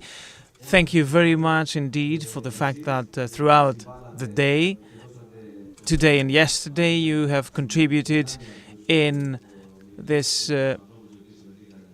endeavor. You have encouraged participants and panelists to generate the outcome that we have generated. We are impressed by the strong interest and the large community of people that are involved in this sector. It is our daily business. The more we widen the circle of people interested in these markets and the deeper they are involved, the better for us as well. And we will keep doing our job through Energy Press. More than 650 people crossed the door, more than 650 people, because some came with unregistered. 95 people were here on the panel. As said, thousands of people joined us online, and I would like to renew